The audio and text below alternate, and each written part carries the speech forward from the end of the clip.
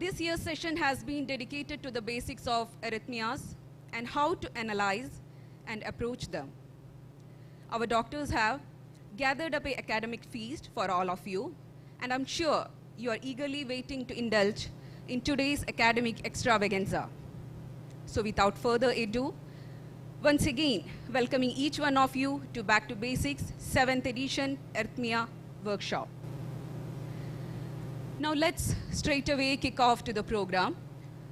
First of all, I would like to introduce our organizer and the brain behind the whole CME, Dr. Salman Salahuddin, Senior Consultant, Head of Department of Cardiology, Aster MIMS Hospital. He's our leading interventional cardiologist who has done remarkable work in his journey. I'm honored to welcome Dr. Salman Salahuddin to lead today's event. Up to you, sir. Thank you very much, Vani. I don't think I need a welcome because I'm the one hosting everybody over here. It's a fantastic, a very hearty good morning to everyone present here today on this bright Sunday. Back to Basics 7th edition, the Arrhythmia workshop. A very warm welcome to all the delegates who have come here from far away. I'm very glad to inform you we also have people joining us live all the way from Chhattisgarh and different parts of the country. And it's an honor, privilege, and gives me profound happiness to kickstart today's program. So to this year's session, we planned it to be on arrhythmias, partly for several reasons. We got in the group, which probably I believe most of you are active in. I got a lot of personal messages that we have difficulty in analyzing ECGs of rhythms, bradycardias, tachycardias, how to approach, what medicines to give, how to defibrillate a particular patient. And hence we thought this year we would set it up on a very important topic of arrhythmias. It's something which we see in day-to-day clinical practice, and so that's that. So again, on behalf of my big, huge family, Department of Cardiology, Cardiac Sciences at Calicut here, huge shout out and welcome to all of you over here and those of you who are online. And let's kickstart without wasting much time. Okay, Babata will have our slides from here. So according to if you look at the agenda today, how we're going to do it, just to give you an idea of how things are going to move, okay? So we have 6 talks lined up by me and my colleagues, senior consultants. We would like to make it not didactic and want to make it interactive, okay? So the rule which everybody follows is when we usually ask a question or some interaction, nobody opens their mouth, correct? So we want to change that, and as has been the practice for since all our sessions, we have it on a digital platform which I will introduce to you as soon as possible. Okay, so the first talk we're going to be having on introduction, introduction to how to tackle an ECG. Then we're going to go on to wide complex tachycardias by Dr. Sandeep. Then we're going to hit narrow QRS tachycardia by me again. Then we're going to tackle how to handle a defibrillation. We'll have a short break. And then we're going to handle bradyarrhythmias, and then finally a wrap-up session on how to tackle these things in a peripheral setup. Okay, and at the end we have an exciting quiz session program lined up for you. We also have training sessions. Hands-on on how to use a defibrillator, what are the intricacies of all that, and that's at the tea break session, which we'll let you know. So without further ado, let's start the program with a good start and a good prayer and a small hand for all of you guys here today. Thank you. Right, so introduction to the program today. So let's see if this is okay.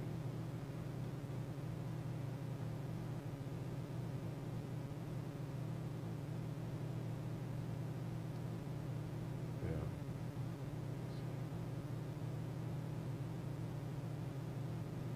Okay, no problem. Babata, one presenter, please.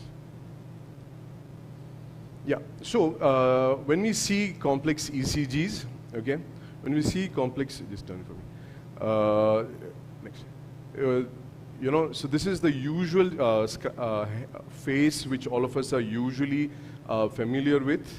And so that, to avoid this particular face is the plan for today, to get you guys all to this particular mode. Yes, yeah, so to be the king of ECGs is what you want. So round to the basics, thanks.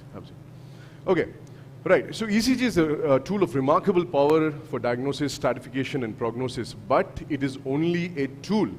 And like all tools, its impact lies in the hands of the user. So how well we use it is what happens. So we've come a long way from ECGs. This is Professor Eindhoven, and this was the first ECG machine. Look at him with his leg dipped as one electrode. He had a tough time, but then that paved the way for a remarkable journey in the years to come. Okay, getting down to the basics, the normal conduction system. Most of you know most of these things, but anyways, I would like to, I've got a stick and all, you know, so just so that things are okay. Yeah, so the normal conduction system goes like this. So you have the SA node, you have the AV node, you have the, okay, I'll show you. This is the AV node, that's the main pacemaker cells. The main pacemaker cells is the SA node, which all of us know. Okay, the conducting cells are all of these guys. And it goes to the AV node, the bundle of his, the left and anterior and posterior fascicle, the Purkinje fibers, etc. And then there is the myocardial, intermyocardial conduction. So, very quick run through. The SA node gives us the initial impulse, but it has no representation on the ECG. We all know that. Okay. So that line which you can see, I think I'll go on stage here. Yeah. So when you look at the PQRS, most of us haven't actually figured it out, but we know the P, we know the QRS, we know the T. This is where the SA node comes in, but it has got no representation on the ECG. Right, so that's somewhere over there. Then comes the P wave, and that is the overall atrial depolarization. So that's the P wave, the overall atrial depolarization. One must know, a take-home message, is the early part of the P wave is the right atrial depolarization, and the latter half is the left atrial. So although it's not part of this day's topic, chamber enlargements, you should know that. Okay, so you have these tall, notched and all. It's okay. After that, you have the AV node, which is symbolized by the PR interval, and then comes the QRS depolarization, right? So that is the ventricular depolarization. In the QRS, the first part is the Q. This is all nomenclature. Everybody should know that. The first negative is called the Q. The next positive, whatever, is called the R. The next negative is called the S. So if you don't have this, you'll have called RS complex. If you don't have this, you'll have only an S. So that's how the nomenclature happens. And the initial part of the QRS represents septal depolarization. The T wave represents ventricular repolarization. Okay, this is all very basic, which all of us must know. We have the segments, that's the PR segment. The start of the P to the start of the QRS is the PR interval.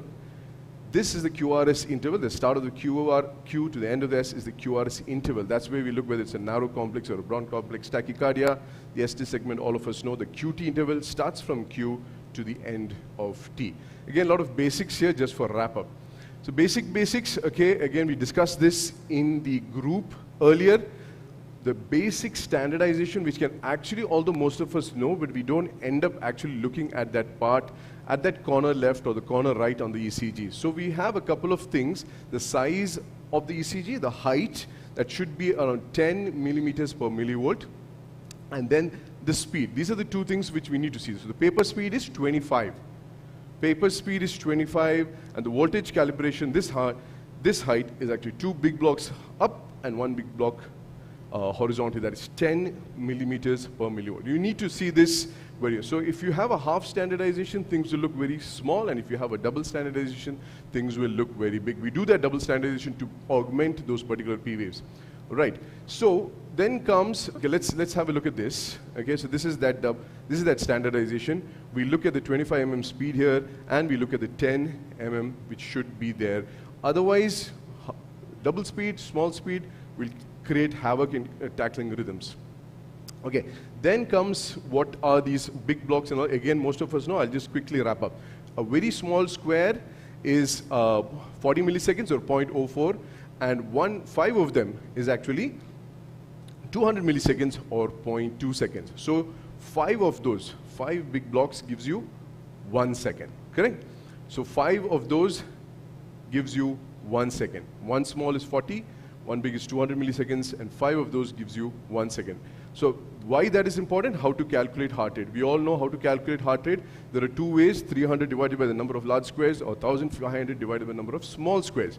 Now how do you actually get up doing this is a task. So 300 divided by the number of small squares gets you the heart rate. So how I do it is basically, so these are the calculations, very easy stuff. I'll just get around to the rule of this number, the counting off method which I use, which all of you should use, is to get those multiples in your head. So remember these numbers, 300, 150, 100, 75, 60, 50, and one more, 43. So if you remember these numbers, 300, 150, 100, 75, 60, 50, and 43, you'll get the heart rate for most of these patients very easily. Okay, this is again just to show that 5 blocks is 1 second, and 2 seconds, 3 seconds, etc. So just to give you an example, the counting off method, if you have the first QRS over here, and then the second QRS comes over here, so you count off 300, 150, the heart rate is 150. Now suppose the QRS is coming somewhere over here, so you count off 300, 150, 100, 75, 60, 50, 40, the heart rate is 43. So it's a quick way of, instead of doing the mathematics, if you can remember those numbers. The other point, yeah, for example, if you take this, so you just catch anything which is falling on a QRS, something over here. So this is 300, this is 150, so it's going to be somewhere around 200, just rough. You don't need to know the exact number. So you say there's a heart rate of around 200, so that's a big thing. Correct? Right. Oh, good, it came out to be 200. So the 10-second rule is very, very important how to understand that. Take note of this. So this is a normal 12-lead ECG, which all of us see, correct? Very important point. Take this home. So you have the 12 leads, the limb leads and the chest leads, okay? And most of us have a rhythm strip. You know, there's usually configured to the lead 2 at the bottom. So does anybody know how long is that? How many seconds? Right, so it's actually a 10-second rhythm strip, okay? So this point till this point is 10 seconds. So if you have irregular rhythms like an atrial fibrillation, you want to quickly calculate the rate. Now, computers are going to give you the rate, but if you don't have that, so you calculate the number of QRS complexes here. So 10 into 6, 60 seconds. So in 1 minute, that into 6 gives you the heart rate. So that's the 10-second rule, which gives us a lot of benefit in doing that. So like something like this, very irregular, you could count this to get the exact rate and multiply it by 6. Otherwise, you can just do a very rough 300, the counting off method, which will give you that it's 300, 150, something more than 200 is the heart rate here. Okay, exactly. So 33 into 6, 198 is the heart rate. So you can get a rough estimation very often with the 300 counting off number. Right, so you have a person with giddiness. So what could be the heart rate over here? Again, we do the counting off method. We catch something which is sitting on a line, and we count off 300, 150, 100, 75, 60, 50, 43. It's going even below, so it's something like the 30s. The heart rate is in the 30s. Right, so what was that actually? It's basically a complete heart block with ST elevation. Right. Anyway, so this is another spot, a 60-year-old man with altered sensorium. We need to know the heart rate. So the heart rate, most of the time, they give it to you in the corner over there, so you don't need to rack your brains. But when you get these rhythm strips, when you get a rhythm strips, especially when the monitors in your hospital are not configured, you should know how to calculate the heart rate by the 300, 150, 100 rule so that you know. I have seen so many patients and so many people misinterpreting ECGs like this because the paper speeds of their monitor are different, and they end up saying tachycardia and bradycardia, which is erroneously not the case. So you have a heart rate which is around 56. The patient is having some altered sensorium. And again, all of us missed that the standardization was doubled. So again, we end up, when we see these T waves over here, you automatically get to go there. But naturally, you should go and see this, this, and this. So this, the paper speed is 25 is correct, but the voltage calibration standardization is wrong. It's a double standardization. So it's not actually as big and dramatic as they actually see.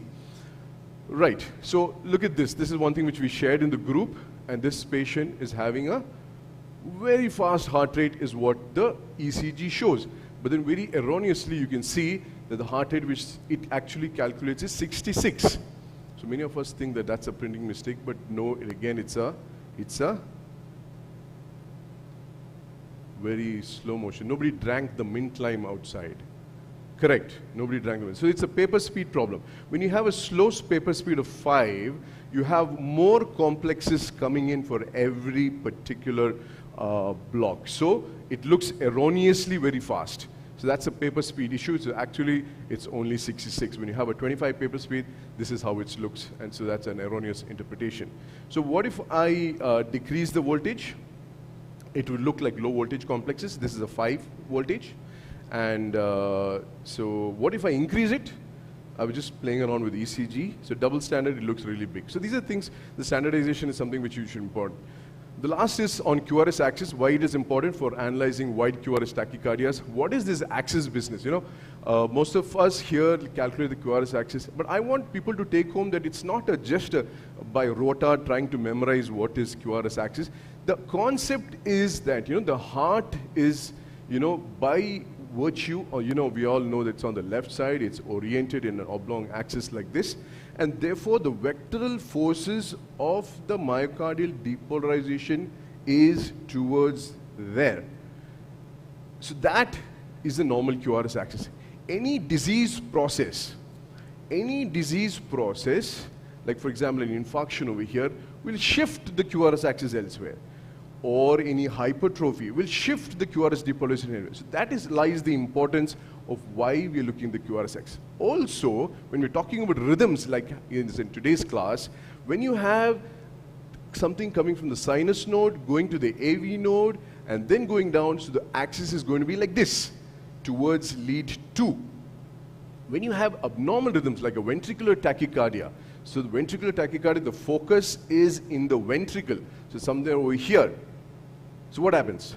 So you have depolarization starting from here, and then it goes by myocyte to myocyte contact, depolarizes all the myocardium like this, and thereby the electrical depolarization vector ceases to be in that direction, and therefore the axis changes. And there lies the importance of QRS axis. So it's not, a lot of people I've seen trying to memorize one AVF and those kind of things. So it's trying to understand, we use axis to actually localize where the ectopic or where the ventricular tachycardia is coming. So this is why it is important.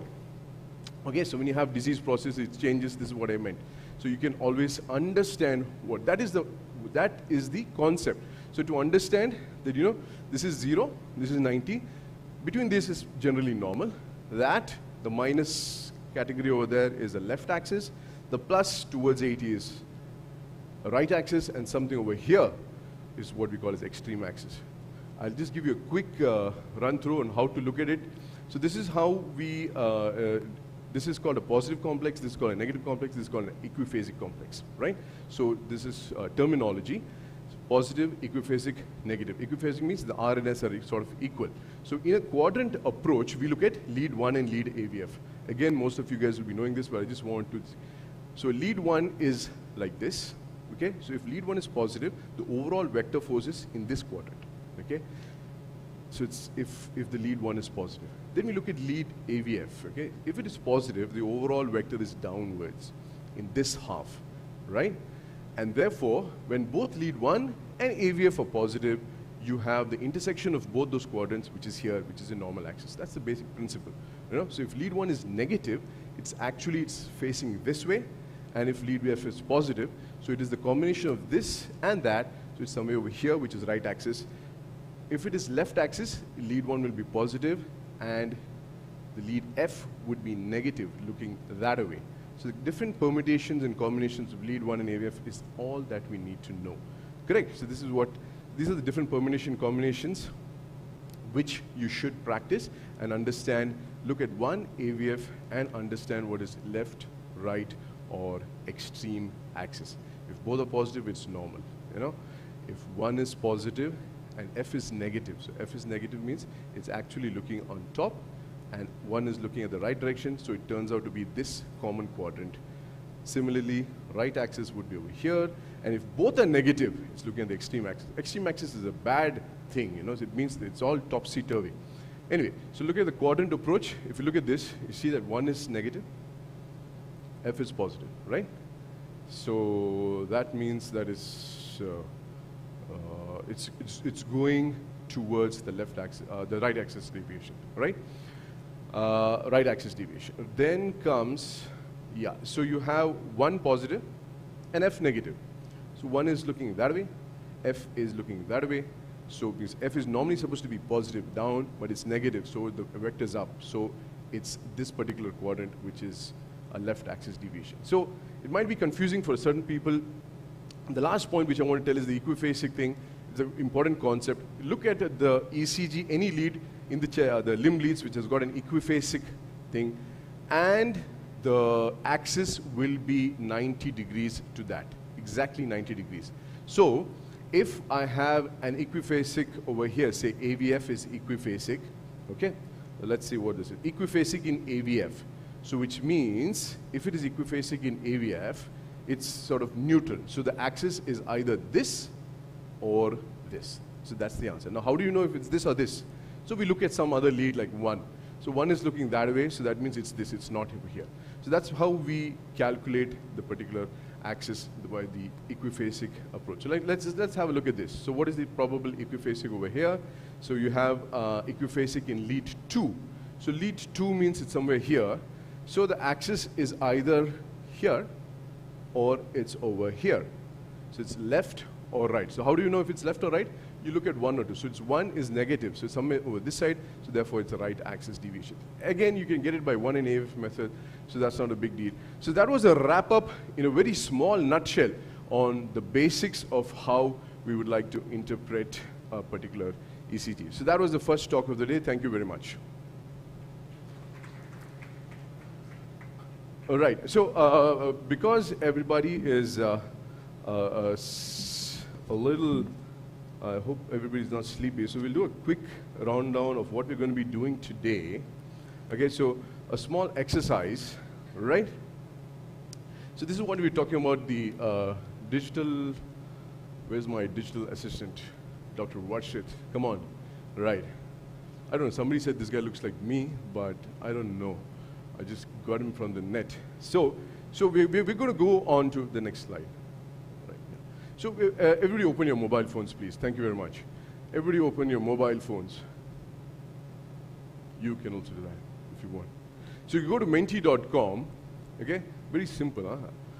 I know there'll be a lot of people who are not very tech savvy, but still, try to do it. You go to menti.com in your browser, just open your net, just type menti, menti.com, menti.com, or you snap the QR code, and then put this number, okay, which is there on your screen.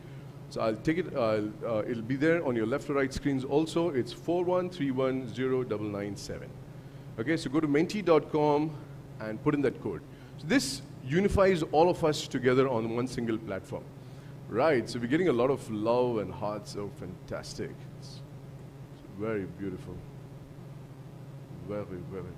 Right, so anybody who hasn't gotten the drift, please raise their hands. My team will help and support you. Anybody who's not gotten in, anybody who's not logged in, right? Menti.com, log in that number. Everybody's in, anybody who's not in, please feel free to raise their hands. We'll help you. Menti.com. Okay, next one. Anybody's there? Okay. Finish this, help that lady. Yeah.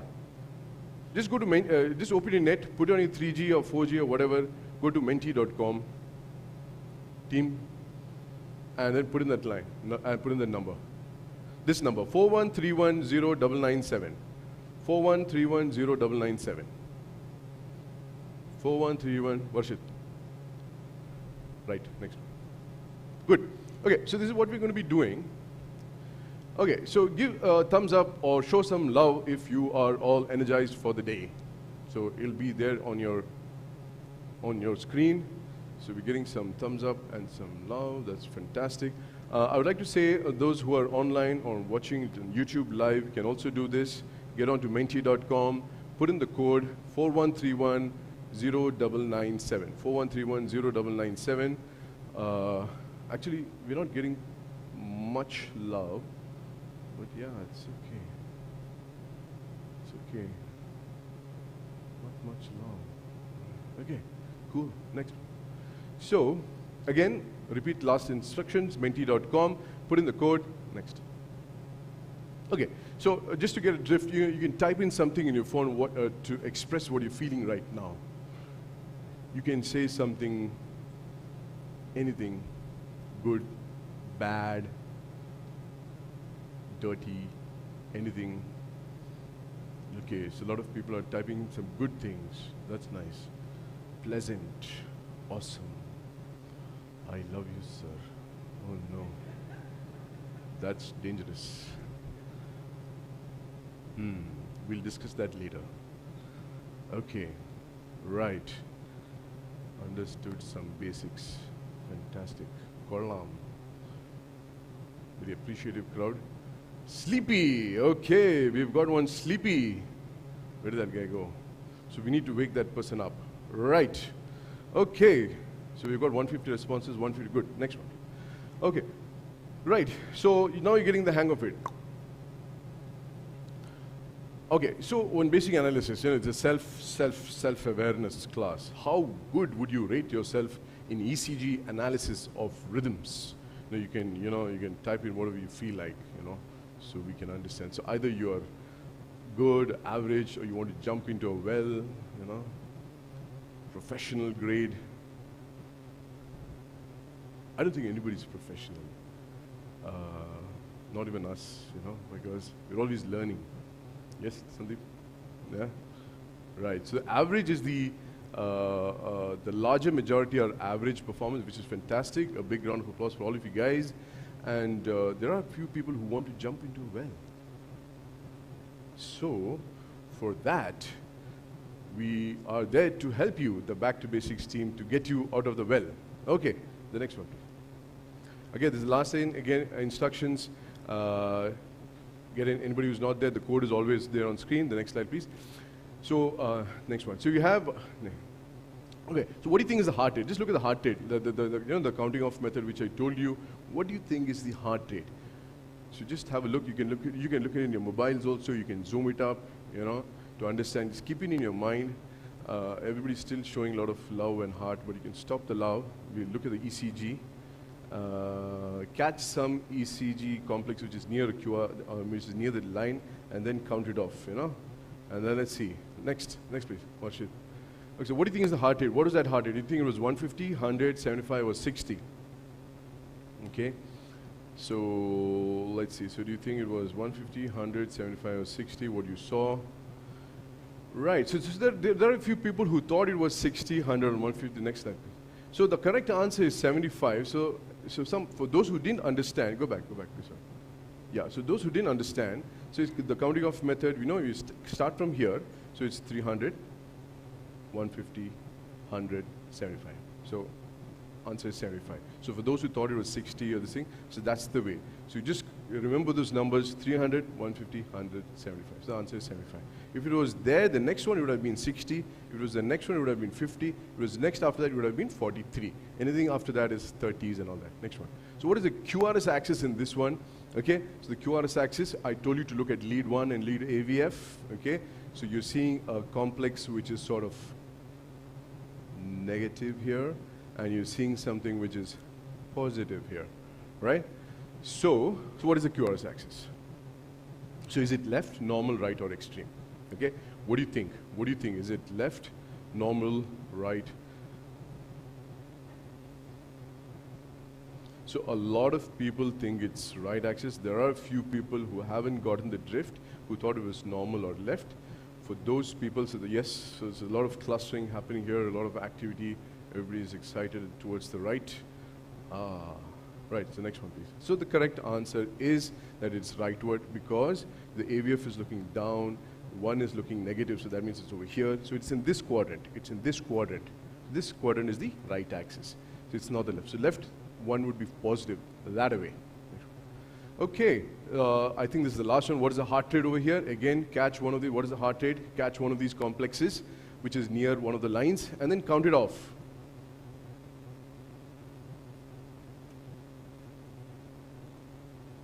What is the heart rate? Next. So is it 30, 40, 50, 60? Correct. So the majority of you got it right. It is around 40. There are a lot of people who thought it was 30. The next block would have gone to 30s. It's not 60, it's not 50. So the counting off method would go like this. You start from a line of the QRS. It goes 300, 150, 100, 75, 60, 50, 43. So it's around 40, right? So 300, 150, 100, 75, 60, 50, 43. Next. So, right, so good. So that wraps up the intro section. We're going on to the next one. Anybody has any questions before we go on to the next talk? Again, write it down there and I'll be free to answer. Just 1 minute for that before we start the next talk. So any questions? It's not about hey or I love you, sir, but we want academic questions.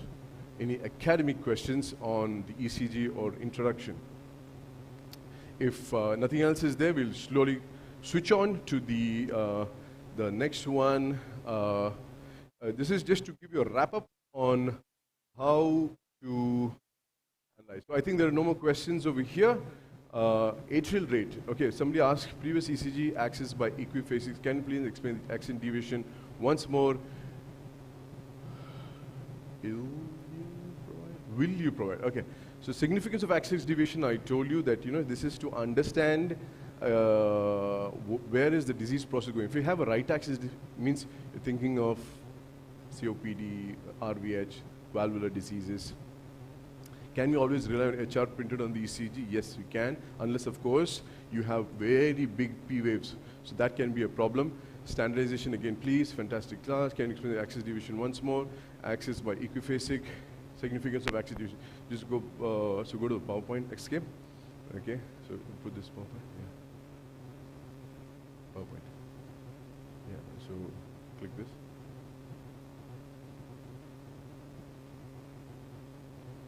Okay, so quickly on the axis one, on equiphasic, what I had mentioned was, on equiphasic, you look at any lead which is equiphasic, or the one AVF method. So one is positive, so you know it's on this side of the thing, so it's somewhere here.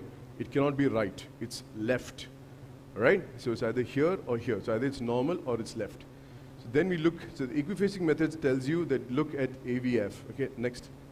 So AVF is equiphasic, so this is AVF. So for that you need to know that AVF is here, okay, that's the basic thing. So I'm not getting into all that. So this one tells you, equiphasic rule states that if you have an equiphasic in this particular lead, the net QRS axis is perpendicular to that. That means it is either this or this. So this means it's somewhat normalish or leftish. This means it's somewhat rightish or extreme axis. So is it here or is it here? You look at lead 1. This is lead 1, right? So lead 1 or 2 is sort of this. All of those two are positive. So that means the axis is 0 degrees. So that's what it means. So you are having something over here. So it's something like a 0. 0 degrees can be considered normal. Okay. So that's how we do. So, and atrial rate, somebody asked for atrial rate. It's the same way actually, Atrium you can count off the same way. But then that doesn't make any sense unless you have a CHB or a ventricular tachycardia. Thank you very much for the introduction. We'll be going on to the next class. Thank you very much. Bye-bye. Vani. Thank you very much, Salman sir, for enlightening us with such a wonderful session. We really enjoyed it. Now, I would like to call upon to the stage Dr. Sandeep Mohanan, interventional cardiologist, senior consultant, Department of Cardiology, Aster MIMS Calicut, to present a talk on the basics of analyzing a wide QRS tachycardia. Sir.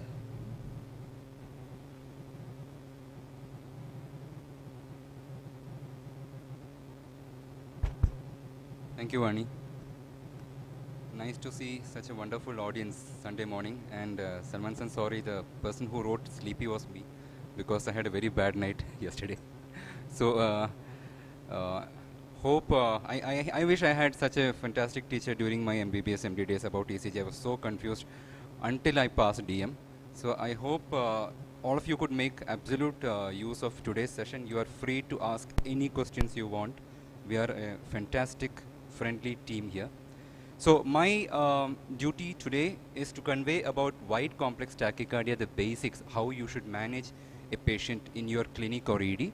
We won't go into the minute details of all ventricular tachycardias or wide complex tachycardias, but we'll cover how to manage these patients. So what is a wide complex tachycardia? It's very important to understand anything which has a QRS greater than 120 milliseconds is wide. And the heart rate should be more than 100 per minute. So that is a wide complex tachycardia. We can see a few wide complex rhythms here. There are 4 BPCs that are wide complex. So this is called a non-sustained VT. Anything 3 or more subsequent wide complex tachys complex is called a non-sustained VT. Below you can see a sustained VT. Any wide complex that lasts for more than 30 seconds is called a ventricular tachycardia. So what causes a wide complex tachycardia? Dr. Salman had already discussed with you about the conduction system. You should understand that anything that goes through the yellow pathway will have a narrow QRS. Anything that deviates from this yellow pathway will have a wide QRS. Or if there is a damage to this yellow conduction pathway, it is going to again cause a wide QRS. So even if it is not a ventricular tachycardia, even if it is not a supraventricular tachycardia, if the patient has a tachycardia and multiple metabolic issues like hyperkalemia, drug overdose, hypo or hypermagnesemia, severe acidosis, post-resuscitation patients, these patients are going to have a wide complex because of the damaged conduction system. It is not going to be an SVT or a VT.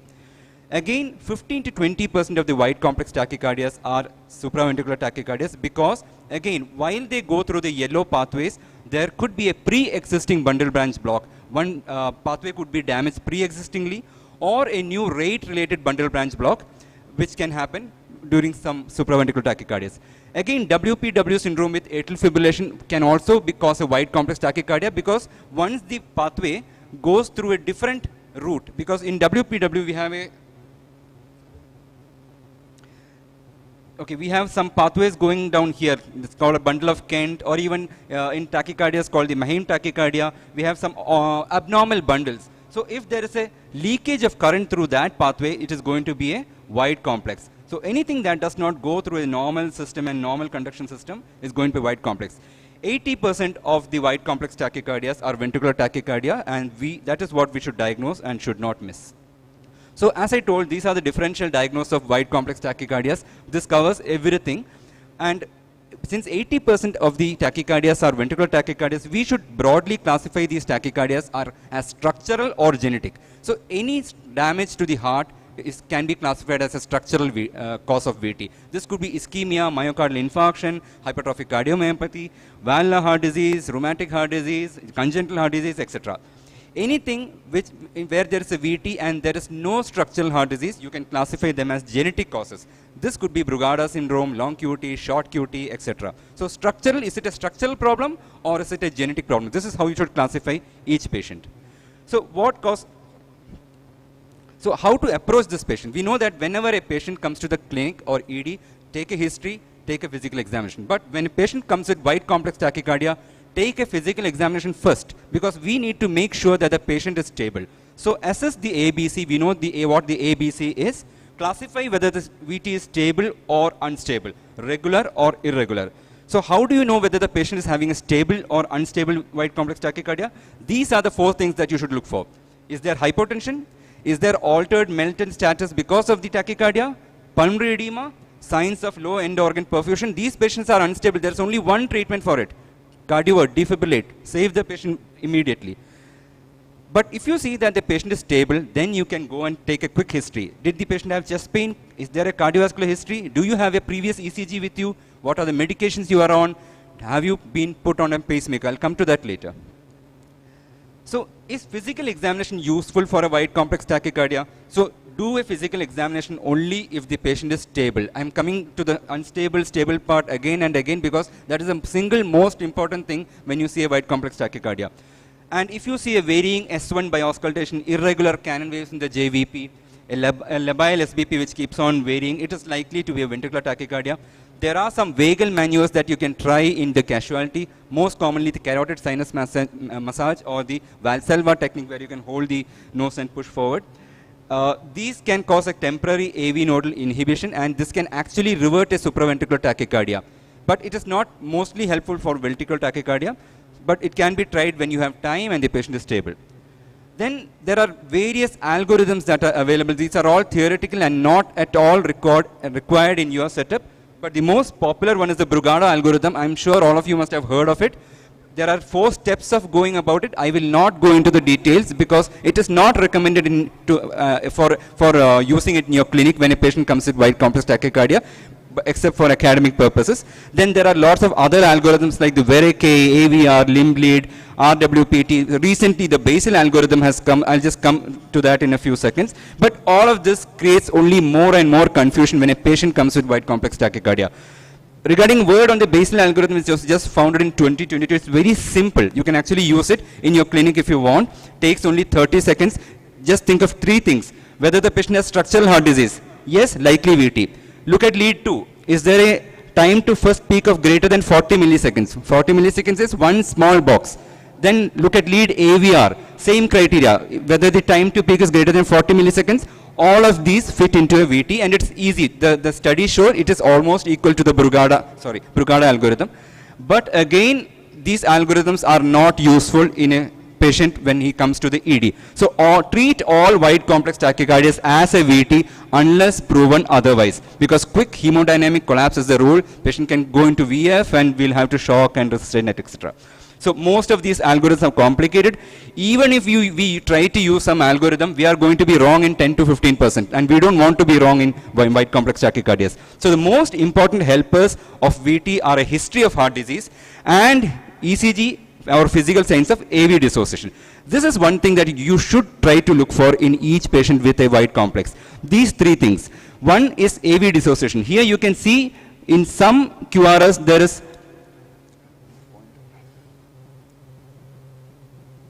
for a pointer here. Okay. So you can see some QRS, there is a P wave, you can see some P waves here, some do not have it. These are signs of AV dissociation. Here amidst the wide complex tachycardia, you can see a normal sinus beat here. This is called a capture beat. This is because one normal beat comes in between the ventricular tachycardia, and when you see a capture beat, it is ventricular tachycardia.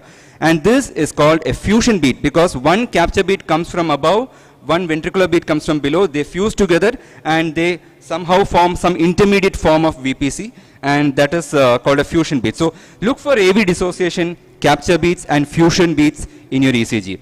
Another thing that could be useful is looking for concordance. It is not always helpful and it's not always present. But if you have a positive concordance means everything positive in the precordial leads. Or even if you have a negative concordance, it means everything negative in the precordial leads, then it is likely to be VT again. So AV dissociation and concordance. So just an experiment, an example.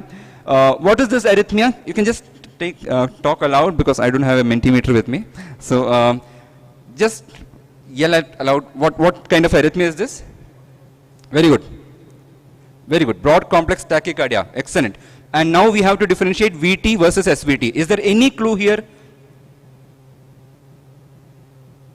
Yeah. So once you go into, we can see a capture beat here. Saw it? So once we see a capture beat, it is an AV dissociation.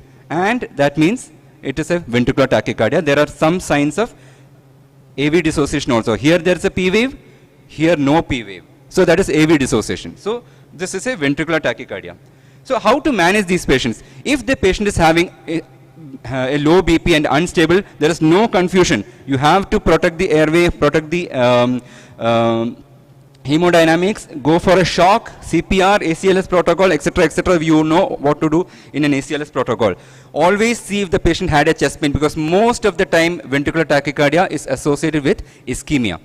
And if the patient is having any signs of ischemia, you have to inform the cardiologist or alert the nearest cath lab possible. How to manage a stable VT? So this is where we have time. It is always good to pause, study the ECG as we discussed and make a plan. Do not jump and shock the rhythm when the patient is absolutely stable, because sometimes when the patient is having an atrial fibrillation with WPW, the complexes can be wide. Once you shock the patient, he can go into VF and cardiac arrest. So that is why you should take your time in assessing the ECG. So does adenosine help? Yes, it does helps in the diagnosis, but it is not advisable to use adenosine, especially for atrial flutter. I'll just show you how. Adenosine helps by converting an SVT with wide complex into a normal sinus rhythm. But the problem is, sometimes adenosine can also convert adenosine sensitive VT. 5 to 10% VTs are supposed to be adenosine sensitive VT. So what happens? You convert the patient of VT to sinus rhythm and you send him back home. In ventricular tachycardia, it is always preferable to admit the patient. So we get a wrong diagnosis. That is why adenosis is not always preferable in when we have a wide complex tachycardia. And especially when we are suspecting WPW, do not give adenosine. Adenosine will inhibit the AV node and more conduction will go through the aberrant pathway. So this is the an example of the adenosine test. You can see wide complex tachycardia here. Adenosine was given sometime in the middle and there is a atrial flutter that it is exposed. So you can see that it was a supraventricular tachycardia with inherent aberrancy, baseline wide bundle branch block. So adenosine helps in the diagnosis of this. And the drug of choice for all ventricular arrhythmias, the first one would be amiodarone.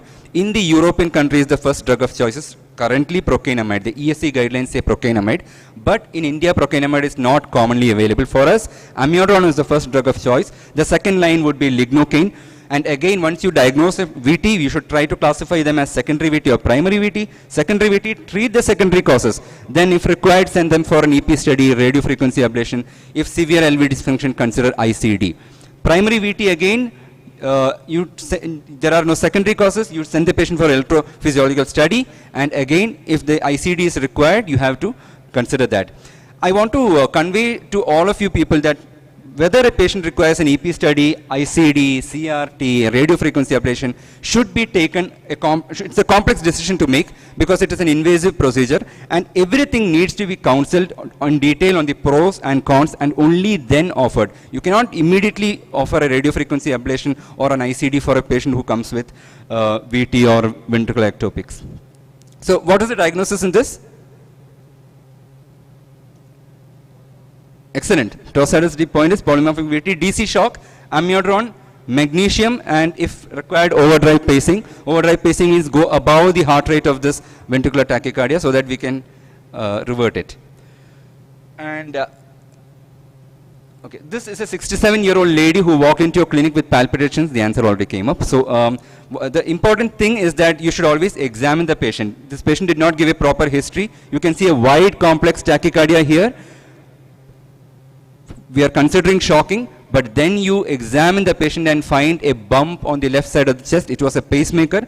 This is a pacemaker mediated tachycardia. The treatment is only place a magnet and does not require a shock, should not shock. And coming to the end of my VT talk, there are situations where recurring VT can come, refractory VT, VT storm. In such situations, it is not possible for you to manage the periphery setup. You will have to refer the patient. Deep sedation and anesthesia would be the way to go. And patient can be sent for catheter ablation if there is a refractory VT.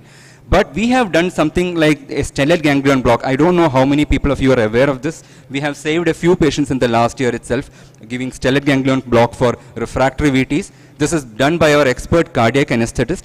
They identify the stellate ganglion using the ultrasound and they inject an anesthetic agent into it. And that is how we can completely stop the sympathetic activation of the heart. So before I come to the conclusion, we had a discussion in our Back to Basics group and some of them actually personally messaged too on how are we going to manage a VPC in our clinic. What should we do? Should we refer or should we send for ablation or should we immediately advise a Holter? So I'll just give you 2 slides on how to manage a ventricular ectopic in your clinic. So do not be alarmed when you see a VPC and don't emergency refer the patient. You have time. You can give us a call or use our Back to Basics group, which is always active and will be active for you all. The majority of VPCs are asymptomatic. So you don't have to worry about that. You assess the age of the patient. Younger patient with a VPC, more likely to be benign. Older patient with a VPC, more likely to have structural heart disease. Look for simple causes. Any drugs, electrolytes, thyroid issues, patient had any fever. Fever can cause VPCs. Auscultate the patient, look for any structural heart disease, look for a murmur, look for a congenital heart disease, rheumatic heart disease, etc. This can be a cause of VPC. Keep them on an ECG monitor and you can count how many VPCs in 1 to 5 minutes. You can look for non-sustained VT. These are alert findings, red flags. So if there's an NSVT, you will have to refer the patient. If you have an X-ray facility, use an X-ray, you can identify cardiomegaly.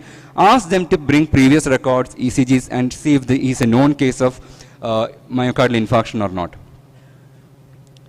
Well, how do you work up and treat the VPCs? The first most important thing is do an echocardiogram. You cannot just do avoid an echocardiogram. Do an echocardiogram, because that is the way sometimes we find new diagnosis of mitral valve prolapse, congenital heart disease, rheumatic heart disease, various cardiomyopathies, and LV dysfunction patients. So if the echo is normal, mostly the VPC is benign.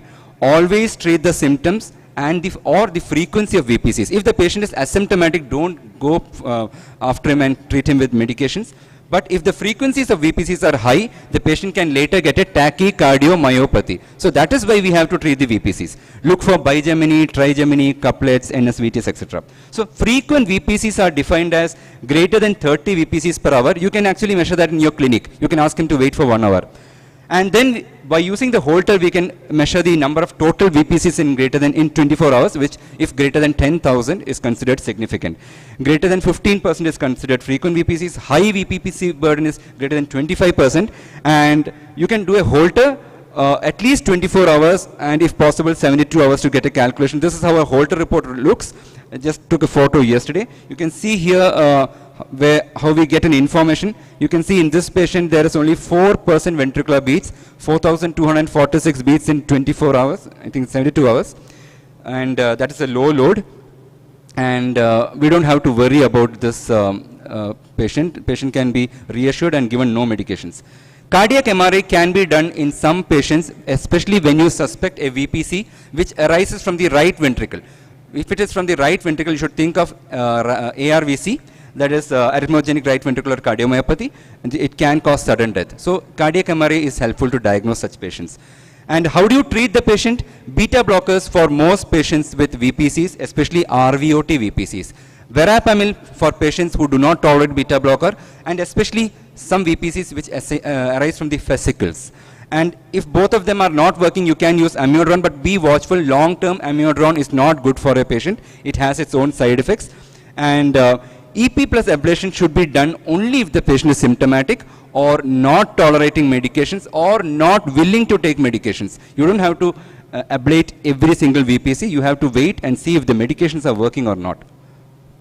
So the take-home messages would be, for you people would be, any wide complex tachycardia, treat as a VT unless proven otherwise. Look for signs of AV dissociation and concordance as I showed you in the ECG. Always look for ischemia. Never miss ischemia and send for a detailed cardiac workup. Thank you all for coming today. Over to Dr. Salman. Thank you very much. That was a fantastic talk on wide QRS tachycardia. Before we proceed, I'd like to take a moment to invite our Chief of Medical Services of our hospital, our Senior Consultant in Pediatric Surgery, eminent pediatric surgeon, Dr. Abraham Mamin sir. Please give him a round of applause. I'd like him to share a few words with our beloved delegates today. Good morning, dear friends and colleagues. It's indeed a pleasure for me to stand here and welcome you all on behalf of Aster MIMS Calicut to this wonderful session on Back to Basics. There is a standing joke that what is a double-blind study? Does anybody know what a double-blind study is? Two orthopedicians looking at ECG. Pediatric surgeons come very close to that also. So I'm extremely grateful for the Department of Cardiology having taken up this very, very vital topic where basics are covered, because that is most important in our way forwards. Thank you, Department of Cardiology, for the wonderful work that you're doing, and I wish you all the best. I don't want to stand here between you and a lovely session going ahead, so wishing you once again a good morning and a happy Sunday. Plenty of good learning. Thank you very much. Thank you very much. We hope to unblind that blindedness which you just mentioned. Yeah, thanks a lot. So a quick round back, guys, to our mentee. I don't know if I look like a headmaster or a teacher here, but still, I don't mind. Back to all of you guys, to your mobile phones. Dr. Sandeep, come back here. Yeah, so we'll just have a quick round of discussion. Mentee.com, for those of you who have come in late, go into your mobiles, type in mentee.com, put in the code which is there on your screen, 4131097. For those who came in late, please log on to mentee.com or the QR code, put in the number. All those who are online on YouTube, our friends from Chhattisgarh and Tamil Nadu, please log in to menti.com on the code. Thank you. Right, so next. So, okay, answer this question. What is the most commonest cause of wide complex tachycardia, what Sandeep mentioned? So is it sinus tachycardia? Is it supraventricular tachycardia? Is it VT? Or is it atrial fibrillation? So wide complex tachycardia. Sandeep, this gives you an idea of whether people understood what you said. So we be prepared. So this is your, yes, okay. So evidently there are people who are a little sleepy over here. All right. So the vast majority is has understood right, yeah. talk. So that's like a 10% loss for you, yes, unfortunately. Yes, yes. So the most common cause of wide complex tachycardia, I told you 80% is ventricular tachycardia, VT. So one could probably say, unless otherwise proved, you take, and even if you're in doubt, take it as VT. Take it as a VT. You know, you don't know those algorithms, just take it as VT, treat it as VT. That's the take-home message. Evidently, it's not sinus tachycardia. I think somebody's just pulling your leg. Right, next one, please. When you see a wide complex tachycardia in your ED, what is the best thing to do? You know, so you try a carotid sinus massage, use the Brugada algorithm, use your new basal algorithm. I don't even know what that is. Okay, so to check blood pressure, or you give a DC shock when you see a wide complex tachycardia. It's a little vaguish question, but still, nevertheless, I think, Sandeep. So what I wanted to convey in this is that always when a wide complex tachycardia come to you, check whether the patient is stable or not. That is the first step always. Stability. Nothing else is important. So if to check that, you check the BP. So everything is secondary. So some people thought you go for a carotid massage. Meaning, suppose, is that advised considering, you know, suppose if it is a supraventricular, just go for a carotid. Is that advised? No, it's not advisable, especially, yeah. So the theme here being check for stability. If it is stable, you can go on to next kind of thing and use your algorithms and all that. And DC shock, obviously, it's not wrong. If it is unstable, you can do it. Yes, the right thing. Okay, so a quick wrap up over here. What do you think this is? Is this a VT or is this an SVT? So Sandeep, what do you think should these guys be looking at? Number one, I think the bizarreness of the whole thing. Correct, yeah. So first of all, it is a tachycardia, you should identify that. Second, it is wide complex. Yes, wide complex tachycardia. It's wide. And okay, another thing is we can calculate the rate. Can anybody look at their phones and tell me the rate just offhand? What is the heart rate from my counting off method? So you catch this complex and you count off. So it will be, yeah, so it's like 150. It's actually, so it's like, this is 300. This is 150. It's more than 150. So it's something like, you know, close to 200, 180 something. So it's a fast going thing. So it's like 180, 200, something like that. Okay. And then what should one look at, Sandeep? What should one look at? So the next thing, what should he look at? So should he look at axis? What should he look at? No, look at the whether there is AV dissociation. AV dissociation is one thing. Yeah. Okay. So for that, one has to try to catch a P. Correct. Okay. Let's see what these guys got answered. Next. Okay, so is it a VT or SVT? What do most of you guys think? Let's have a quick poll. Right. So there's a large clustering going on for VT.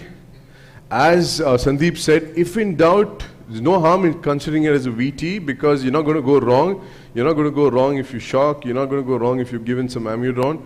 But yes, to diagnose an SVT, it's a challenge. Next slide, please. So in that. So in this ECG, so what do you think should these guys have noted here? So if you look closely at V1, you can see that there are P waves that keep cycling just before the QRS. So this is a little difficult. It's difficult. Anybody can zoom into V1 on your mobile phones, and this is a point where you see something like a P wave over here. So then you think, okay, it's probably a P wave. Let me look at the next one. I'm not seeing a P wave.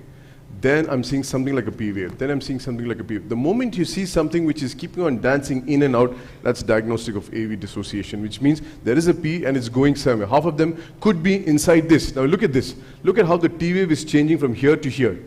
This exactly means that there is a P wave over here. This is classic AV dissociation. It's diagnostic of VT. When you see AV dissociation, it is ventricular tachycardia. Anything else which seals the diagnosis? I think AV dissociation, yeah, if you see a capture beat, there is no capture beat. Capture beats or fusion beats. Next one, please.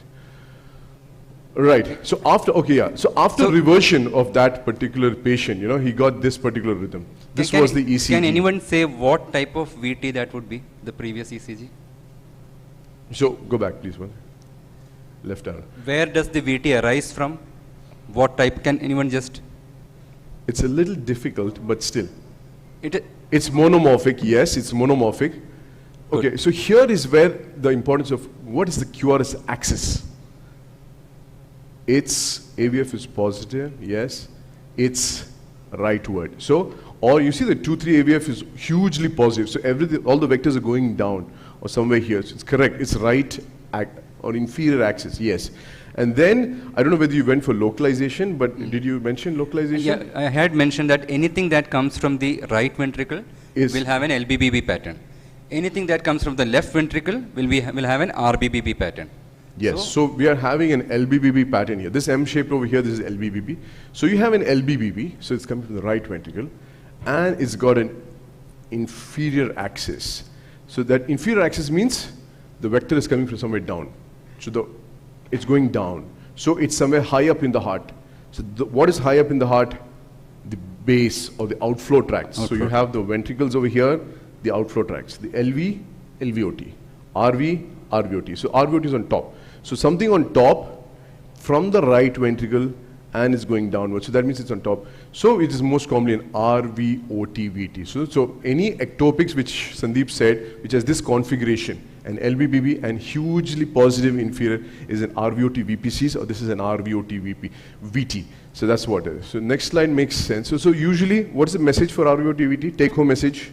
RVOT-VT, it's pretty common VT seen in young females. RVOT-VPCs first is very common. And most of these patients are benign. There's nothing to worry about in their prognosis. Sometimes RVOT-VT can come and that requires treatment. But rarely patients have such ECGs after reversion. Yeah, so one take-home message I would like to say, RVOT-VPCs, mostly benign. Treatment, beta blockers. Just give some beta blockers, finished, case closed. I would say around 90-95%. 5% of time RVOT, you have to look for RV abnormality. So when we see an RVOT-VP, we look for structural heart disease involving the right ventricle. So what are the diseases which involve the right ventricle? This ECG. There's something abnormal in this ECG. It's difficult to catch, but anybody who catches it gets an ice cream. Good. One of them said. Said what? Yes, very good. Just go for the next one, please. Yeah, so ARVC is the one. So there is a small, explain this, Sandeep. So there is a small deflection immediately after the QRS. That is called a post-excitation depolarization. It is classical of ARVC because of delayed conduction through the myocytes of the right ventricle. It's called an epsilon wave. Epsilon. And again, so the theme here is, it's not very common. The theme is, after you convert to your baseline, looking at the baseline ECG is one step, You look for accessory pathways, you look for epsilon waves. Next. So this is, you look at cardiac. What is the first line drug for ventricular tachycardia? Okay, next topic. I think we're running out of time. Yeah. We'll wrap up quickly. He mentioned it already. It's amiodarone. Yes, good. Fine. Okay, so it is amiodarone, but yes, the other drugs which come in first line are? Procainamide, but it is not available in India. Not available. Yes. Lignocaine is the second line. Correct. So I thought I'd put this particular thing which says, so in their first line drug, this is the ACLS algorithm for white cures, which says procainamide, amiodarone, and sotalol IV. European guidelines. Yeah, so these sotalol IV and procainamide IV is out of league for most of us. So amiodarone is a good take-home message. Okay, last question. When can a wide QRS tachycardia, a little important but a difficult question. When can a wide QRS tachycardia be supraventricular and not ventricular? Not ventricular. When is a wide QRS tachycardia actually an SVT? So is it when it is underlying LBBB? Is it antidromic? You can put multiple answers also. Is it antidromic? Is it orthodromic? Functional aberrant conduction. Correct. So most of them are getting the correct answer. So please explain. Yeah. So as I explained earlier, anything that deviates from the natural conduction system is going to be wide complex, or the patient should have an underlying bundle branch damage. So when can a wide complex tachycardia be supraventricular? When there is underlying left bundle branch block? Correct. what is an antidromic tachycardia? I'll just explain this. Underlying LBB means I have LBBB. Correct. I have LBBB, and I am going for a run. I'm going for a run, and I take my ECG, my heart rate is 140. So I am going to have a wide QRS tachycardia. Simple. But it's a sinus tachycardia. It's normal. But it's going to be wide. And that is supraventricular. So it's a supraventricular wide QRS. So you cannot shock me. I just went for a run. It'll be cruel to do that. So that's a supraventricular tachycardia. So that's underlying LBBB. Anybody who has a supraventricular rhythm with an underlying LBB is going to have a wide QRS tachycardia. So you need to have the prior ECG to understand that I had LBBB yesterday also. Correct. So another possibility is the yellow one, which is functional aberrant conduction. So when there is a fast rate going across the normal conduction system, sometimes one of the bundle branch can get inhibited. So that is a functional block. That is aberrancy. That's called aberrancy. The previous ECG would be normal, but during the supraventricular tachycardia, one bundle branch gets inhibited. So that is also a supraventricular tachycardia with functional bundle branch block. It's going to be wide. It happens during that particular. So that's a little challenging to find out. But that's for another day. And then about antidromic and orthodromic. Next slide. So a quick round on what is orthodromic, antidromic. So basically this question was to make you understand what is orthodromic and antidromic. It comes when there is an aberrant pathway, like the Kent's bundle in WPW syndrome, the Meheim's fibers in Meheim pathway. These are abnormal fibers that directly connect from the atrium to ventricle without using the AV node. So anything that goes naturally through the AV node and then into the aberrant is called orthodromic. Anything that goes first through the aberrant pathway and comes back out of the AV node, it is called antidromic. So when you go through the AV node, narrow complex. When you go through the the aberrant pathway, antidromic. It is going to be wide. So antidromic tachycardias are wide complex tachycardias. So meaning these WPW fellows who got an accessory pathway, these are the two possible pathways. So anybody, as Sandeep said, who goes to the sinus node through this pathway will have a narrow QRS. And then poor fellow re-enters through here, then you get your SVT, narrow QRS, PSVT. So that is the concept. So an SVT, which is wide QRS, is an antidromic tachycardia of an accessory pathway. So it actually started from here. So because it took an abnormal path, so it became wide, and then re-entered here. So it's actually a supraventricular tachycardia. Little challenging, but the concept, this is to take concept. Okay, so that wraps up, next, go back. So that wraps up this day. Thank you very much, Dr. Sandeep, for that fantastic class over there. Thank you, Salman sir and Sandeep sir.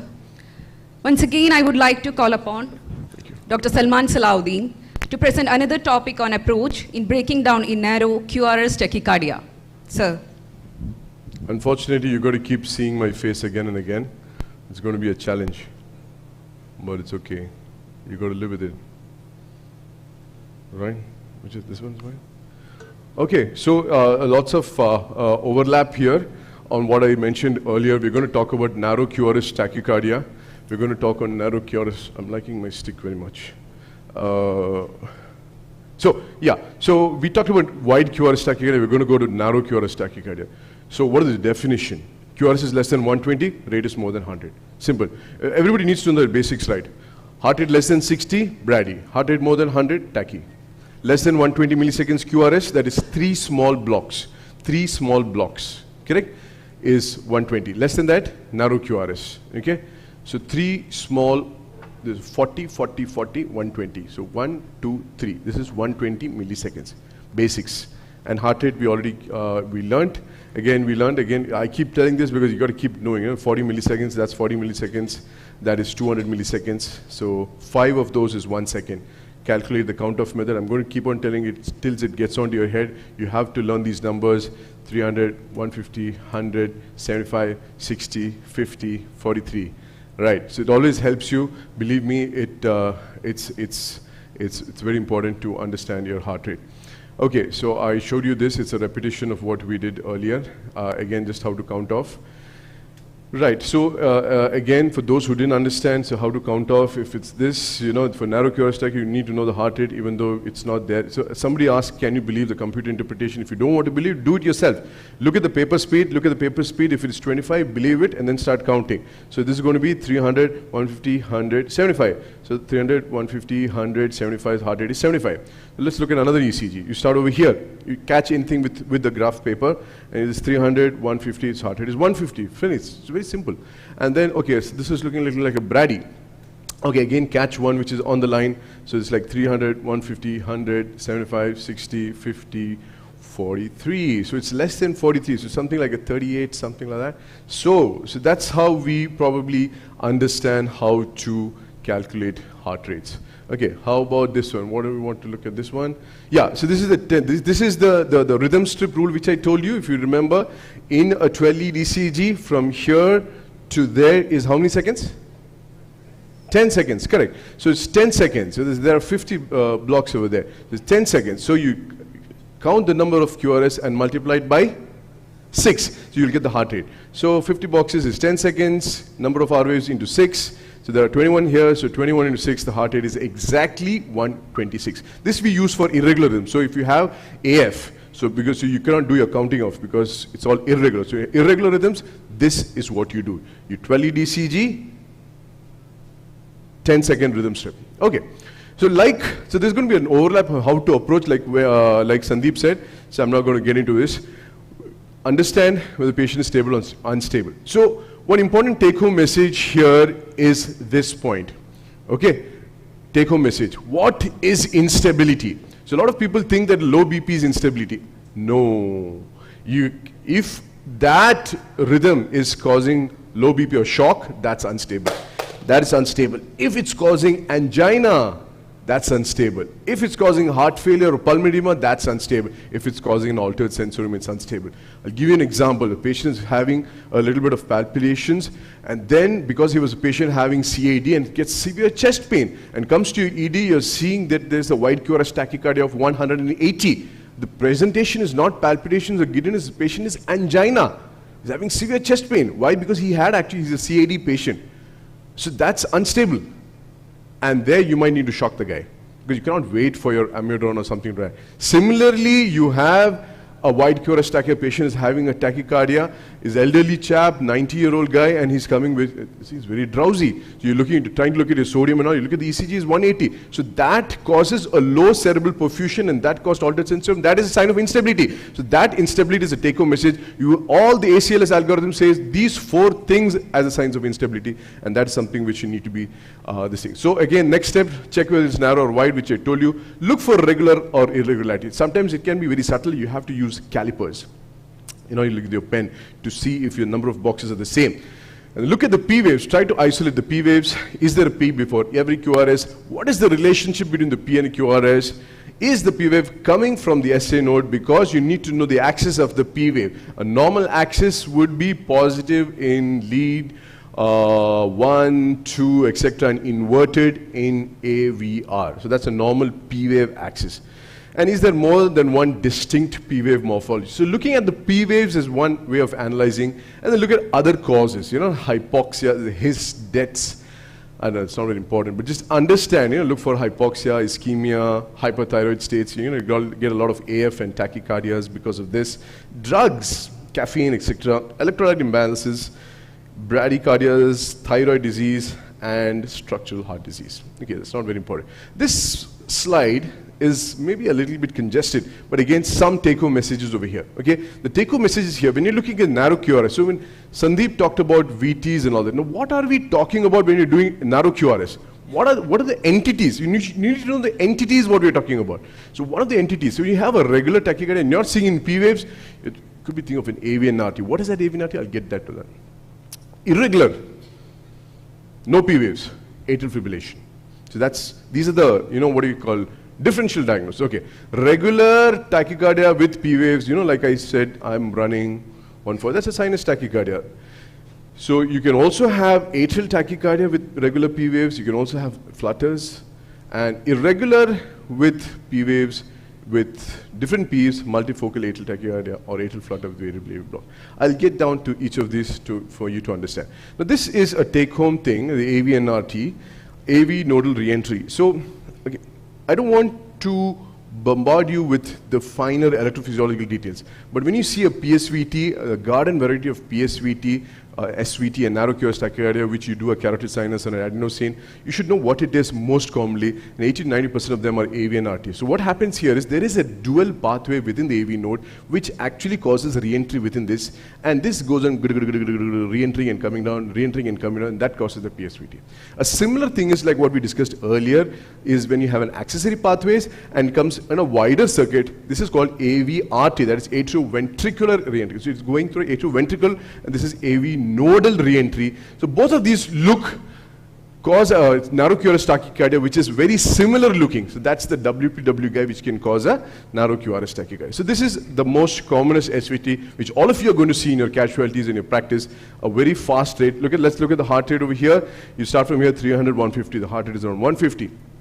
So here, I'm not seeing, it's a narrow QRS, it's fast, I'm not seeing any P waves. I'm not seeing any P waves anywhere. So it's like your normal SVT. So what is it? So here, it's a narrow QRS at 150, no visible P waves, okay, and this is in AV and RT. How do I diagnose AV and RT? Actually, in V1, there's a small retrograde P wave over here. That is called a pseudo R wave over there. And I get a small tingo over here, which is a retrograde P wave, which is very subtle. It's classic of AV and RT, okay? Now this is most common, so you have to keep that in mind. When you see this fast, no P wave thing, look for this small pseudo S or the pseudo R. Okay, so this is that pseudo S which I'm saying. This you will catch when you revert it to normal, it will not be there in the normal one, you know? That's how you catch a pseudo S or a pseudo R. This is another one, fast rate. Let's look at the heart rate, 300, 150. Heart rate 150, narrow QRS, it's very fast. No P waves, I'm not seeing P waves. Don't mistake these for P waves, these are the T waves. And then I'm looking at that small bump over there, that's that pseudo R. Am I seeing the bump over here? Yes, there is pseudo S. It's AV and RT, right? So that's that thing, that small bump over there. Okay, that's just to give you an idea. So this is another one, narrow QRS, very fast. What's the heart rate? 300, 150. It's more than 150. It's around 200, very fast. Am I seeing any P waves? No. So it could be some SVT. It's fair enough you just say SVT. Am I seeing those pseudo R's and all that? I'm not seeing it actually. So this is how an AV-RT looks like. You know, the WPW, when it goes for an SVT, this is how it looks like. It's called an AV-RT, okay? This is what I showed you earlier.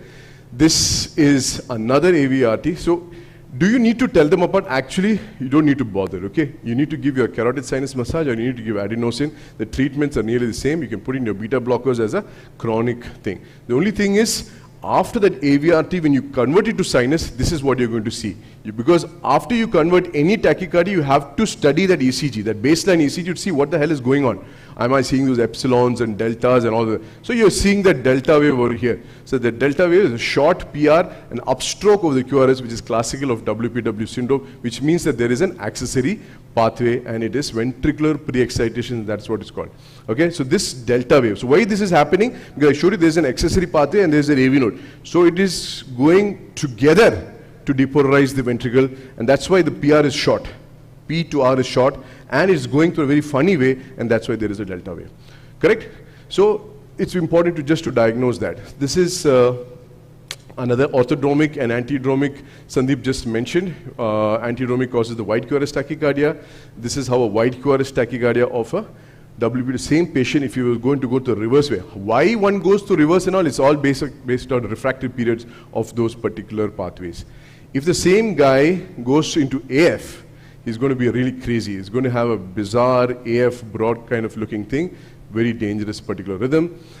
So what is this? This is a narrow QRS, another very common thing. This is basically a narrow QRS. It's quite fast. And if you look very carefully, it is irregular. So it's irregularly irregular, and this particular thing is atrial fibrillation. We all know that. So narrow QRS, no P waves, and irregular RR, that is AF. So you look at the rhythm strips and all that, very funny looking baseline, irregular. This is atrial fibrillation. A little difficult to treat topic, rhythm, sorry. This is another atrial fibrillation. I want to get you guys to see how an AF looks like. The hallmark is that you don't see you see RR to be irregular. Sometimes you will see these bumps and all, and then you'll be confused that it's P waves. They're not. V1 classically shows this because V1 portrays atrial activity very well. And this fluttering kind of thing, some people think it's flutter, but it's actually coarse fibrillation. Okay. Another concept, what is atrial tachycardia? I don't want to pound you with it, but atrial tachycardia is something which you should know. It's got a P, it's got a QRS, and it's going to be fast. but it's not sinus.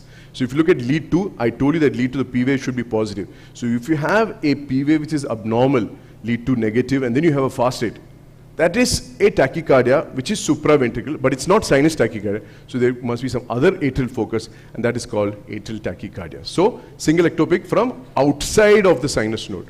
So that is that. So you get these abnormal P, look at these P waves looking down, and you're getting a tachy, just diagnose an atrial. Why you need to diagnose that? It's not, at least to know that it's not a sinus tachycardia. All right. So this is another atrial tachycardia, inverted P waves over here, and a fast rhythm. Okay, fair enough. This is the next narrow QRS tachycardia. Sawtooth appearance over here. You get these sort of whitish looking thing, and the heart rate is always going to be 150. This is atrial flutter. This is how it looks like. I'll show it to you again. Look at this over here. Yeah? It's going up and down, up and down. So actually here what is happening is there are 2 P waves and 1 conduction. One clue is you see this kind of sawing appearance, and the heart rate is usually 150. Why? Because atrial flutters rate is 300. AV node cannot conduct 300. It blocks half of them, and this is, it goes 2:1 conduction. That is atrial flutter, always has a heart rate of 150. Quickly wrapping up to the treatment of PSVT, we all know unstable shock. If you're stable, you could try your vagal maneuvers, your carotid sinus, your Valsalvas, etc. You can give adenosine, your beta blockers. You may try amiodarone if you're confused, etc. What are the vagal maneuvers? Carotid sinus massage. Don't give for more than 10 to 15 seconds, only one side at a time, firm pressure below the angle of mandible. If you keep doing it, it's going to be a problem. All right, and Valsalva, all of you know how, prolonged straining and release, right? Excess coughing can also induce such changes. A modified Valsalva, which was published in JAMA many years back, very interesting to do in the ED, is you blow into a manometer or a 10 ml syringe to approximately around 40 millimeters of mercury. 10 ml syringe, tell the patient at 45 degrees, blow into it, and then suddenly put the patient down with the leg up 45 degrees and come back. This is a modified Valsalva. It's a published this thing for reverting SVT. Yes, so there's a lot of fun. And a quick wrap up on what is adenosine, okay? How many of you have given adenosine in your practice? Yes, a lot of hands up. Adenosine, the beautiful drug. Is it a slow drug or is it a fast drug? Fast, very fast. Okay, very fantastic. The half-life is around less than 5 seconds. Why is it less than 5 seconds? 5 seconds, I just give it, and after you count 1, 2, 3, 4, the drug is over. You don't get the drug. Important take-home message, half-life is only a few seconds. Why? Why? Correct, fantastic. He should get a prize there. Very good. What's your name, doctor? Anthony is going to get a prize. Kamalakshan, please note. Dr. Anthony will get a prize. Not now, afterwards. Don't hurry. So why is because it is metabolized by adenosine in the RBCs and endothelial cells. So the moment you give it into your vein, the RBC and endothelium actually metabolize it before you actually want it. So that's why you need to push it. So the double syringe technique is you put one adenosine here, put a 20 ml saline, zoop, flush, and do a proximal vein. It has to get in fast before you metabolize it. You can also do the single syringe technique, mix it up with saline and then do it up. Either way, it's okay. And that's how you should do it. Don't give it for AF, flutter, ventricular tachycardia. There's a lot of AV blocks because it can cause AV nodal prolongation. Other drugs are amiodarone, which you give for AF and flutter. Ibutride is a fantastic drug for atrial fibrillation, not in your axis probably, and same for flecainide. Thank you very much. I don't know how are we going for time, Sandeep. 10:30. Let's watch it. Okay, so a quick wrap up. As that's our pattern for today. Everybody go to your menti.com. So we're going to have a quick wrap up questions to see menti.com. For those, for those who are not familiar, go to menti.com. Type in the code 413109997. I think everybody's online next time.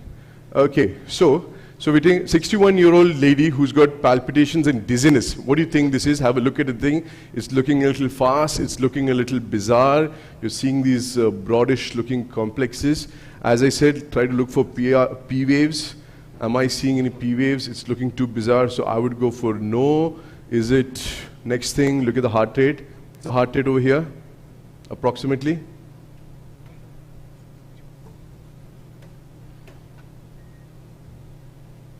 Heart rate. Yeah, so 300, 150, it's a little bit more than 150, so 180 something like that, just fast. And am I seeing P waves? And then what do I look at? I want to look at the regularity. Is it regular? Is it regular? Yeah, so you understand that it's not looking regular, no? So there are 2 blocks here, there's only 1 block here. Next one. So there's something wrong over here. So what do you think is the rhythm? Is it VT, is it SVT, is it AF, is it AF is accessory pathway? Put it in your thoughts and we'll discuss. So a lot of people think it's AF, a lot of people think, so they are right. So a lot of people are right, but when I said that AF is a very broad thing, it's actually AF with an accessory pathway, very dangerous rhythm. So a lot of you guys got it right. So I wouldn't go for SVT because, I mean, it is an SVT, yes, that's also right. It is supraventricular, so that's right, but it's not a VT probably. Next slide. So, this is actually AF with an accessory path. When you see broad, very bizarre thing, this is what you think about. Next one, please. Okay, 33-year-old with palpitations, what do you think? Okay, so again, you go through the drill, you understand whether it's a tachy or not. Is it a tachy? Yes, so the heart rate is around 150. I think everybody's got the heart rate. Is it narrow or wide? It's narrow. Are you seeing P waves? You can look at your screen also. I'm not seeing any P waves here. So what is it? Next one. So is it a VT, AVNRT, AF? Yeah. So it's an AVNRT, and that small pseudo R and pseudo S was there. Next one. It's very good. A lot of people have gotten it right. That small pseudo R was there. And you know, it's very beautiful to appreciate. It's not going to be seen in the next after you convert it. Next one. So pseudo and R. Okay, I'm seeing another one. It's a revision. What is the diagnosis? Okay, so I'm looking at it. Is there a tachycardia? Let me catch one lead over from here. Okay, so from here I go 300, 150, 100, 75. So it's more than 75, so something like 80 to 90. It's not a tachycardia. Are there P waves? See, I'm seeing some P waves here and all that, but actually it's not P. I'm seeing this funny thing. So what is the diagnosis? Next one. So what do you think is, just wait. Yeah, you can write it down. Oh, forget it. I think it's okay. What do you think is the diagnosis?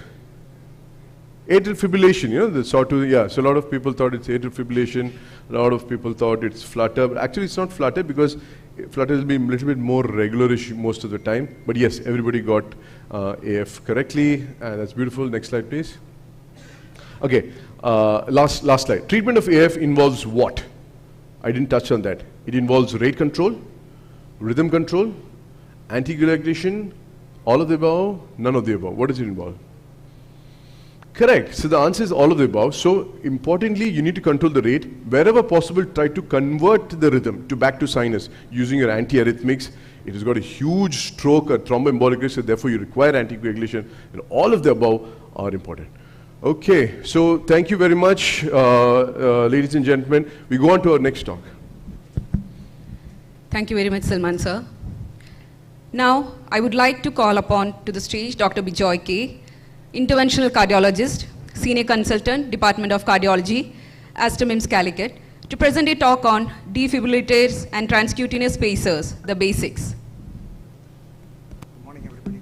We had a lucid description of supraventricular and ventricular arrhythmias by Dr. Salman and Dr. Sandeep. Now we are going to the clinical effects of the arrhythmias, the dramatic presentation of arrhythmias in the emergency department and treatment. We all will be familiar about this machine, defibrillator. And I think everybody would have done a defibrillation.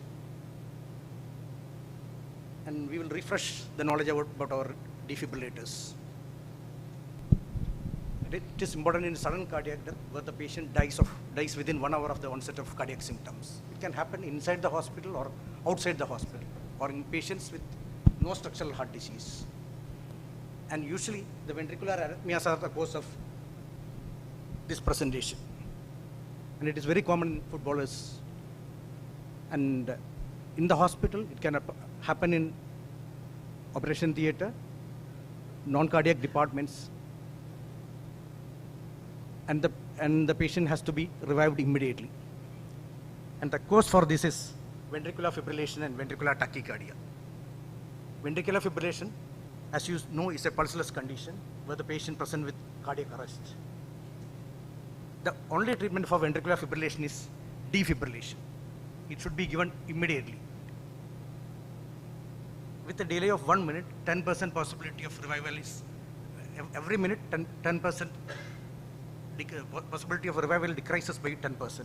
After 10 minutes, the revival chance is zero, almost zero. And the defibrillator machine, which is now available everywhere.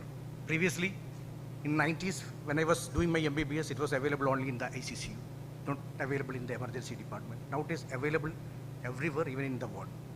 And this is a device which can treat ventricular fibrillation.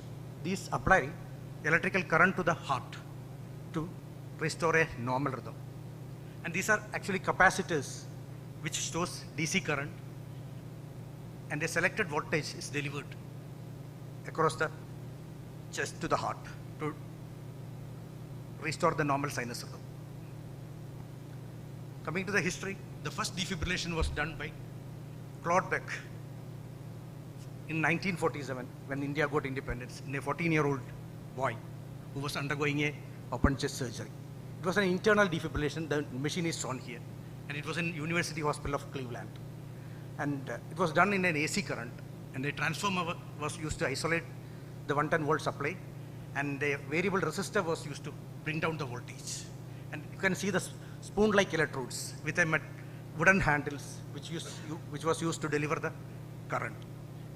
And the boy was revived, and it was a miracle in those days. And with time, the machine has changed, and now this is one of the latest machines which we see very frequently.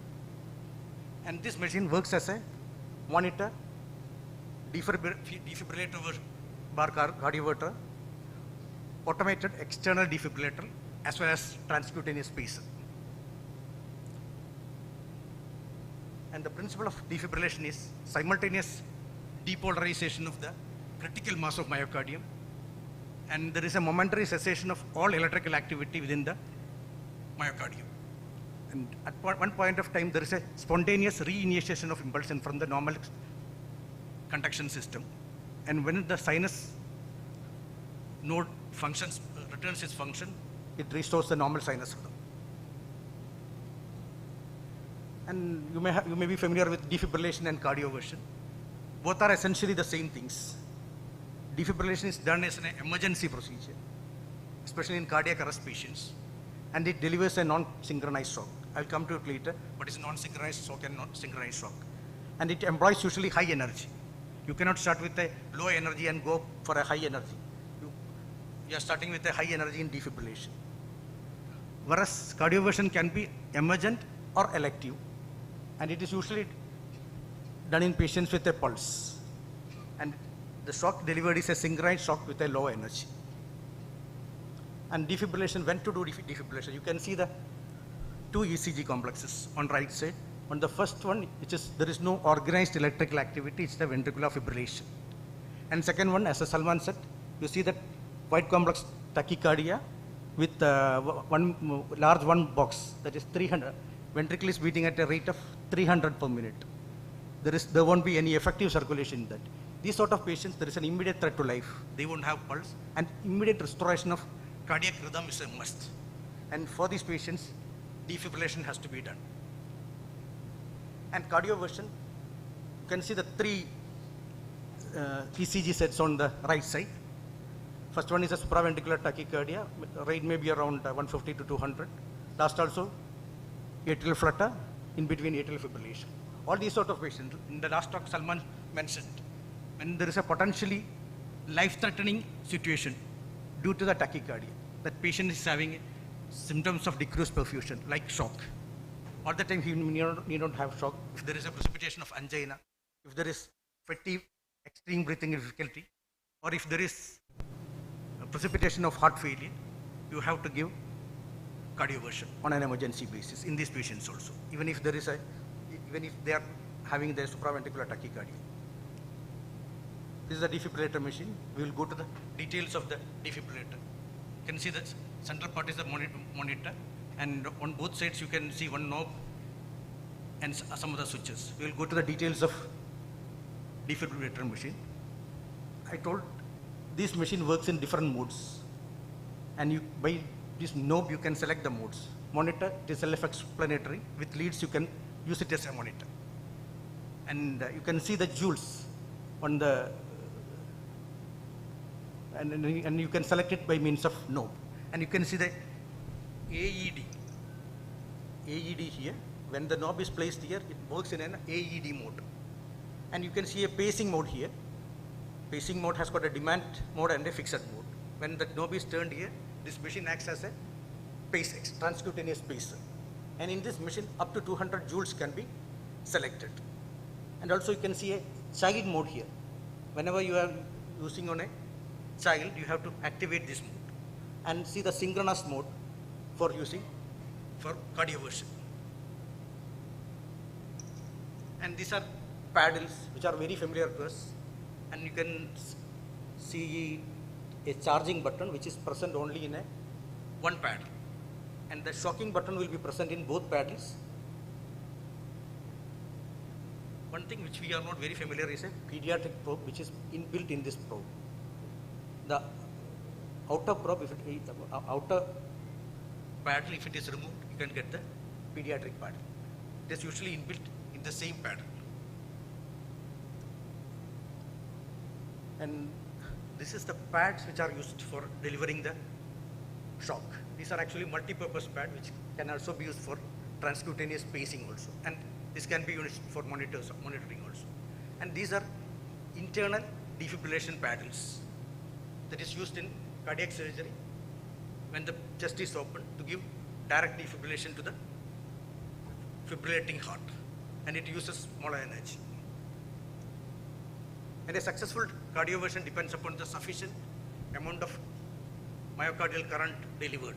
And the determinant of current density is transthoracic impedance, the resistance offered by the thoracic cavity. And impedance is modified by interface between the electrode and the skin. And if there is a firm contact, it can be reduced. And with electrode size, also it can be reduced. And the larger the electrode, the impedance will be low. And then optimal size of the electrode is between 8 and 12 centimeters.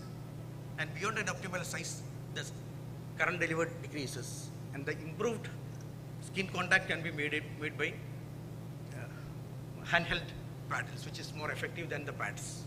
And the conductive gel also decreases the transthoracic resistance. And the purpose of cardioversion is restoration of the rhythm with minimal electrical injury to the heart. And the selection of appropriate current is important to reduce the repetitive shock and myocardial injury. And there is no relation between body size and the energy requirement. Even an obese person and the lean person will also require the same amount of energy for defibrillation. And this is the paddle position. This is a classical paddle position. The anterolateral position, where one paddle is placed anteriorly on the right infraclavicular area, and the other paddle is placed in the apex. And the middle of that paddle comes in the mid-axillary line. And after charging, both are discharged. And this is the alternate position, which is the anteroposterior position, where the pad is attached to the anterior chest and the left infrascapular area. And nowadays, that defibrillators use biphasic energy, which reverses the polarity every 5 to 10 milliseconds after the discharge.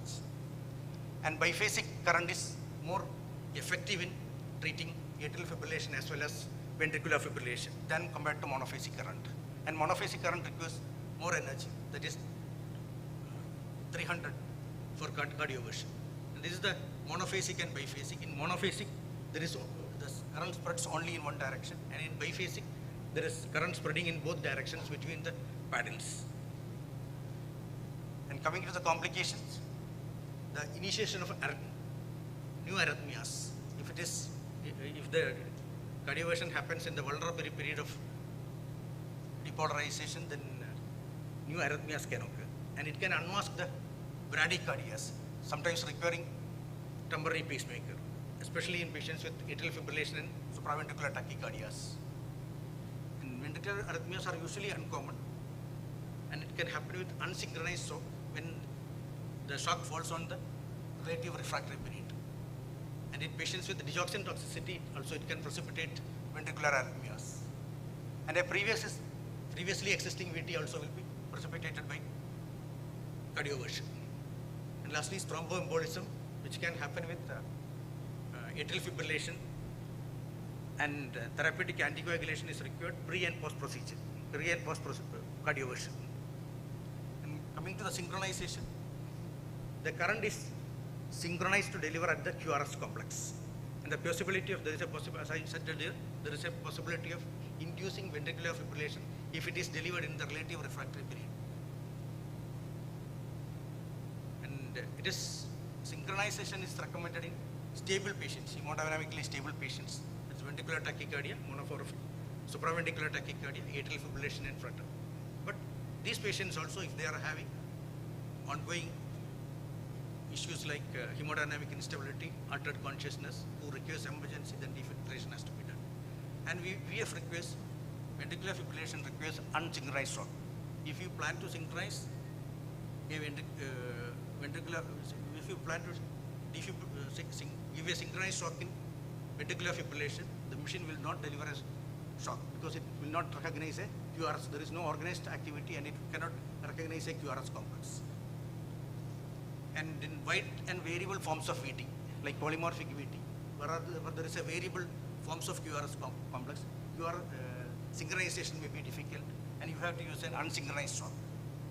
And also in patients with pulseless VT, unconscious, hypotensive, and severe pulmonary edema, you have to give unsynchronized shock. Otherwise, it will take some time for the machine to synchronize and deliver the shock. To avoid this delay, you have to give unsynchronized shock. And this is the abbreviation for a safe cardioversion. And during cardioversion, you have to continue the compression until you give the shock. And the O force, oxygen should be taken away. If it is free flowing, the endotracheal oxygen is allowed because it can cause fire hazard. If it is administered through mask or cannula, it can cause a fire hazard. And all others should be clear. And after charging the defibrillator, the compression should be stopped, and it stands for hands off. And again, you have to reevaluate the rhythm before defibrillation. If there is a spontaneous reversion back to normal, you need not defibrillate. Then you have to disarm the defibrillator. Coming to the energy levels for defibrillation, the initial energy level is 200 by phasing. And second and third shock can be of the same thing or can choose higher energy. Our defibrillator nowadays provide 270 joules actually. And failed shock need not fail with the same energy applied again. Repeated shocks add to the probability of successful defibrillation with the same energy even. And the rule is rapid defibrillation. As I told, every minute there is a 10% chance of non-recovery, and after 10 minutes, the chance of recovery is near 0%. And 3 shocks should be given one by one, along with CPR, continuation of epinephrine. If there is no reversion to normal sinus rhythm, consider amiodarone or lignocaine, and continue shocking till the sinus rhythm reverts to normal. And the energy levels used for other specific conditions. Atrial flutter requires the least amount of shock, usually 50 to 100 joules. Starting with 50, if it is not responding to 50, go to the 100. And monomorphic VT, 100. SVT also 100 joules. Atrial fibrillation requires higher energy, 120 to 200 joules. And pulseless VT, 200 joules. And the special consideration for pediatric cardioversion, if it is a defibrillation, you have to use 2 to 4 joules per kilogram. If it is a stable rhythm, you can use 0.5 to 2 joules per kilogram. And the repeated shock can reduce the transthoracic impedance, and an increase in the current also occurs when the current energy is increased. And whenever there is a refractory VT and VF, you have to think of toxins, electrolyte imbalances like hypokalemia and hypomagnesemia, torsade dispoints as a result of QT prolongation, and hypothermia. All these factors should be corrected if possible. And persisting refractory VF after standard defibrillation, there are different types of defibrillation described. One is a vector change defibrillation, which is changing the vector. If it is an anteroapical defibrillator pad, change the vector to anteroposterior. Then the success of defibrillation will be more. Second thing is a double sequential defibrillation. There is two defibrillators you are using, and one in the standard position and the other in the anteroposterior position. Both the defibrillators are sequentially discharged. The chance of restoration of sinus rhythm is more. The last one is double down shock. That is usually not recommended. You are discharging two defibrillators simultaneously in anteroapical position, which are not in contact actually. You are using a very high energy. And this is a double sequential defibrillation. You can see the two defibrillators and two pads in different anteroapical as well as anteroposterior position. And the second one is vector change defibrillation with the anteroposterior pads. And this is the survival to hospital discharge. With standard defibrillation it is 13%. With vector change defibrillation it is 21%. And with double sequential defibrillation it is 30%. And this is how you cardiovert. And this is the rhythm is atrial fibrillation. You can see that synchronization switch is on. Then the machine identify the QRS complex. It comes on the identify the QRS complex. And this is the charging to 200 joules because it is atrial fibrillation. Now the shock delivery button is pressed and energy is delivered. This is the cardioversion. First you have to take, you have to switch on the synchronized mode, then charge, then deliver the shock. And complications of cardioversion, the failure of cardioversion, then hypotension, myocardial damage, precipitation of arrhythmias, conduction abnormalities like bradycardia and heart block, embolization, skin burns, fire hazard, pulmonary edema. All these things are there, but whenever needed, it has to be done. And the special situations like permanent pacemakers and AICD. Sometimes patients present with ventricular tachycardia with permanent pacemakers.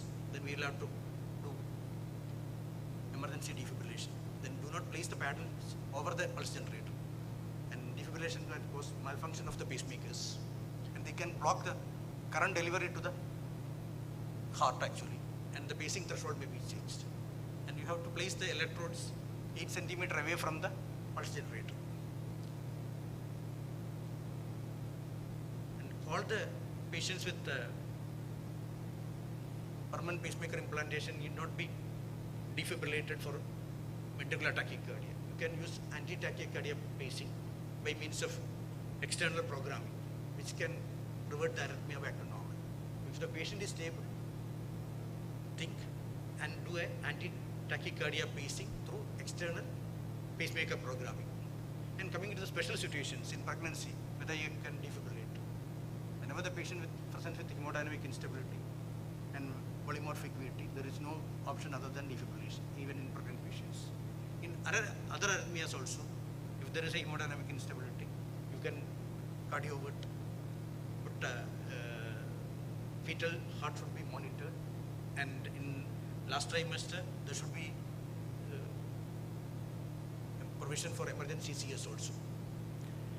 And in children, with a stable rhythm, the joules recommended is 0.5 to 2.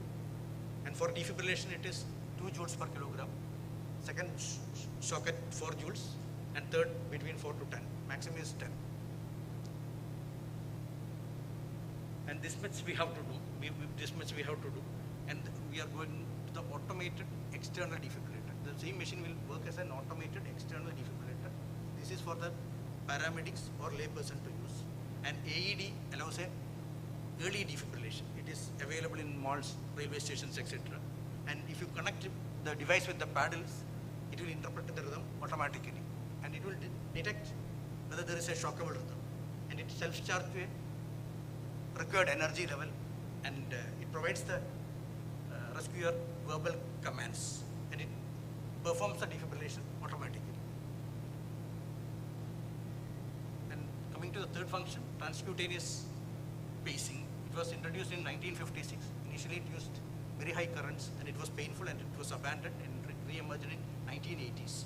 And with ECG filtering and large adhesive pads, now it is feasible to provide transcutaneous pacing. It can be used in asystole, in bradycardia, which is unresponsive to drug therapy, and overdrive pacing. And to do that, we have to place the pads in antero-posterior position to pace and connect the ECG nodes. And after that, you have to turn your machine into the pacing mode. There is a demand mode and fixed mode. If you select the fixed mode, fixed pacing will be done with the 60 or 80, whatever rate you fix. And with demand mode, if there is bradycardia only, it will be paced. And you can select the rate here by this button on the right side, and the output by this button. And to start with, 30 milliampere output is kept, and after that, output is increased till there is a capture on the surface ECG. And if it is not captured with 120 to 130 milliampere, you have to reset the electrodes and repeat the process again. And you have to find out the threshold and keep the current 5 to 10 milliampere above the threshold. And transcutaneous pacing is very helpful, but there is a reversible condition like inferior wall myocardial. When you are thrombolizing a patient with inferior wall myocardial infarction, if it is not responding to, if the patient develops heart block, it is not responding to atropine, then start extra transcutaneous pacing, digoxin toxicity, and anticipated surgeries in patients with high degree AV block or bifascicular blocks, and a bridge to transvenous pacing. And for transportation of patients also, transcutaneous pacing is important. And it should not be relayed if the patient requires prolonged pacing. It should be converted into transvenous pacing. And overdrive pacing can also be attempted through transcutaneous pacing, but there is a risk of transformation to malignant arrhythmias. And the complications are failure to capture or failure to pace, and the discomfort associated with transcutaneous pacing because of the muscle twitching and pain. And in randomized control trial, there is no significant improvement in survival with transcutaneous pacing done by the first rescuer. Coming to the other types of defibrillators, there is a wearable cardioverter defibrillator, but it is not available in India. It is for patients who has a transient LV dysfunction. The LV dysfunction which is supposed to recover, like pericardial cardiomyopathy or myocarditis. These patients can recover, but when the patient has the LV dysfunction, he has a high chance of having ventricular tachyarrhythmias and death. For this patient, they can wear a cardioverter defibrillator which is attached to the body. And other thing is automated implantable cardioverter defibrillator, which is recommended in patients with high risk of ventricular tachycardia, having LV dysfunction, or documented VT, or without documented VT as for primary prevention. And this is actually the pacemaker. You can see the device is like a pacemaker. You can see the two leads and a pulse generator. This pulse generator has the algorithms for determining the arrhythmias. It determines the arrhythmias by means of rate, QRS duration, atrial activity, etc. And it automatically delivers the shock, just like external defibrillator, but it uses less energy. And you can see that shock is delivered from the RV lead, and it traverses towards the pulse generator cap. And with this, let me conclude by saying that defibrillation has no contraindications, except a relative contraindication of non-shock coupled rhythm. Any patient presenting with cardiac arrest in fibrillation should be defibrillated. You have to do it immediately, because after 10 minutes there is no much hope. And think before cardioversion. If the patient presents with stable rhythm, look for other options like drugs or overdrive pacing. And if there is a clinical suggestion to shock, use synchronous shock. And the safety is the priority, not only the patients but also yours. Thank you.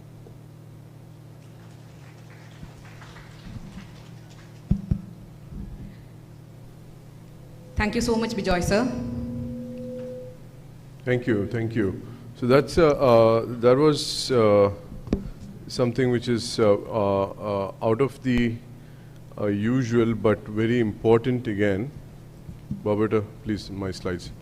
So we'll just let's understand whether we got what he got. Let's go back to menti.com.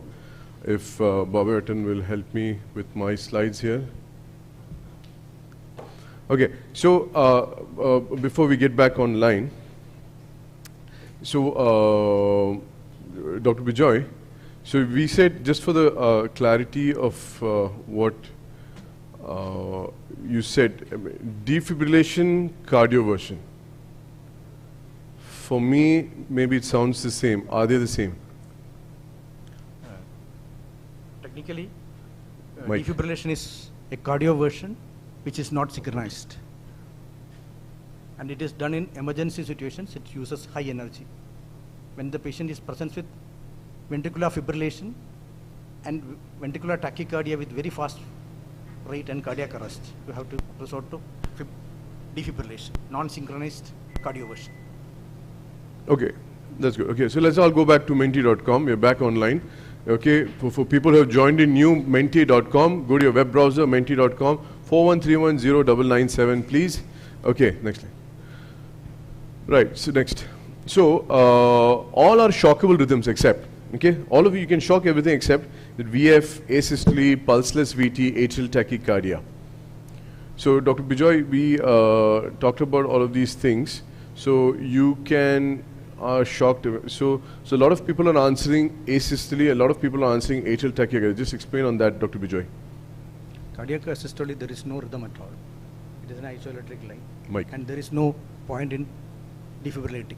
All other things has a rhythm and it has to be defibrillated. So atrial tachycardia, a lot of people have thought that it is not shockable. It is shockable, because if you look at the algorithm which you said, if any basically SVT, VT, it is unstable, just shock it. So it is shockable. Pulses VT, it is a rhythm, it is shockable. VF, of course, is the most shockable rhythm. And that one person needs to get the T, which we're going to be supplying shortly. Right, so during defibrillation, what is not needed? Okay, so yeah, so this is like a little bit of a trick question by Dr. Bijoy. So, what is not needed, so you, yeah, so I told you this is a confusing one. See, I didn't understand your question myself. Yes, it's his question, it's not mine. So stop oxygen, stop cardiac massage, give analgesia, safe position. So what is not needed? So that concept here is, yeah, so that's the correct answer, giving analgesia. Dr. Bijoy, what did you want to say in this particular thing? It is an emergency procedure. Mike. You cannot waste time giving analgesia and anesthesia. And you have to stop oxygen masks because it can create fire hazard. You have to stop cardiac massage at the time of shock. And the patient's safe positioning is important in all cardioversion and defibrillation. Yeah, so the concept being that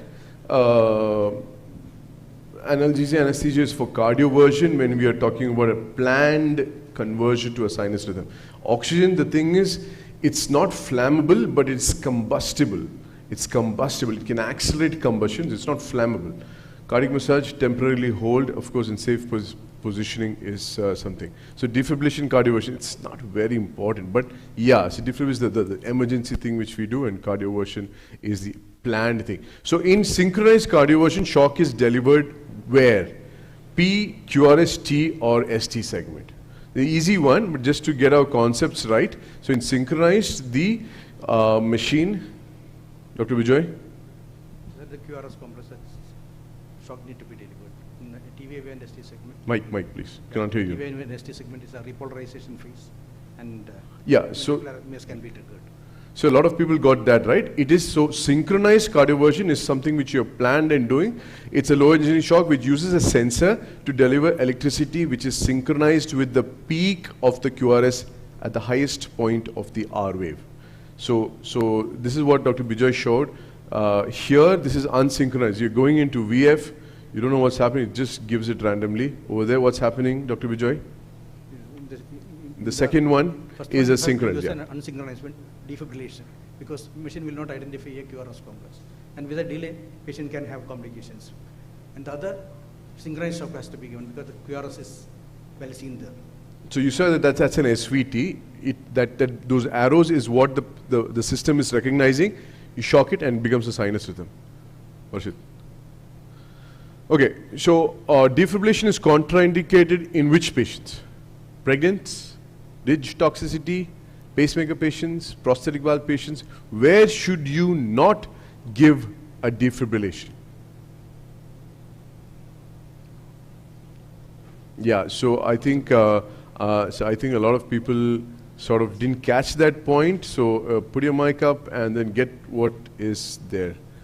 A lot of okay. So Dr. Vijay, you can take center stage and explain it to. If required, patient presenting with ventricular tachycardia fibrillation, if needed, has to be defibrillated. Pacemaker patient also, if needed, has to be refibrillated. Oh, so I think we'll ponder on this again. So this is a wrong answer, unfortunately. So that means there's a strong concept which people didn't get you, is that pacemaker patients, Dr. Bijoy mentioned, can be defibrillators. How do we defibrillate a patient with a pacemaker? Keep the paddles 8 centimeter, at least 8 centimeter away from the. Away from this thing. Can you increase his mic, please, Bob, please? Yes, and do we need to go for the anteroposterior one, or the normal one is okay? Anteroposterior will be better because it is much away from the pulse generator. Okay, so you can do an anteroposterior or the normal one, but you have to be a little away from the PG. So what's the correct answer here is? Digoxin toxicity is the correct answer. Digoxin toxicity is the answer, because they're already in a very unstable state. It can actually lead to more VF. Prosthetic valve patients can be defibrillated, pregnant patients can be defibrillated. Next, so that was a concept. So last question, complications of cardioversion are, can it lead to myocardial damage, can it lead to embolization, can it lead to conduction, all of the above. Dr. Bijoy, with the mic please. All of them, it can lead to myocardial damage. In atrial fibrillation there can be embolization, conduction fundamentally can be precipitated. Answer is all of the above.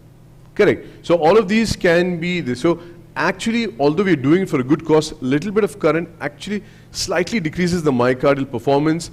If you have a clot in the left atrial appendage, in the left atrium or in the LV, you're done. It's a problem, it's a bad luck. And conduction anomalies rarely can happen. Good. So that was a quick, okay. So last question again. Initial recommended shock in monomorphic VT, a quick one. What in monomorphic VT, what do you want to give? You want to give 200, 150, 100, 25? What do you want to give? Vijay sir, comments. Mike, please. We can't hear you. Stable monomorphic EDD requires 100 joules only. 100 joules is the right answer. You can give 200, but 100 is a basic monomorphic VT. You can give 100. So that's the take-home message. Varshit sir. Thank you. Thank you very much, guys. So that wraps up on the defib, this thing. So we're going to have a quick roundup for the next half an hour for tea break. Tea is on my left over there with some snacks.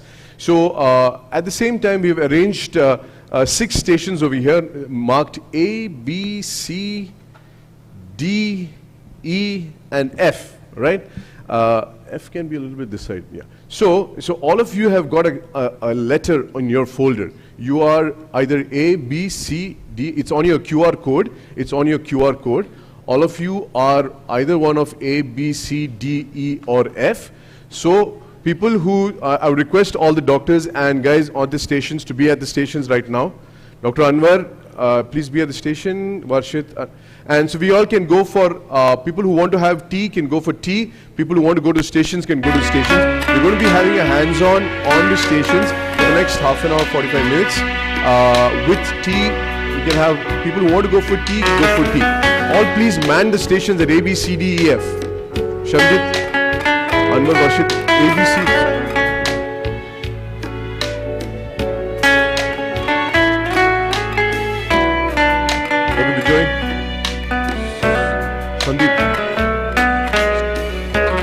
So people who are thirsty can go for tea and snacks, and those who want to learn some defib can be at the stations.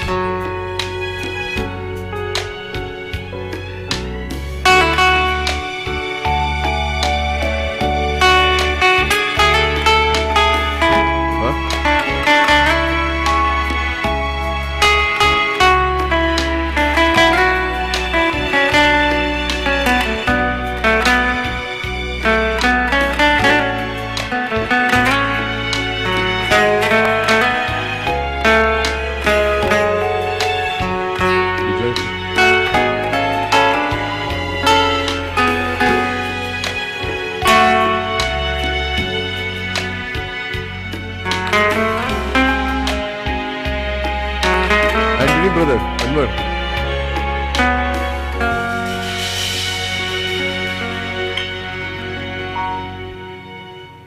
Calling Dr. Varshit, Dr. Ashwin, Dr. Anwar, Dr. Sudeep, Dr. Bijoy, Dr. Sandeep Mohanan, Anthony brother and team for manning the stations, please. Anthony brother and team for manning the stations, please.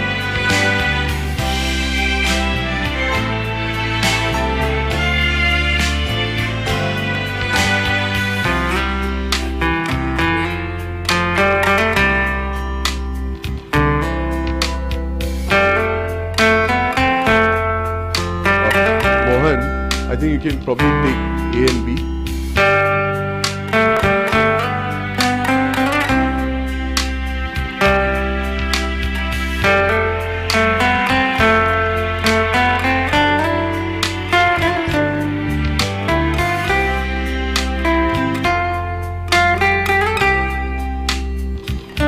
Anthony brother is here.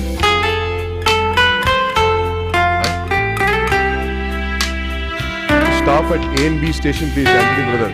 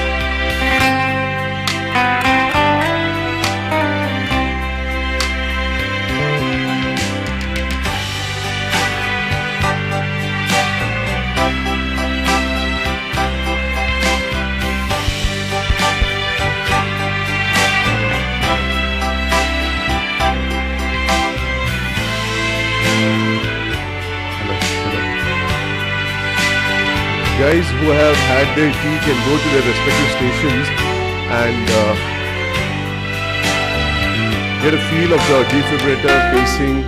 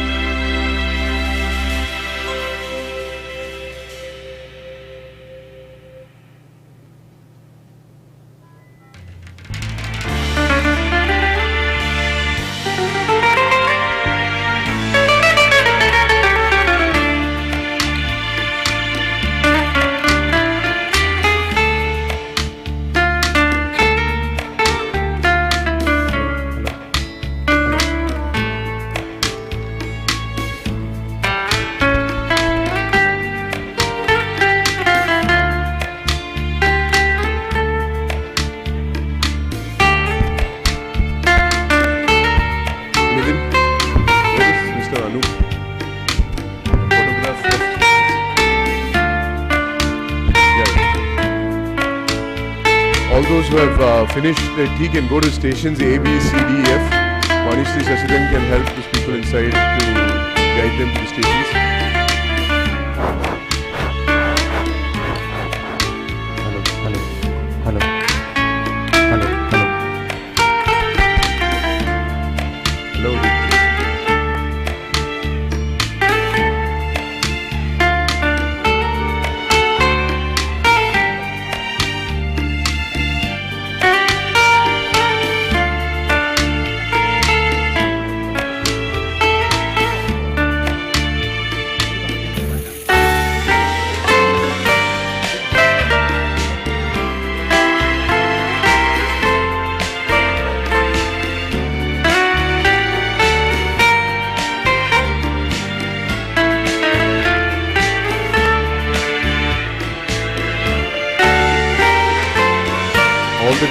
can go to their respective stations A, B, C, D, F. Dr. Sir can also go to any station. Good area.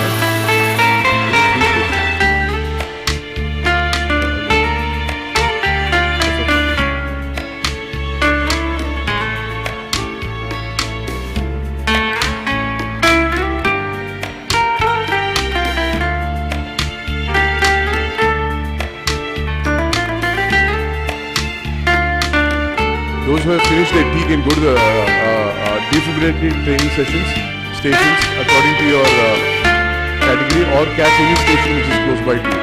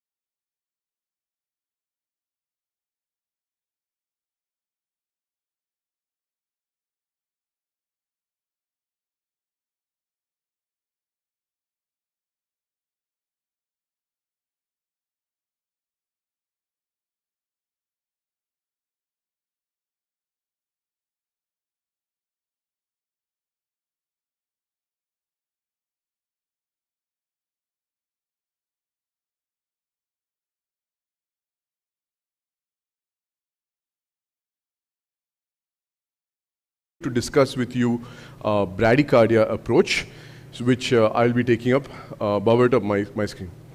So, so the next in line for us is bradycardia and how to assess bradycardia. So that's something which we saw. Okay, so we're not going into Menti. I'll just skip that. I'll skip this also, I don't say.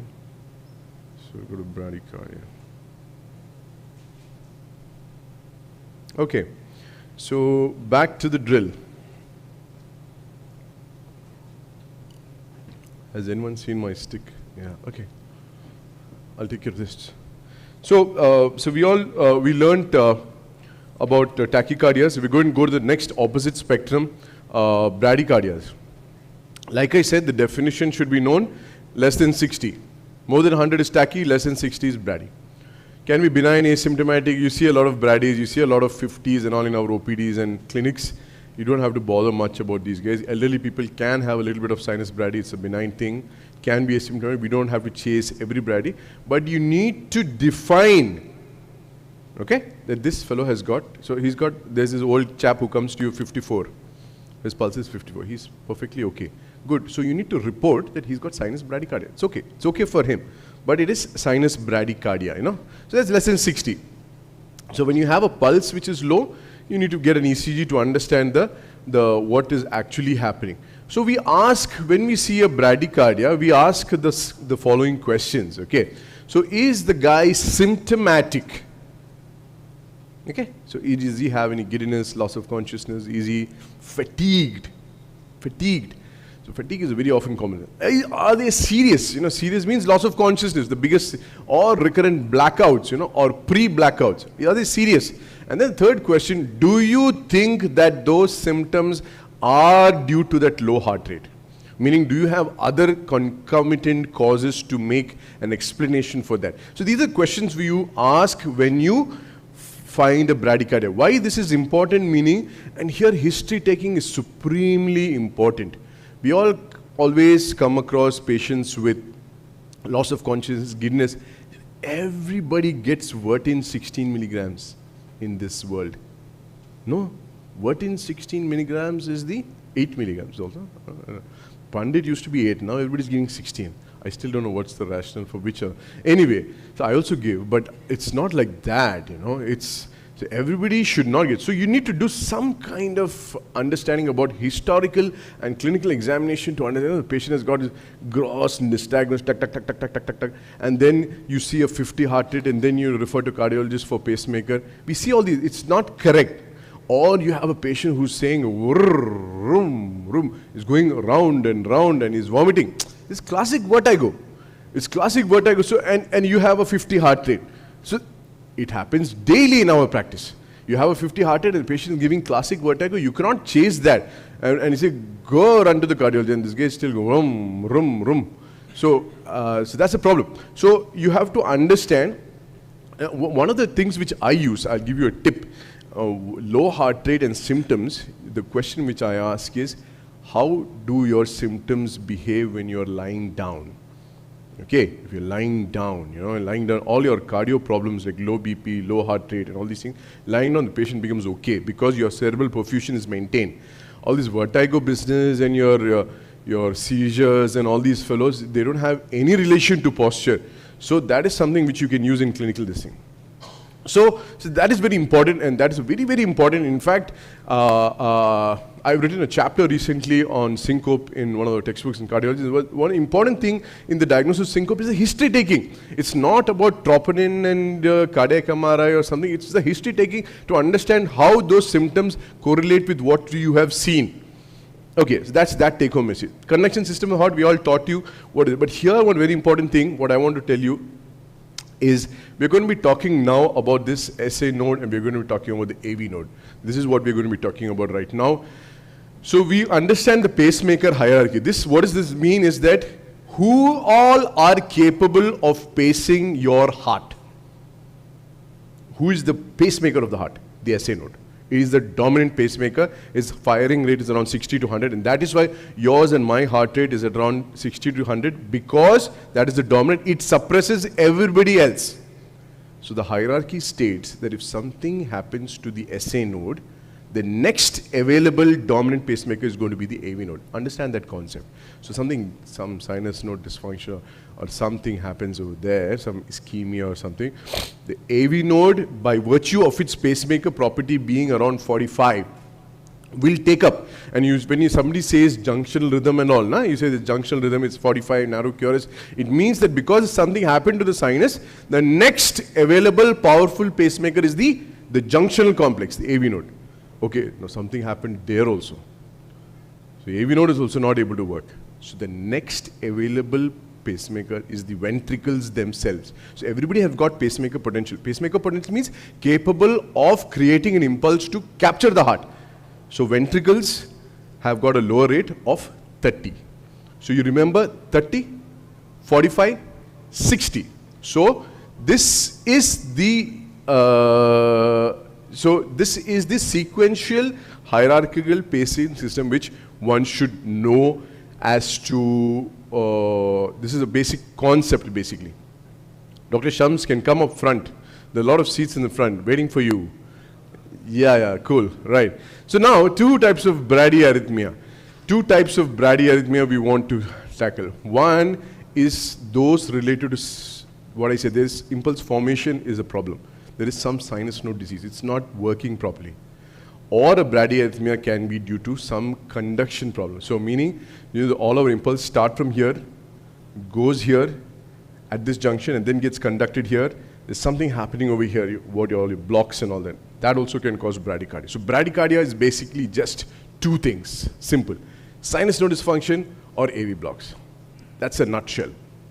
There is another third one, that is general causes, like hypothyroidism, hypothermia, hypokalemia, etc. So when I'm talking about a significant bradyarrhythmia, I'm talking either about a sinus node dysfunction or I'm talking about an AV nodal disease, and that is just the nutshell of what we're going to be talking about. So then, under sinus node dysfunction, I talked about the sinus node being a little diseased. What all are the manifestations of this disease? What all are the possible phenotypical manifestations of this disease is what is there in this tip. So in SA node dysfunction, it can also be called as sick sinus syndrome. You can have inappropriate sinus bradycardia. What is inappropriate sinus bradycardia? Normal sinus bradycardia is like a vagal response, severe pain can cause. Inappropriately, it is low. Athletes can have bradycardia, but it's inappropriate. That's a problem. Sinoatrial exit block is a manifestation, little bit difficult, but you have to know it. Sinus pause. So you have some disease because of old age or some congenital thing, it causes pauses. That is a manifestation. The tachycardia syndrome is another manifestation which we'll get to, and persistent atrial standstill is also another. So these are the manifestations of sinus node dysfunction. AV blocks we are more familiar with. So in the AV nodal, so I go back again, here, the diseases which occur here and cause bradycardia can be first degree AV block, second degree AV block, which is Mobitz type 1, Mobitz type 2, and third degree, or there's another thing called high degree AV block, which I will show you. So you understand? So that is a breakdown of, so if I'm to tell you what are the causes of bradycardia, you're going to tell me it can be a sinus node dysfunction, it can be an AV nodal problem, or it can be general problems. General problems don't fit into these things. General problems are hypothermia, hypothyroidism, hypokalemia, electrolyte problems, all those funny things. Again, going to how a heart it is, you can never stop learning this. 40 milliseconds is a small square, and 200 milliseconds or 0.2 seconds is a large square. 5 of those is 1 second. And subsequently, again, we learned the counting method. Always remember those numbers, 300, 150, 100, 75, 60, 50, 43. Those numbers we can get through. So this keeps coming because that is very important. So we'll go to AV blocks first. So what is, most of us know these, but then again, try to understand the take-home. I want to put in take-home messages into all of your heads so that we know something extra before we go today evening. So first degree AV block, second degree can be Mobitz type 1, the Wenke back, or Mobitz type 2, and this is third degree. So here is an ECG which shows Mobitz type, first degree AV block. So your PR prolongation, okay?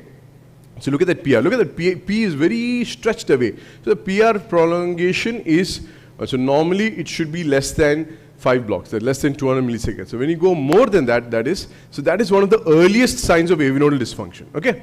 So suppose, okay, quick question for you. If you see a first degree AV block in an ECG, what are you going to first ask that question? What first question are you going to ask? Yeah, symptoms. Yeah, so this is unlikely to cause symptoms. So you want to know why this happened. So what are you going to do? Correct. Drugs. So he's taking beta blockers, he's taking atenolol, he's taking aten 50, he's taking prolomet 50, whatever. Because the overall ventricular output is, you see the heart rate is good, no? 300, 150, 100, 75. So heart rate is 75. So he's not going to have symptoms at all. Only his AV nodal conduction is delayed, but overall ventricular conduction is good. So this is the one which is causing the cardiac output. So here, if you don't tackle this, suppose if he's taking a supranormal higher dose of beta blockers, if you don't stop this, he's going to go into the next one, the second degree or third degree AV, chumma. So you stop that. If it is a reversible cause. So you're going to ask for reversible causes, like ischemia, drugs, most commonly. Ischemia means inferior wall MIs can have AV nodal disease. Okay. So then comes the next type. So here, this is the second degree AV block which I'm going to show you. So look at that orange bar. That is a normal PR. That's the first PR. The second one goes for a little bit of a prolongation of a PR. And then you have an more prolonged PR. So that's a P and an R. And then you have a dropped P. So this is progressive prolongation of PR interval followed by a drop. This is second degree AV block. So it's a little bit more advanced. This is called Mobitz type 1, also called as Wenke-Beck. So what is the take-home message for this? The take-home message for this is, this can be a little bit benign. You can see it during deep sleep also. But again, it's an AV nodal problem. Second degree Mobitz type 2. Okay, so you have, fixed PRs followed by a drop. Okay, you have fixed PRs followed by a drop. And what is the take-home message for Mobitz type 2 is that it's a little bit more pathological. It's a little bit more of a problem because it's a little bit more down into the conduction system, like an infrahesian problem. So Mobitz type 2 is usually a failure of conduction at the level of the His below the AV node. Mobitz type 1 can be a functional suppression. You know, like a transient, deep sleep, drugs, ischemia, something like that. Mobitz type 2 is more structural damage in dial matrame. Only then can you have this, and therefore it's a little bit more dangerous, and those guys can proceed to larger problems like complete heart block. So you be careful about the Mobitz type 2. It's more likely to have severe bradycardia progression to complete heart block. Hemodynamic instability may be sudden. So you have to be more careful. Reversible factors, if you see in Mobitz type 2, immediately stop this thing and be on the watch. If your person says that you have some transient loss of consciousness, giddiness, and then you see a Mobitz type 2, he may need a pacemaker, you know. Go for a Holter, we may need a pacemaker immediately. And even the risk of asystole is there for these kind of, because this is, so the take-home message, Mobitz type 2 is not good. Okay, so that was that. So what is second degree? This is another type. So what this terminology I want to make you familiar is high degree AV block. High degree means you have lot of P's which are not conducting, and then one is conducting. Okay, this fellow conducts. So you have a P there, P there, P there, P there, conduct. So this is called high degree, second degree. So this may look like CHB, okay, but what is the difference between CHB and this? CHB and this fellow is actually related to this. PQRS, PQRS, PQRS. I'll show you CHB and then you'll understand. Okay, so so this P, P, P, P, and then this is conducting. The yellow one, the orange one is conducting. So 2 or more dropped waves followed by a conduction in a ratio of 3:1. This is called high degree. This is also a very bad disease, and patient will require some treatment like a pacemaker or something like that. All such cases look for reversible causes like drugs. Okay, now look at this, what is happening. So what is the heart rate here? Okay, let's catch a QRS which is on the line, and then let's go forward. 300, 150, 100, 75, 60, 50, 43. So it's around 45. So heart rate is around 45. So you say there is bradycardia. You don't say sinus bradycardia. So this is how you start reporting. There is bradycardia. Then you look at the P's. Okay, now I'm looking at the P's now. Okay, I'm seeing a PQRS. Okay, looks good. So it must be normal. No. Then there's some double thing happening here. Oh shucks. Then I'm seeing a PQRS which is looking very smallish. It's not looking like this one. So that's a problem. Then I'm seeing that here there is no P.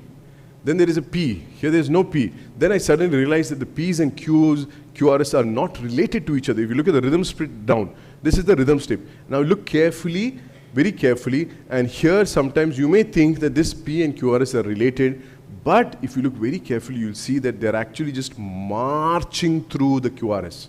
The P's are just going in their own way, the QRS is going in their own way. And if you actually take a paper and mark two P's, like for example, you mark these two, then you'll understand that all of these come at a very regular PP interval, very regular RR interval. The P's are not related to the R's. This is called third degree or complete heart block. So this is how you analyze this particular thing. So you start by looking at the rate, you look at the narrow QRS, you look at the relation of the P to QRS and understand this is complete heart block, a very dangerous rhythm. Again, you should understand why this is happening. Again, the usual stuff, ischemia, drugs, electrolytes, all those stuff. You see, these are all the P's which are not related to you. So you see how the P's. Now, here what I would do is, how you would report this is, look at the rate of the atrium. Now let's count this thing. So it's like 300, 150, 100, 75. So it is an actual sinus rhythm, okay? So the sinus is working well. The sinus is working well at 75. At the AV node, it's cut. And therefore, this fellow is the next available pacemaker has taken up. That is the junction at 40. Let's look at that rate again. 300, 150, 100, 75, 60, 50, 45. So, 45. So, because the sinus is firing at 75, the AV node got cut off because of something. So, the next available AV junction complex has taken place. So, therefore, how will you read this ECG? You will read this as this patient has got bradycardia, this patient has got third degree or complete heart block with an atrial rate of 75 and a QRS rate of 45, which is narrow QRS, which is probably junctional. You know why I'm saying that? Because if the junction is also, if there's a large area of damage over there at the junction complex, the next available pacemaker will be the ventricles, which will be very broad and 30. That is more serious. This fellow will be relatively stable. And this is called a narrow QRS escape. Escape. Escape means because this block, who's escaping? The junction is escape. So narrow QRS escape is a little bit more stable than your broad QRS escape, like a ventricular escape. I hope everybody's understood that, but that's how we interpret this. So you have to think of inferior wall MI for CHB, you think of drugs like beta blockers, calcium channel blockers, and of course degenerative disease. So basic principles: if perfusion is adequate, monitor and observe the patient. If perfusion is poor, prepare for transcutaneous pacing. Give your atropines, your 0.6, 1 milligram, how much ever, keep repeating. You can also give your epinephrine, dopamine, etc. We all studied the transcutaneous pacing by Dr. Bijoy and the beautiful team.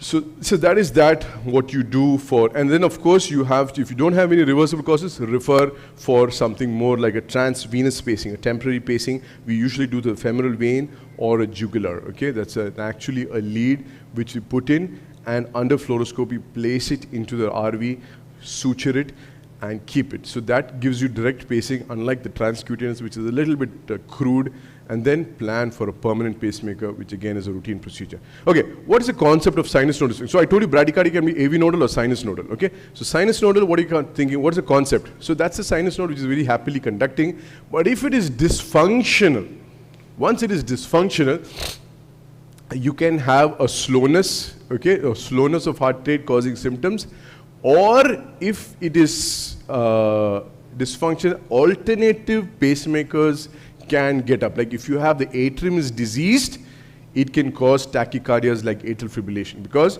especially in elderly and patients who have dilated veins. So this is what happens in sinus node. That is where I told you all of these things. Atrial fibrillations and all in tachycardia, bradycardia syndrome. The last one, what happens is that sometimes you have sinus pause. It's a very interesting, beautiful physiology what happens in sinus node dysfunction, tachycardia syndrome. What happens is you can have a sinus pause. Zoop, I just had one yesterday who I put a pacemaker. Long pause of 4 seconds, okay? Giddiness.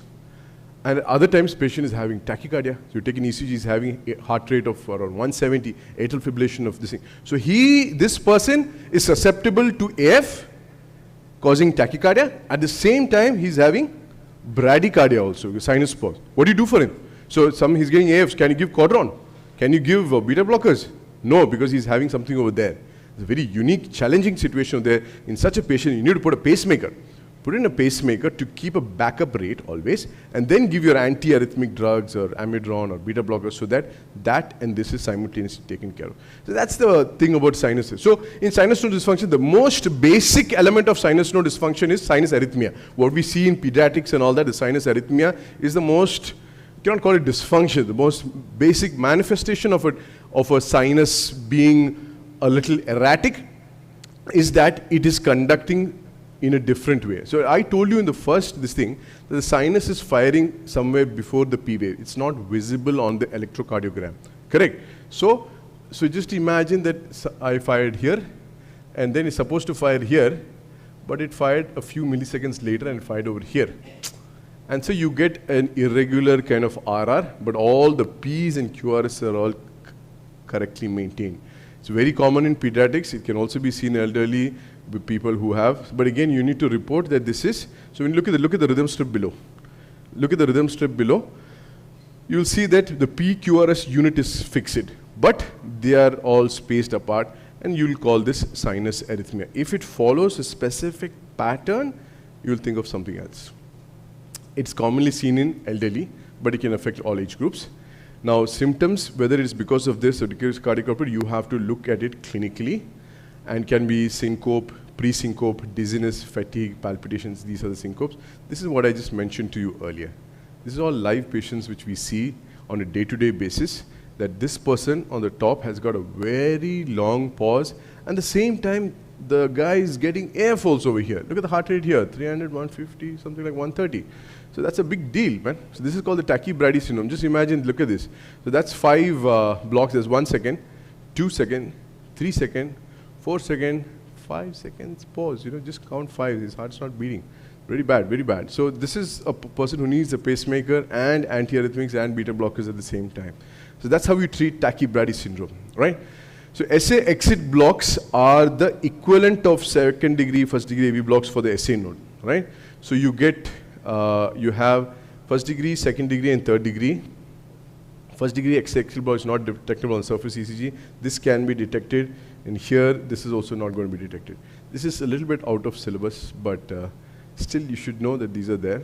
So this can look like a sinus arrhythmia. But I said, if the pattern matches, that this is actually the double of this, it's actually a SA exit block, type 1 SA exit block. Just keep that in mind. It doesn't make any therapeutic difference. So I'm not going to get into details. Type 2 SA exit block, these things are all there in the Lagarium. Just keep it in mind. So this is a type 3 SA exit block, which is like a sinus pause. So you just have to diagnose a sinus pause. Okay. So what are the causes of these sinus pauses? Increased vagal tones in athletes, pain. Inferior MIs have got a predominant vagotonia, myocarditis, and those drugs. Okay. So you have this patient who is a 65-year-old chap, 4 days shortness of breath, exertional dyspnea, orthopnea, PND heart rate is 50. Let's see what I've put here. So you have some amount of, you look at the rhythm, So you look at the rhythm, it's a narrow QRS, there is some bradycardia happening. What is the rate? So it's like 300, 150, 100, 75, 60, 50, 45, something less than that. So close to 30. So this is patient basically having AF. So you can see that there are no P waves and there's a fibrillatory wave going on there. So this is AF with 30. This is a nice, interesting concept. So the atrium is firing over there like crazy. These are all firing at 600 beats per minute over there. Tick, tick, tick, tick, tick, tick, tick, tick. But the patient has got AV nodal block over here. So nothing is going down. And over here, the next available pacemaker is the junction. So this is AF with complete heart block. Again, you don't need to diagnose it, but I just thought I'll give you the things. This is some general 80-year-old guy found lying in the streets of Delhi, hypertensive, very cold. Again, you see the bradycardia, you're seeing some funny waves. So this here I wanted to show is the hypothermic Osborne waves, hypothermia Osborne waves. And these are the tremors of the hypothermia. And that is a, what is that? What is that bump? What do you think it is? So it is a bump which is coming after a T and before the next QRS. What will it be? It's a U wave, okay? It's a U wave. You can see in hypokalemia, hypothermia, and all that. Anyway, so that's hypothermia. So this is another 80-year-old chap, coma, hypothermia, severe bradycardia, hypertension, TSH markedly elevated and undetectable T4. So this is a severe hypothyroidism. You can get these things over there. Okay, so I don't want to say. So this is the ACLS algorithm, which says that, you know, if you have a persistent bradyarrhythmia causing the same signs of things which I said, instability, you can go look for possible reversible causes. Those are those reversible causes. You go for atropine, transcutaneous dopamine or adrenaline infusion to increase the heart rate. Else, go for an expert consultation for temporary pacing. The drugs which we use are atropine, dopamine, adrenaline. These are all in the ACLS algorithm. Thank you very much. Bye-bye. Right, so at the same time, I'd like to say that if anybody has any doubts, feel free to ask. I know nobody will ask questions, so that's why we got onto this program of... Okay. Right, so we are back on Menti, okay? For those who have not, Dr. Shams would not be familiar, we just came in. Go into your net, go into menti.com, menti.com, put in this code 4131097, and then we'll all be on one platform. People who are online can also do the same. Please, menti.com, put in this code, and let's see what we have here. This is a 68-year-old guy. Okay, this is an important concept. Okay, 68-year-old guy with loss of consciousness. Okay, have a look at what's happening. Okay, so again, loss of consciousness, you don't know what's happening. So you need to get these clues. You need to get the clues. Is he having a seizure? Is he having your Vertin 16 milligrams? Or, is he having some seizure? And then you see this ECG. So is there bradycardia? Is there bradycardia? What's the heart rate?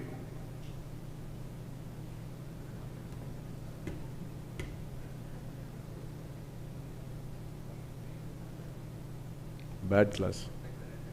Chai would tell you. What's the heart rate? 100, yes. The heart rate is 100. So there's no bradycardia anyway. So then, but then I'm seeing some broad-looking QRSs, eh? So I'm looking at broad QRS. So here, what I want to say, let's see if anybody gets this thing. Anyway, I'll explain the next one. Okay. This is a different one. Huh? You put a pin. On your mobiles, put a pin on any abnormalities which you see. Okay, let's see some pins. You can pin like this on your screen. Okay, let's see if the pins are working. Okay, we got the first pin. Okay, somebody's got that. Okay, so some pins are happening there. Okay, somebody thought that T wave is abnormal. Okay, somebody thought that T wave is abnormal. Somebody thought this QRS is abnormal. Somebody's out. Sorry? Yeah, somebody's out of the ECG also, yeah. He wants to get out of the room. Yeah. So a lot of people are thinking it's the T wave is the abnormality, Sandeep. Yeah, again T waves are coming up. Okay. Good. So a lot of people are thinking it's the P, is somebody thinking the QRS.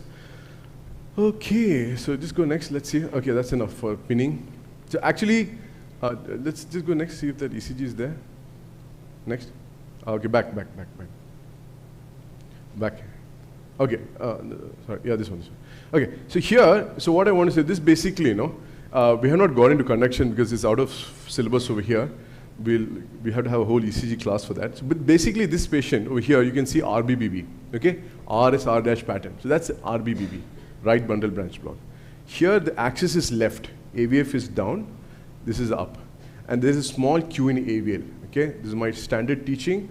Left axis deviation, small Q in AVL. Left axis deviation, small Q in AVL is left anterior hemi block. You can say that 10 times. Left axis deviation, small Q in AVL. LAHV, left anterior hemi block. Okay? And then you look at the PR, it's slightly stretched at 200 milliseconds. Next slide, please. So you have left anterior hemi block. Next. Left anterior hemi block, right bundle branch block, and PR prolongation. This is called as trifascicular block. Okay? Trifascicular means this fascicle is gone, this fascicle is gone, and AV node is loosely called as the third fascicle, and this is actually trifascicular block. This patient could be going into an intermittent complete heart block. Basically, the conduction system is really diseased. So you have the AV node going to the left bundle and right bundle. So in the right bundle, there's a right bundle block. In the left bundle, the anterior fascicle is blocked. So there's only that posterior fascicle is left. So there's some conduction disease happening over there, and there's a PR prolongation also. So this patient can go in for complete heart block, and so intermittent complete heart block could be the reason of his loss of consciousness, is what you should understand from that ECG. Next. Okay, there's a 66-year-old guy with fatigue. So what is happening here? Okay, you look, you are seeing some bradycardia, you're seeing some STT changes and all that. Next slide.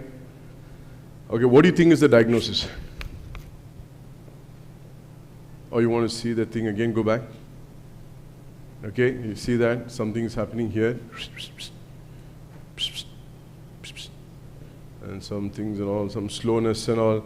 And I'm not, look at this guy, look at this guy, look at this guy. Next. Okay, good, good, good. So inferior wall MI with CHB, that's the correct answer. So when you see complete heart block, there's bradycardia, there's complete heart block, ST elevation 2-3 AVF, very simple, and that's the correct answer. Next, that's good. So that's an important concept. So basically, this is what we want to see. There is P's are marching through, you know, P's are just marching through. Next, and ST elevation. So what's happening here?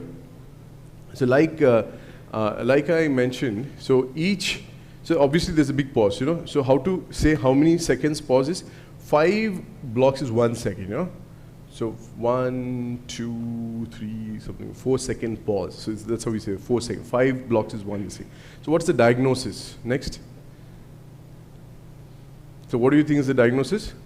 It's simple. We call it, I'll tell you the answer. Okay, anybody wants to say TBS? Yeah, so sinus pause. Just go next. Sinus arrest, sinus pause, you can say. So we don't say tachycardia. So when you say tachycardia, I want to call it some arrhythmia like atrial fibrillation. So there's not much of tachycardia here, no? So 300, 150, 100, 75, 75 over there. So there's no tachycardia. There's only sinus pause. So don't say tachycardia for anybody. So tachycardia is when there's a tachycardia there. Tachycardia is all standard. Tachycardia is more than 100. There's no 100 there. There's only a sinus pause. Next. Okay, good. So that wraps that up for this thing. Thank you very much. We're going on to the next talk. Vani. Thank you. Thank you, Salman sir. Now, I would like to call upon to the stage Dr. Sudeep Koshi-Kurian, interventional cardiologist, senior consultant, Department of Cardiology, Aster MIMS Hospital, to present a talk on tackling arrhythmias. Sir. Yeah, so he's not talking on tachyarrhythmias. How to tackle a tachyarrhythmia in a peripheral setup. That's what Dr. Sudeep Koshi is going to be talking about.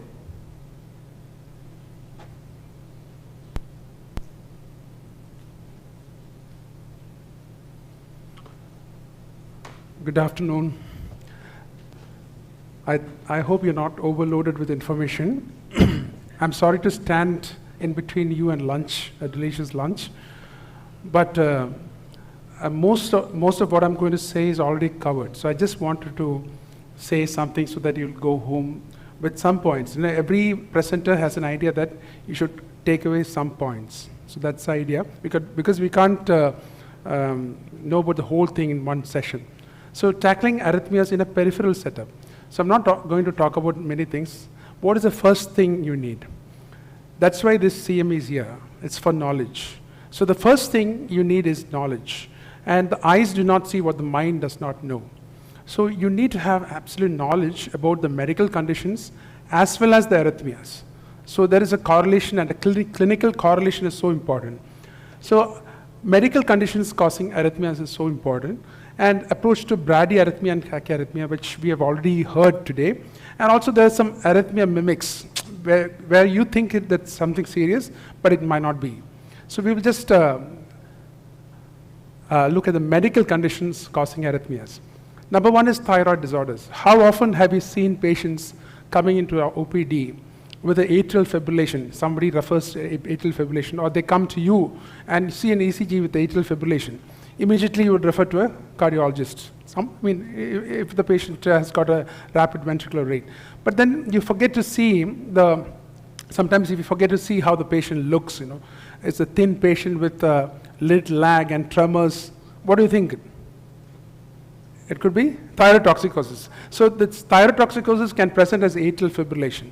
So we treat atrial fibrillation, but if you don't treat the underlying cause, there's no use, right?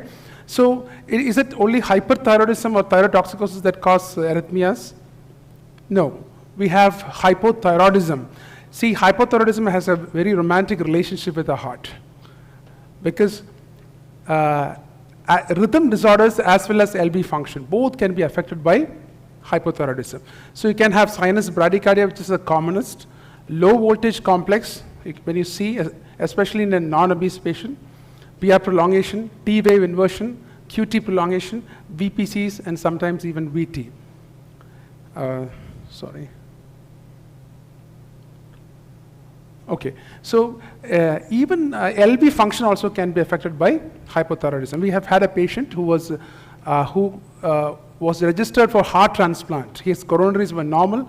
He was 28 years old, but finally he turned out to have, hypothyroidism. Visibly, he was not very hypothyroid. So in all these cases, a thyroid test will go a long way in helping us to diagnose such diseases. And this patient's TSH was 150, and you won't believe, within 6 months, his LV function returned to normal. Now, the second thing is like renal dysfunction and dyslipidemia. In the sense, you can have patients with CKD coming to your OPD with electrolyte disturbance, especially in the setting of taking medicines like diuretics, spironolactone or torsemide, and various other sickness, like they have a diarrhea or something like that, and then suddenly they have hypokalemia or hyperkalemia.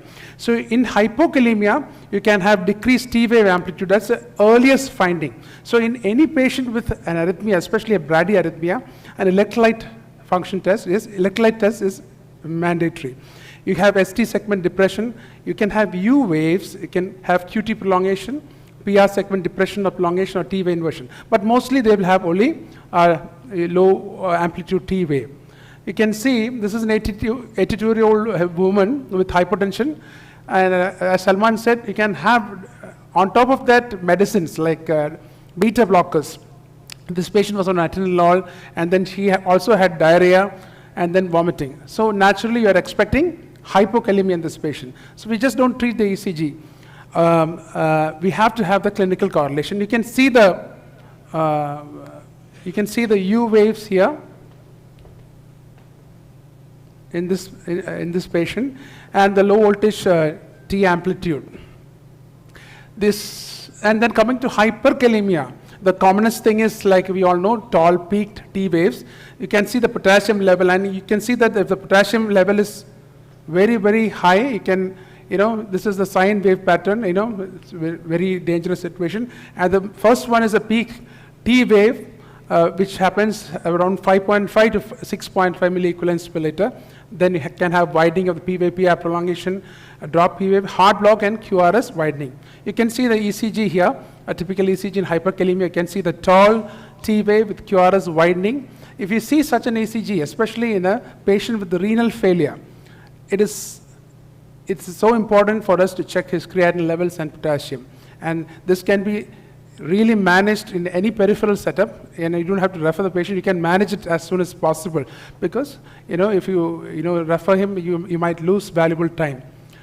Then there are some arrhythmia mimics.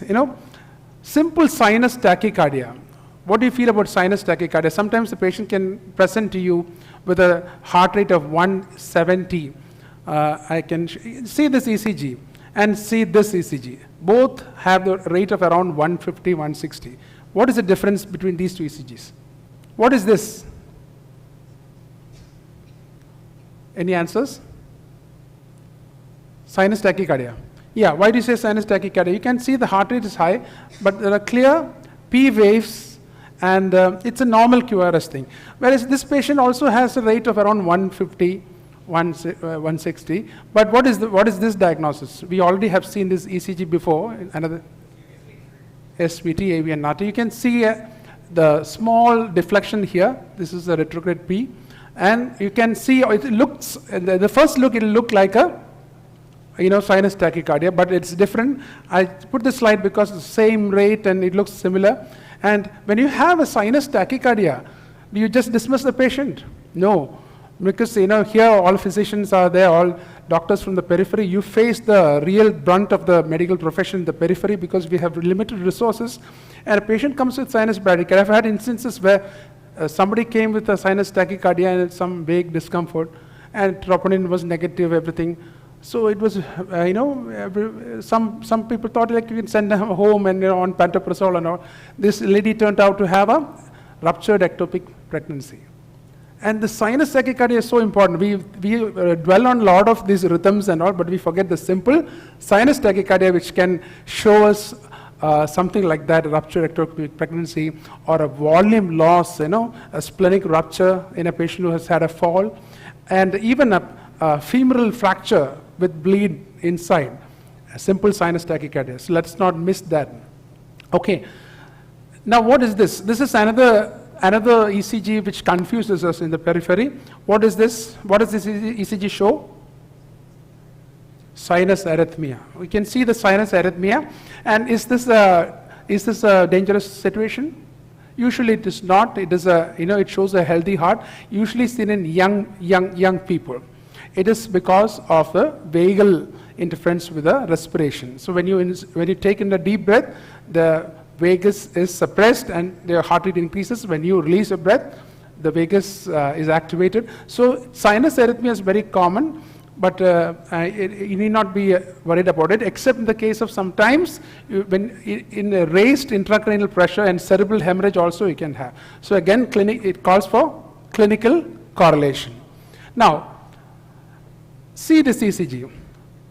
I will show you two ECGs and just think about it. This is the second, this is the first ECG. What do you think about this?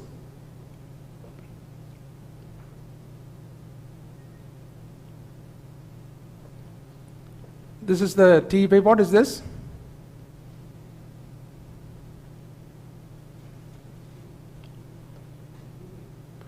No, this is a P wave, okay? And then there is a pause here. There is a P wave. So what has happened here?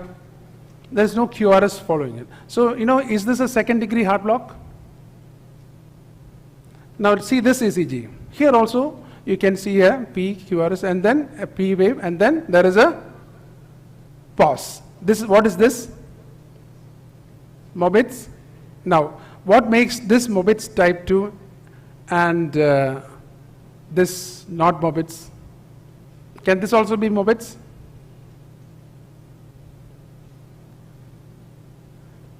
The difference is, you can see that this P wave is occurring very early.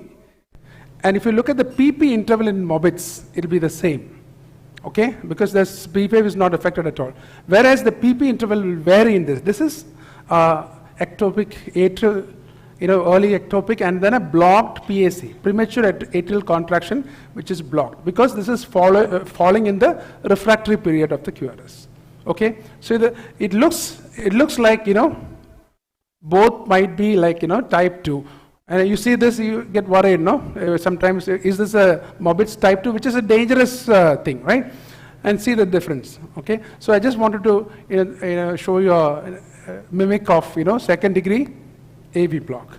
Okay, so everybody has talked about an unstable patient, but just to drive in the point, Salman and Bijoy and Sandeep all have said this. Unstable patient means just not hypotension. It's first of all hemodynamic compromise. It could be angina, because angina is due to various reasons. Because this patient is having probably a coronary disease, and when the heart rate goes high, he develops angina. I always tell a person with an SVT who has no angina, it's like he has run a double TMT, right? So, but if they have angina, that means he has got coronary also. So the patient becomes unstable, right? So that's why you have to act. Altered sensorium because of hypoxia probably, and also heart failure symptoms. So these are all criteria for an unstable patient. Okay, so the essential medicines, you might not be able to use this, but just the three common medicines. Salman has already spoken about adenosine, so I just wanted to highlight, the three-way, the two-syringe method, where in the arms and the rhythm will be continuously monitored, and because of it has to be flushed in fast, and then the arms have to be elevated, and you can see a temporary pause, and then the rhythm resetting. So this is how adenosine is given. How it is given is very important. If we give it slow, absolutely no use. It can be given as 6 mg and 12 mg and up to 18 mg. And this is lignocaine, especially in patients who are having ischemia.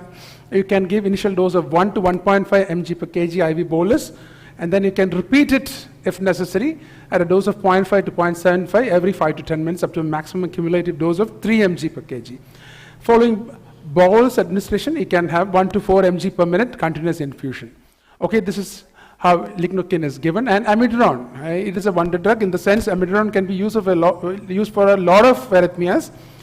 150 mg bolus administered over 10 minutes and infusion at the rate of 1 mg per minute for 6 hours, subsequently reduced to 0.5 mg per minute for the following 18 hours. So, and finally the equipments. ECG machine, a 12-lead ECG machine will go a long way in helping us. And if you can have an ECG machine in the peripheral setup, and of course a defibrillator. Bijoy sir was telling about what you call, he said you should not give anesthesia to a patient, but that he meant the defibrillation. If you don't give anesthesia to a stable patient, this is what will happen. And you can see this in movies, it doesn't happen in hospitals. So when you give defibrillation in a patient with who's collapsed, no problem. You can't wait for nothing, but in a stable patient, you should always give anesthesia. And regarding defibrillator, it's a very sad state of affairs. It's available everywhere in all over the world. It's available everywhere. In our country, it's still coming into vogue. In the sense, in Ernakulam, when I was 15 years back, there was a big fanfare and show, and AED machine was kept in the town hall outside. Third day it was gone. Somebody stole it. So unfortunate. So then I went to the railway station in Calicut, and there was an AED machine. Wow. So I saw it safely locked up with, 2-3 big chavis and all. So I wanted to know, how will I access this? I went and asked the station master. Then he said, it is in the other first platform. I went there. I asked him, then he went inside, and then, it took 40 minutes for me to get the keys. Then I said, I'm a cardiologist, and you need this within few minutes. Sir, what to do? If you keep it outside, it will be gone the next day. I was in Singapore airport, and I saw this thing everywhere, and then I saw, it was written there, anyone can use it. You just break it, and the alarm will ring, the whole airport will be geared to help you. But if you come and find that you have just broken it for fun, you'll be in jail for the next 10 months, even if you're the Prime Minister. So I think we need strong regulations for this to happen, and we hope that we have a safe defibrillation for people who need it. Thank you very much.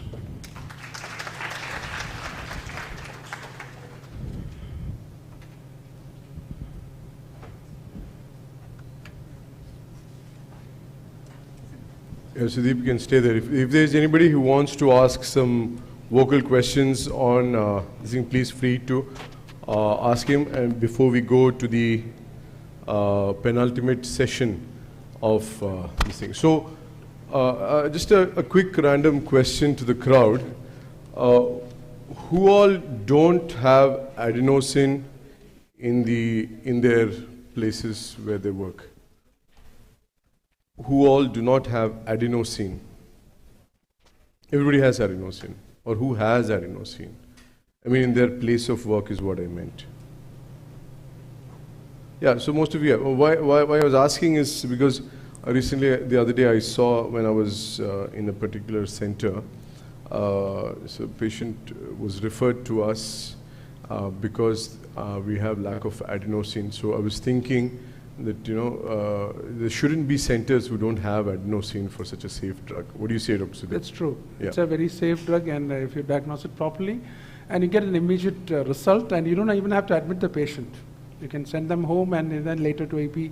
What are the practical difficulties one might expect if you give an adenosine? I mean, for the benefit of people out here, what do you think?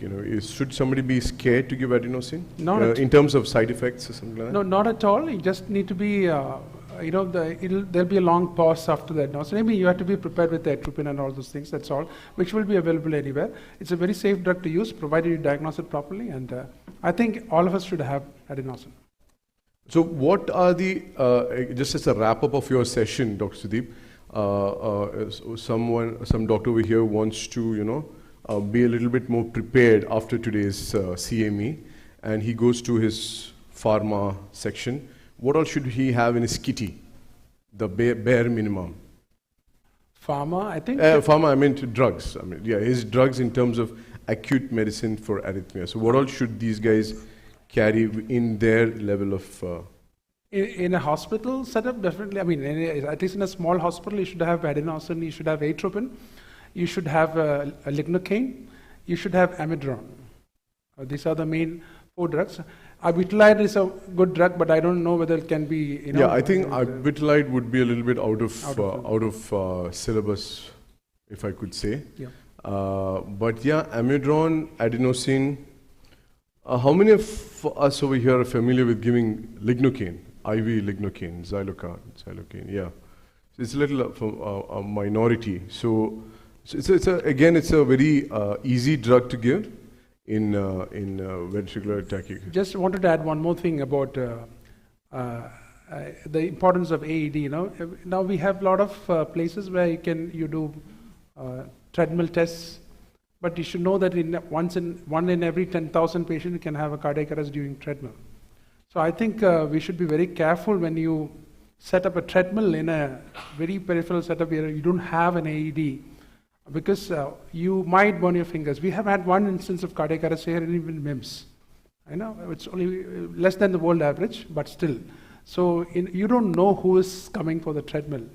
So I think that is also an important thing. That's a very important point. Very, very well valid taken. So the incident, what he's saying is we've crossed around 40 to 50K, 50,000 treadmill tests, and we have had one event. The numbers are low, but we have seen enough in many peripheral setups who do treadmills unmonitored, unsupervised, which can be catastrophic, it's not to be encouraged. We know we are living in difficult times nowadays, and if you just need one one mishap to for the whole system to collapse. If you go from a medical legal aspect, you need to have a physician or cardiologist to supervise that treadmill. What do you say? Yeah, that's true. So in terms, you just don't need pharmacology. You need personnel, medical personnel also. Yes, exactly. With knowledge. Correct. So fantastic. So if there are any more questions which Dr. Sudeep can answer, and so then if it's not there, we'll be going on to the next particular set of stuff which we're doing. So a big round of applause for Dr. Sudeep there. Thank you.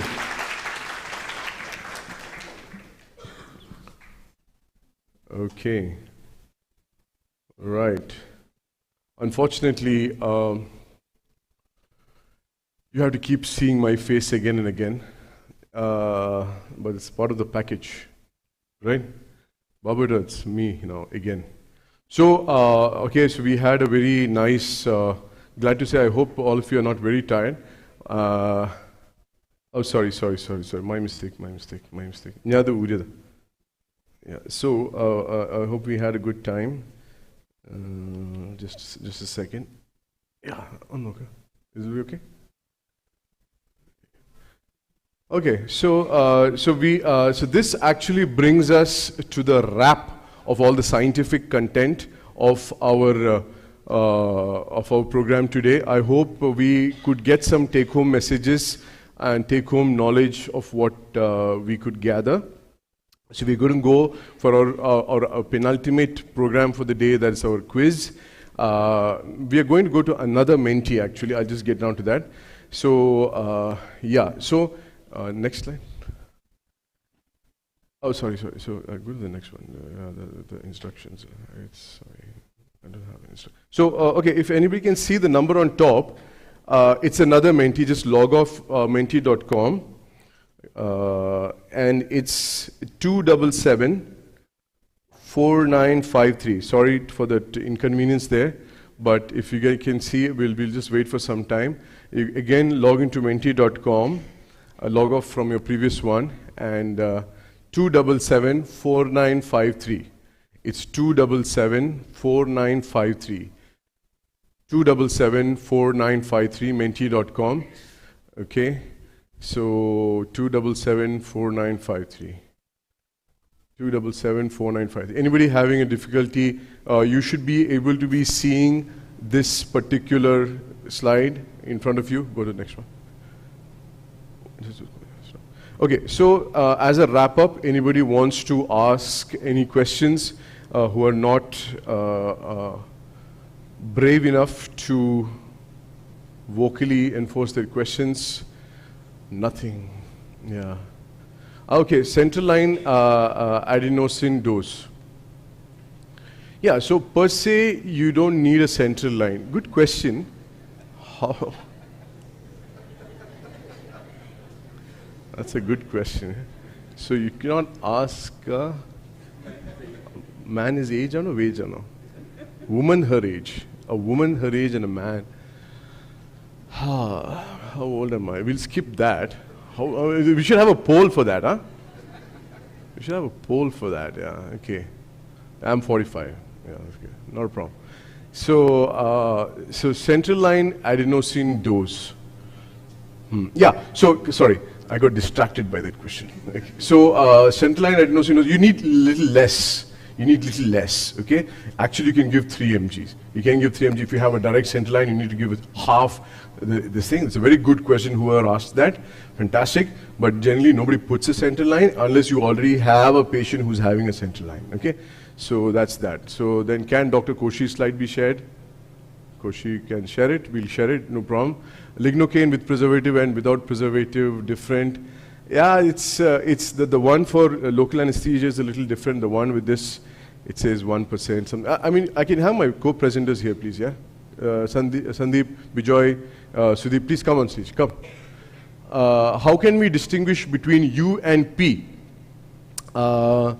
Adenosine in asthma, okay, we'll go one by one. Adenosine asthma is not a big problem. If he is very severely bronchospastic, we won't try to give it. We'll try to give something like diltiazem or something like other beta blockers. Come up on stage, please, yeah. Dear friends, please. No, please. No, the point is to answer that questions, yeah. So adenosine asthma, if there is severe bronchospasm, forget it. But then you should understand the half-life is very low, okay? Very low. So it's around 3 to 5 seconds. So it's not a big deal. Nothing happens. Transient bronchospasm, it will go back. So how do we distinguish between U and P? Sandeep?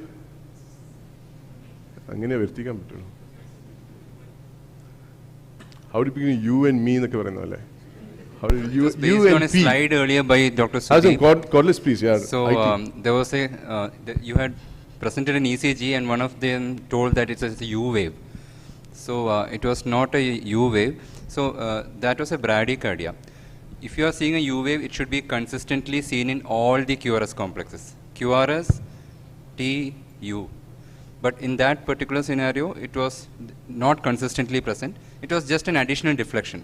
So the question is whether it was a sinus P wave or an atrial ectopic. This was an atrial ectopic which inhibited the sinus node. That is why there was a pause. Yeah, come here. There was another slide with a U wave, hypothyroidism. Is that what? Yeah, there was another slide. Is that what you're saying? Go up, scroll up. No? There was a slide with the hypothyroidism. Yeah, so basically P is close to Very close. QRS, U is close to far. I think That's all. It's a reflection after the. Yeah. So P, QRS, T, U. Yeah, that's it. So I don't need to Koshi again. No, wonderful session. Adenosine asthma. Can we use isoprelin in CHB? Isoprelin, yeah, you can give all these. You can give all these drugs, you know. But the fact of the matter is, CHB, no drug will respond. Nothing will respond.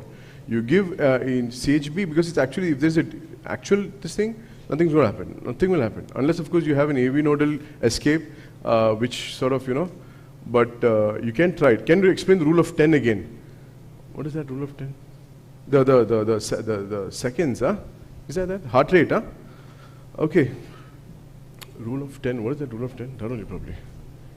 So I think what you're referring is how to calculate the heart rate is, I think if that is the question which was asked. So the rule of 10 seconds, isn't it? Yeah, so in a 12 lead ECG, I don't have the ECG, the bottom rhythm strip is 10 seconds long. It's 10 seconds long. So if you calculate the number of hours over there, QRS complex is there, you multiply it by 6, you get into 60 seconds. Nah? So 60 seconds, that's your heart rate. So if you have 20 hours in the bottom rhythm strip, into 6 is equal to 120, so the heart rate is 120. Okay, so wonderful session. Weight training for NSVT patients. That's a complicated thing. Weight training meaning NSVT, I would say, just come on stage. Please come on stage. Yeah, so you want, come. I don't have to answer everything. Yeah. NSVT is you, white QRS. Question actually. Weight training. Whether you can do gym. So NSVT patients should be careful when we are doing gym training. They should be fully evaluated why the NSVT did happen. NSVT is not like an occasional VPC. You have to see what is the total frequency of the PVC load, and then look at the echocardiogram. Look for any structural heart disease, and then only then advise weight training. If there are no so etiology is also important. Etiology is important. Okay. Honestly. How to give lignocaine? Sandeep. Lignocaine we give IV infusion. Dr. Sudeep gave a detailed prescription, detailed presentation on how to give lignocaine and what is the infusion rate. So generally, if you want to give a just general short take-home message, 1 mg per kg, 1 mg per kg. Okay, so you're 60 kilo guy, 60 mg.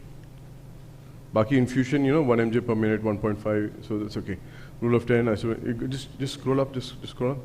Yeah. So if SVT is diagnosed, adenosine should be given within immediately. So you keep your setup ready. There is a 11% case where patients can degenerate into AF or VF. So just keep your defib ready and atropine ready. And if any bronchospasm, you should have your basic setup. Adenosine, amiodarone dilution and administration. Okay, that's the textbook thing. There in the slides. Yeah, they're in the slides. AI in the management of arrhythmias. Not AI, I. You have to have I. No AI at all. Only have an eye to what is happening. For Mobitz type 2 and above, can we give atropine? You can give atropine for all these type 2s and all. When you have structural damage, it doesn't work usually. That's the thing. So, wow. What is the next step in peripheral setup if ECG shows variation? Any particular? It's a very grand question. Sudeep, you have to answer this. If ECG shows variation, what to do? Depends on what the variation is. You have and also variation, what test you're implying. What test you're implying. No. You have to tell what to do. Definitely not a stress test. You have to tell what to do if there is a variation. No. Put it in the WhatsApp group. What is the variation you're going to do? No. That's a big question, yeah, what to do. So, can all slides be shared on WhatsApp? Yeah, we'll try to do that. How to give looking? Come on. Next. Varshit, don't sleep. Ivaprolol in SVT. SVT, narrow cure is me.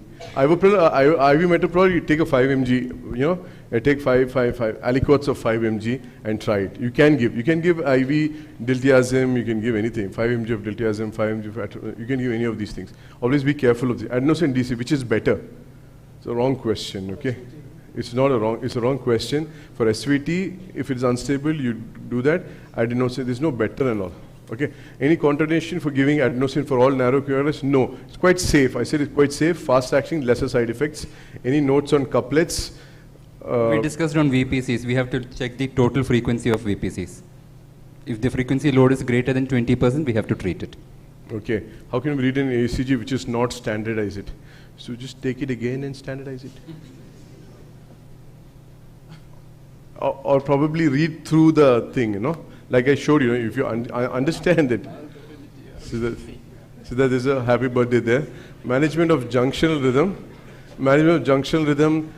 There's nothing to manage in that. If is COVID vaccine causing a lot of arrhythmias? We don't have evidence for COVID and arrhythmias. Controversial topic. Approach to QT prolongation. Bijoy sir, just say something about that. Bijoy sir is not getting chance to say anything. How to look for the causes of QT prolongation. Your mic can be kept. Yeah, how to look for the causes of QT prolongation, like drugs, and ischemia can also cause QT prolongation. Varshit, to answer the COVID vaccine does not cause arrhythmia in patients with heart disease or pre-existing heart disease. It doesn't. Is there any GR we can see? There is a question, Sudeep Koshi is married or not? But Sudeep Koshi doesn't know the answer. Married? How many times married? Treatment junction. So yeah, Sudeep Koshi, because of the tie, you told us not to wear tie. Is tropi card test reliable? Again, yeah, it's okay, man. It's not a big. It's not in our topic. Link to WhatsApp group which you mentioned. I believe most of us should be there in that group. If it's not there, contact. We'll be adding those who are yeah, not just there. contact our team there. We'll probably add you. Tropi timing and significance. Sorry, out of syllabus. Palpitation, giddiness, on and off exertion. You need to evaluate in this thing. Please explain about QT prolongation, long QT syndrome. Okay, so just a quick word on QT long QT syndrome is a genetic thing. Okay, you have LQT 1, 2, 3. Can cause VTs and loss of consciousness. You need to look at the baseline ECG in a patient who's got LOC to see if that is there. If it is a long QT, generally you look at the computer monitor. If it says QTC more than 500, just think about long QT. And then you might need to do a loop recorder or Holter recorder to understand. You look at whether it's acquired or genetic. If it's acquired, means like drugs, ischemia, infarction, etc. can do that. That's it for now. So is really we need to take ECG just to give azithromycin? No, we don't need to do that. ECG class later. Isn't there no? How to make masala dosha. Please conduct frequent CME like this. Yes, we'll do that. Yeah, we used to take a lot of master classes, 3-month courses. Then we all started getting old down the line. Yeah, it's okay. Which anatopes to be given in with CHB and hypertension? In fever MI, CHB hypertension, one class drug to give is dobutamine because of RV dysfunction, and it also gives a little bit of tachycardia. But then you can give anything. Fluids, yeah, of course. So fluids, of course. Tropi, how many VPCs? Come on. We have discussed this 15% in 24 hours. IV fluid management, arrhythmia patient, there's no connection with that. IV fluid and arrhythmia don't have any relation. Dr. Salman. Okay, I am married, yeah. Okay, so that wraps up this thing. Thank you very much. So, okay, not go. So we're going on to the next thing. Thank you. So, okay, so all of you are on, so I think most of your doubts we've been able to answer. So all of you are on many. We're going to start a quiz. We've got lots of exciting prizes. The prize committee and all is ready over there.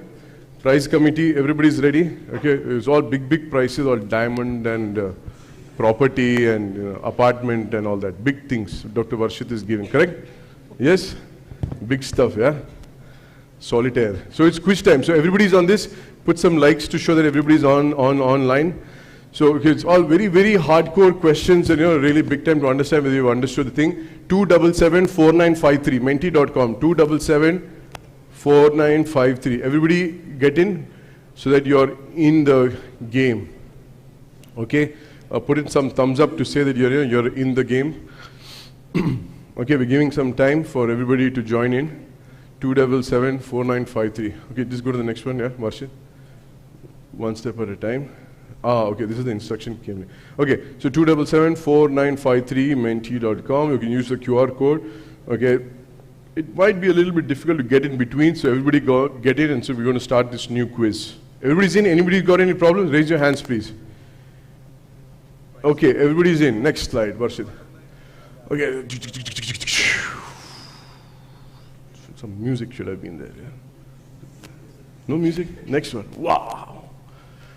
Okay. Again, we're writing. Shucks. Okay. Write a word, one word that describes this conference. One word, only one word, which describes this conference. It's coming. Okay, come on. Josh is high. Wonderful. Right. Fantastic. Useful. Super. Adiboli. Wow. Fun. Super. Amazing. Super. Oh, thank you very much. Thank you very much. A big round of applause for all the team who actually organized this.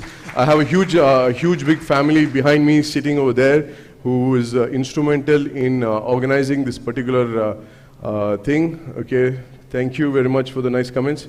Next one, please. Okay. Again, instructions because we're going to start. Okay. Anybody? So get next. Okay, important question. It's very difficult.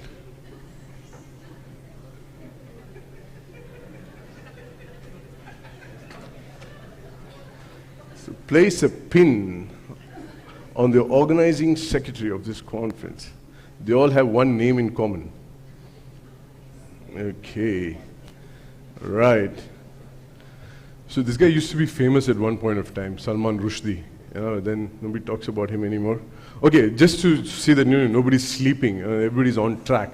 So a lot of people do think that, yes, next one please. Thank you. Okay, now put a pin on the S wave of the ECG. This is not part of the quiz, don't worry. This is just to get you all energized. The quiz is not yet started. Put a pin on the S wave. Okay, see, there you go. See, there's one guy who's going home. These two are going home. This fellow is grossly hungry. This fellow is also. So yeah, so this is the S wave. A lot of people are getting it right, but there are some people who are a little bit hypoglycemic there. We'll take care of that shortly. We have a very sumptuous lunch which is coming up shortly in half an hour's time. Okay, good, good, good. So everybody got the track. Next slide. Okay, so it's quiz time again. Right. So, next. So, eventually in the coming slides, you will be asked to enter your name. You will be assigned one icon, you know, one icon, one emoji. And then you'll be asked to, it's not yet time, just go. Next one. So, get set on your marks. Okay, next line. Is that there? Okay, wait. No, don't do anything, huh? Don't do anything. So now you'll be, your questions are going to come, you put in your name, and I think they'll ask to submit or something. And so these are all these guys, you know, these are all of you. All of you are these guys. These are all of you. So you will identify yourself. You don't need to memorize it. You don't need to memorize it. You have to do this, not that. Whenever they say that. Okay, so I think we have 18 questions, okay? 18 really tough questions, very hardcore ECG stuff, and state-of-the-art prizes, diamonds and apartment complexes, and okay, so enter. Yes, we are ready. Don't do anything. Don't do anything. Yeah. Who was beaten by Donald Trump in the recent US elections? Okay, look at the device. Is it A, Kamal Hassan, B, Kamal Akshan, C, Kamal Khan, or D, Kamala Harris? Who did Donald Trump beat in the recent US election? So how it goes is you have to answer fast and you have to answer accurately. Okay, so that's how it goes. So the computer analyzes who answers fast and who answers this thing. Okay, so we will see that. It got stuck, is it? Okay, so it's a little slow. Okay. Right. So there's one guy who said Kamal Akshan. Yes, that's good. Kamal Akshan is our very senior brother. So that's good. So that was the first question. Second one. So that's the lady, poor lady. She lost the elections. Next. Okay, so it goes like this, you know. So who is most accurate and who's most fastest and most accurate. So is the, you know, so it's like you get this leaderboard there, and who wins the particular game, who gets to get the solitaire diamond with these tough questions. Okay, so you're getting a drift. Okay, next one. All these tough questions are coming up. Everybody's ready, and then you have to press enter to start the quiz. Okay, enter. Answer fast to get more points. Okay, these are all really, really tough. Which wave comes after the S wave on the ECG? Is it the P, Q, R, or T? Sandeep, you're also participating. Eh? These are all very, very tough questions. Yeah. I think you get some 10 or 15 seconds. Okay, so a lot of people actually thought that the P comes after the S. No, it's not like that. If the T comes after the S one, next one. Okay, yeah, just wait for that. So again, we have the leaderboard coming up. So at each question, we get to know who is actually smart, fast. So Sasha and Aishwarya are doing this thing, but for this one, it was Nandita who was fastest, so she's coming up the ladder. It's a very close competition for these tough questions. Okay, next one. Okay, who is this guy? Okay, very good, very good. Okay, next, yeah. And when they say enter, you have to press enter. Yeah, they're saying enter. Okay, so who is that guy? Oh my God. So, who is that guy? Who's that guy? Who's that guy? Okay, who's that guy? Is he Ahmad Koya, Musa Koya, Kunyi Mohammed Koya, or is he Mamu Koya? So which is that guy? Okay, so it's very important questions here. Very, very important. Okay, so a lot of people, so those are the guys, so there's 7 people who are hypoglycemic there. It's still, so I request our organizing team to get the lunch ready so that, some low sugar, yes, it's no problem. So therefore, such patients, will not get that in this thing. It's okay. So yeah, don't worry. So Sasha is coming up as fastest there. Okay. I hope that's not you. No. Okay, go. You're not. Okay. Now from serious stuff. Okay, enough of nonsense. Okay, next. When they say enter. Okay, so a 35-year-old man presents with palpitation. He has been drinking heavily with friends over the last weekend. This is his ECG. What is the diagnosis? You can zoom on your screen. You can look at the screen. There are screens on the side. Okay, you can see some funny rhythm over there. Next. What is the diagnosis? Press enter for the quiz. Yeah. So he was drinking over the weekend. So this is a very important clinical perspective. So we know, most of you know the answer, but still you saw the thing. Is it atrial fibrillation? Was it ventricular fibrillation? Was it a normal ECG? Or was it AVNRT leading to supraventricular tachycardia? Answer quickly, answer correctly, and you'll get this thing. So he was drinking heavily with his friends. The time stops. The correct answer is actually atrial fibrillation. It's also known as holiday heart syndrome. It could have looked like an AVNRT, but you didn't catch that it was irregular. Next slide. You didn't catch that it was irregular. Very subtle irregularity. You see this over here, subtle irregularities, lack of P waves. Lack of P waves could have made it SVIT and AVNRT, but you missed that, so the people who answered AF is the correct answer. Next. So holiday heart syndrome is very, very, very, very common. You have to ask for history of alcohol intake. So usually they're all self-limiting. Okay, so we have Dr.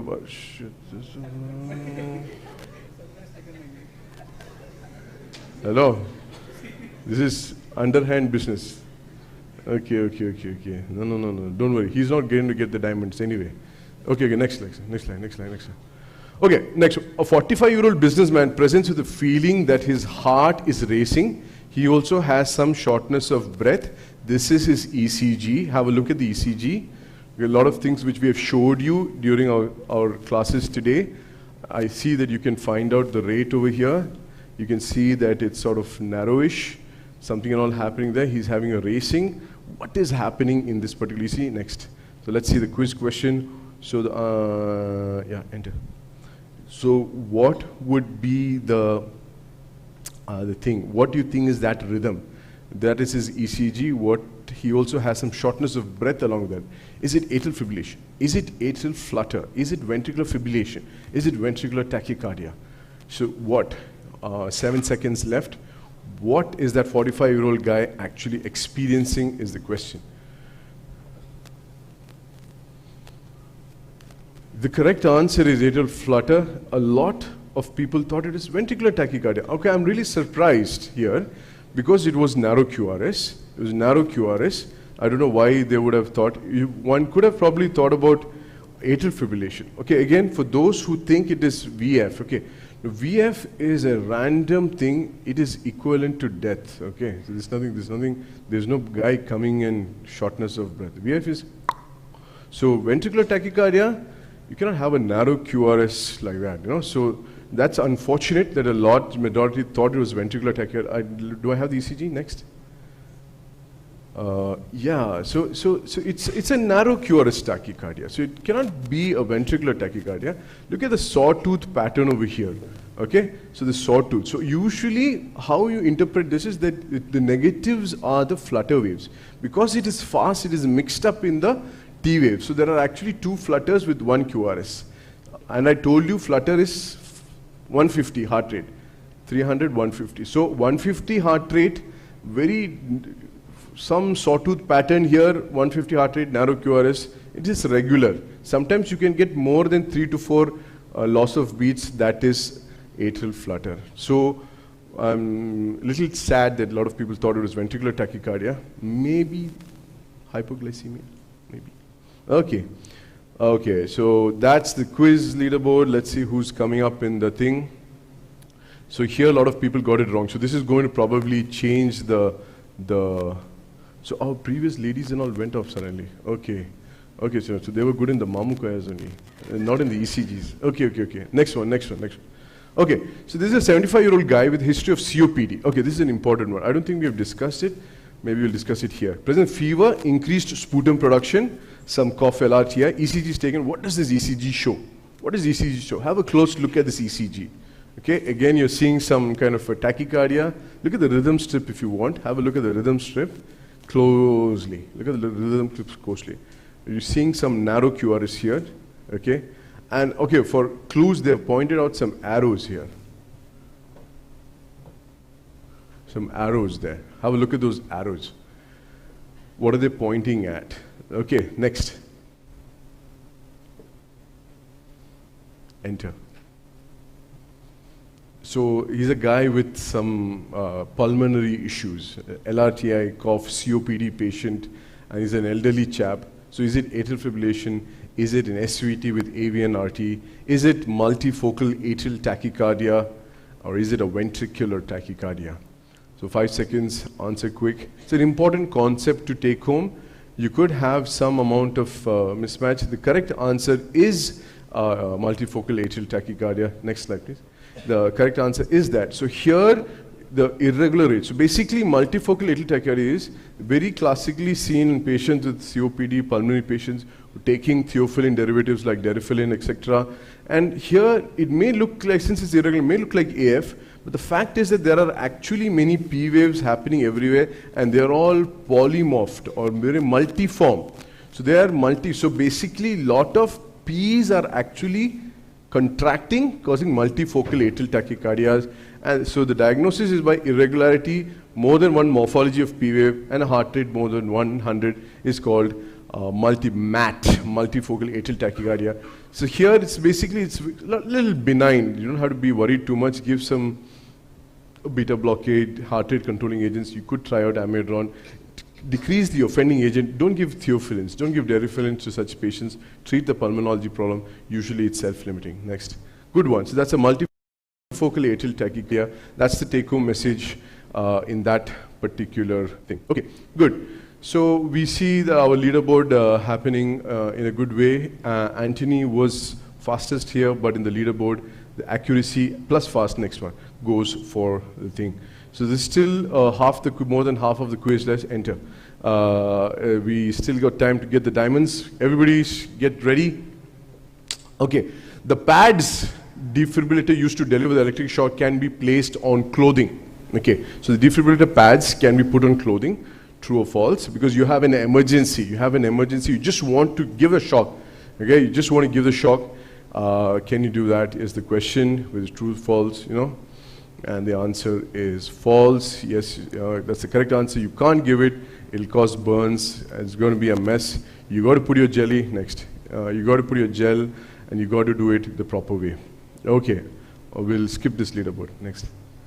Okay, so there is a 31-year-old sales lady feeling something fluttering over her left chest. What is wrong here? Okay, so have a close look at the ECG. Okay, look at all the limb leads, the 1, 2, 3, AVR, AVL, AVF. We look at V1 to V6. So the lady is coming saying that there is something fluttering in her chest. Next. Okay, so what is, enter, yeah. So what is wrong in that particular ECG question? Answer fast, answer correctly, and something wrong with the rhythm. Looks all right to me. Some ischemic change is there. So is it a rhythm problem? Is it an ischemic problem? Does it look all right? So what's the general take home from that? The correct answer is that it's a perfectly normal. So the problem is, actually, I don't know whether we touched on it. Understanding normality is too important, you know. In understanding normality, the large majority of ECGs which come to us, Dr. Bijoy, are actually normal. To understand the spectrum of normality is a big challenge, because patients come to us with all sorts of funny things. You know, there's some fluttering here, fluttering there. Patients are continuously trying to fool you, but you should not be fooled, and you should know your basics. And that was a normal ECG, is what we wanted to say. Next. Okay, that's good. So basically, I wanted to say that it's a perfectly normal PQRS, normal heart rate, narrow QRS, normal axis. There's nothing wrong with the rhythm. Okay, and if you want to extrapolate, you can actually see that there is a small U wave there. Normal in some people. It's not a big deal at all. Okay, so that's you go. I'll skip the leaderboard. Okay, so this is 58-year-old guy.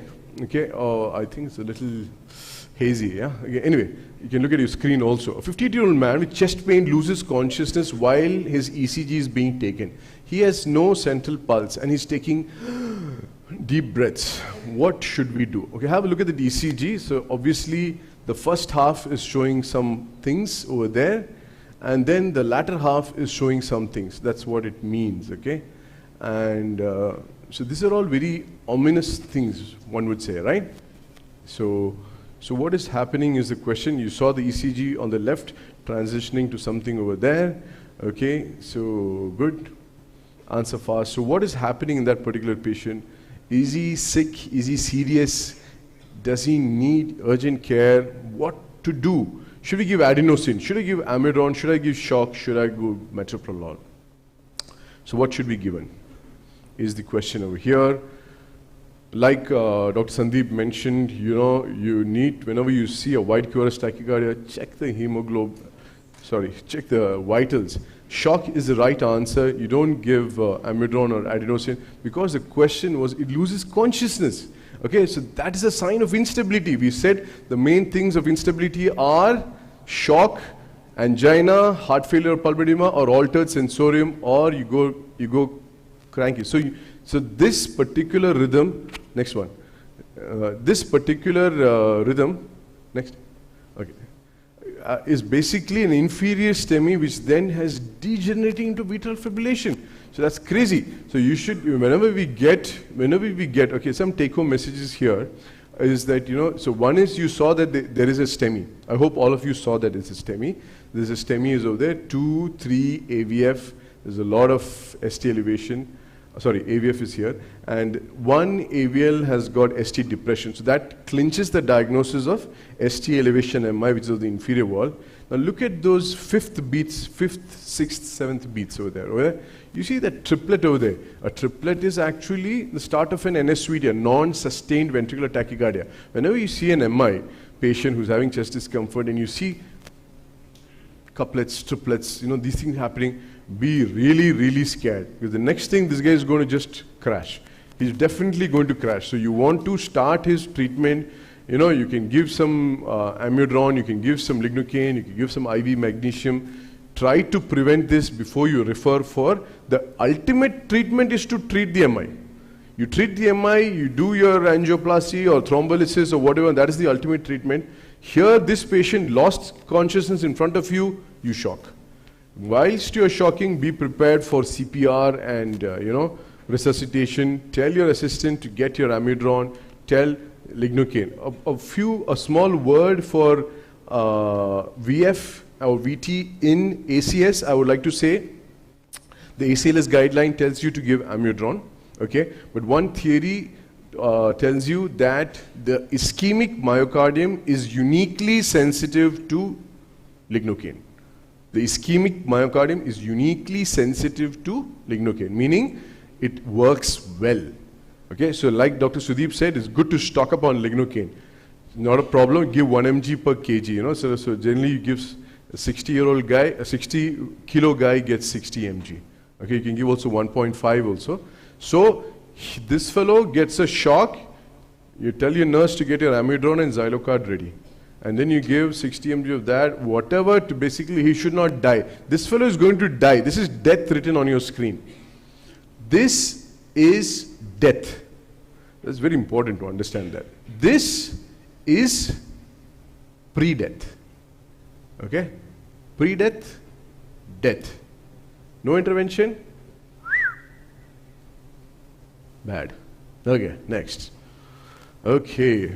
Don't skip all the leaderboards, but it's okay, no problem. Okay, let's see. So that was a take-home message there. Okay, a 45-year-old man is found collapsed at home. There is no history available. This is ECG. What is the diagnosis? Okay, so we are seeing some sort of okay-looking stuff here. We're seeing some not okay stuff in between. Okay, so some crazy things are happening there. No history available. It's found collapsed. What do you think is the diagnosis, is what they're asking. Okay, next one. Yeah, enter. Yeah, so we are, wrapping up today's program with the final penultimate questions. I'll be very accurate to get your diamonds. What should not be done? This is ECG. What should not be done? Okay, what should you not give? Okay, IV magnesium, can you give it? Correction of potassium, can you give it? Yeah. IV adenosine, do you want to give it? DC cardioversion, which the correct answer is there's no point in giving adenosine. So when you have these unexplained, funny white QRS tachycardias over there, next slide please. So this is what could be done. So basically, this patient had some hypokalemic, something leading to an AF with WPW, VT, something like that. Next one. Yeah, and so a lot of reversible factors. You have the differential diagnosis for that is polymorphic VT and AF with WPW. Either way, look for reversible causes as to why that particular person happened. DC shock is obviously one option. Magnesium is a very safe antiarrhythmic which we can give, and so that is that. So we're having Christo with a burger who's at the top of the ladder. Okay, it's good. Next one. So question 11 of 18, the last 7 before we wrap up today's program. Okay. Right. You should not use a defibrillator if there is a risk of igniting flammable gases. Okay, true or false? If you have flammable gases near you, should you or should you not use a defibrillator? True or false is the question. Dr. Bijoy talked about this particular thing. Usually flammable gases are not very prevalent over there. True, yes, you should not use. We talked about oxygen. So there is actually in the algorithm that you remove the nasal oxygen. Is that right? Nasal, a mask, correct? Yes, but the ET oxygen is okay. The ET tube ventilator oxygen is okay. I would say practically nothing much happens, to be very frank, because nobody thinks about these things. But then you should know the theory that oxygen is, as I said, it's not flammable, but it's combustible. And of course, if you have some funny little gas cylinders around you, don't think of doing that, but be a little careful, that's all. Practically, it doesn't cause much of a problem. Yeah, so we'll go to the next one, please. We'll keep that as suspense. What does this rhythm show? What does this rhythm show? Chick, chick, chick, chick, chick, chick, chick, chick, something. Is it some tremor or is it, I don't know, next one. So let's see, what does this rhythm show? Is it AF, VT, VF, SVT, hypothermia, tremor artifact? What are these things? What does it show? So the choices are atrial fibrillation, ventricular fibrillation, or SVT. So what do you think it is?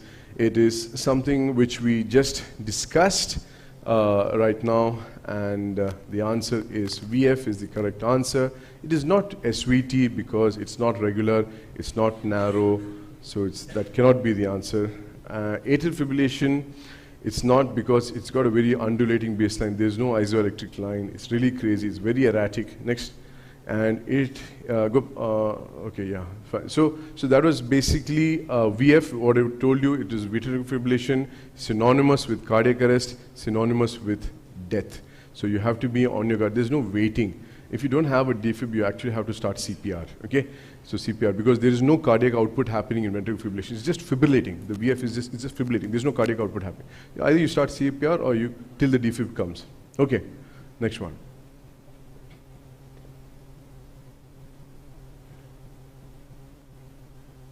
Yeah, what does that rhythm signify? That rhythm. Okay, actually I told you the answer. Okay. Stable rhythm, needs observation, signifies cardiac arrest, can be sent home to your eventual home. Yeah, so that's the thing. So that's a very important take-home message. Yes, it does. So there are some people playing around here. Stable rhythm. Yeah? I think it's Vani Sri over there. Okay, so that's, I already mentioned that. Next question, please. So it signifies cardiac arrest. Quiz leaderboard. Christo and Akhil are doing the okay, but there's somebody from down coming up. Shah, Abdul Yunus. Shah is the fastest over here. Anthony, Christo, Akhil, they have got 11,000 points. Tremendous, tremendous. Those previous ladies and all have gone. Nandita, Fatima, they were all the Mamukoya fellows. Come on, come on. Next one. Okay, the last 3-4 questions coming up. Okay, it's getting exciting. We're all getting hungry. You cannot use a defibrillator if a patient has a pacemaker fitted. You cannot use a defibrillator if a patient, casualty means a patient, has a pacemaker fitted. Is it true or is it false? You cannot use. True. You cannot use. False. What are they saying? What's the answer? Yes, the answer is false. Dr. Bijoy mentioned to us even in these stations that you can use if a pacemaker, you just need to be a little bit away, minimum of 8 centimeters away from the device. You use your usual thing, you may use your anteroposterior, whatever you want, but you can use it.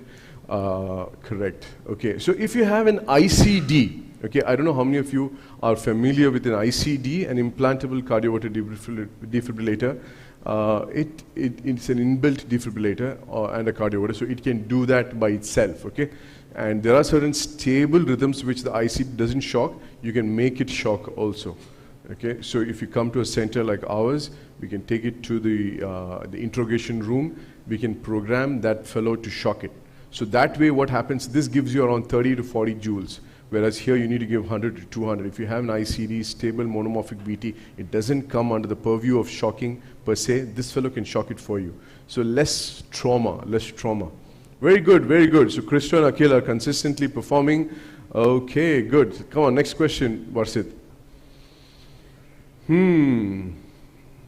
Okay, so this is sort of a repeat question. Okay, a 60-year-old man, these are all concepts which I want you to take home, and that's why I put in the quiz, not that because it's very difficult. A 60-year-old man with occasional giddiness, okay, so what is happening here?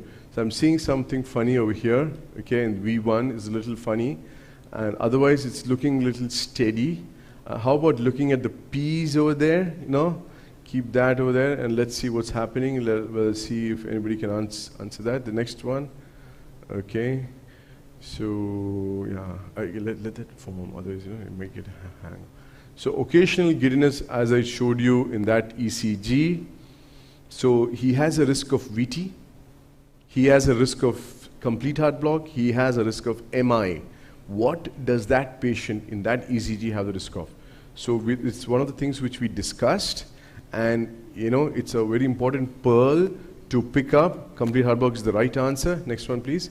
It's because the patient has, this is right bundle branch block. For those who are not familiar, anything which is looking up or very positive R wave in the V1 lead, which is not supposed to be there, is right bundle branch block. You know, whether you get an RSR or anything, something really on top, that's RBBB. Then we see that there is a left axis deviation with small q in AVL is LHB.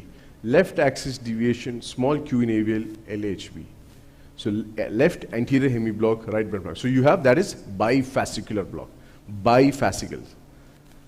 And then the third fascicle, it's actually not a fascicle, it's a misnomer, is if you have first degree AV block. Look at this first degree AV block. I don't know how many actually caught it. It's really crazy, man. So this is 200 milliseconds, and then you're 3 blocks over there, 3 blocks over here. So it's nearly 2 big blocks. So it's close to, you know, 400 milliseconds. So that's really prolonged PR interval. So you have RBBB, you have LAHB, and prolonged. This is called trifascicular block. So what's important is that the conduction system is delayed. The take-home message is, when the patient is very nice and kotapan, when you're seeing this, you cannot say, okay, just take Vertin 16 mg. No, that's not enough. Vertin is not enough. You need to be a little bit more. So what would you do? So I got a loss of consciousness patient, and you got this ECG, and you understood that it's trifascicle. So what are you going to do?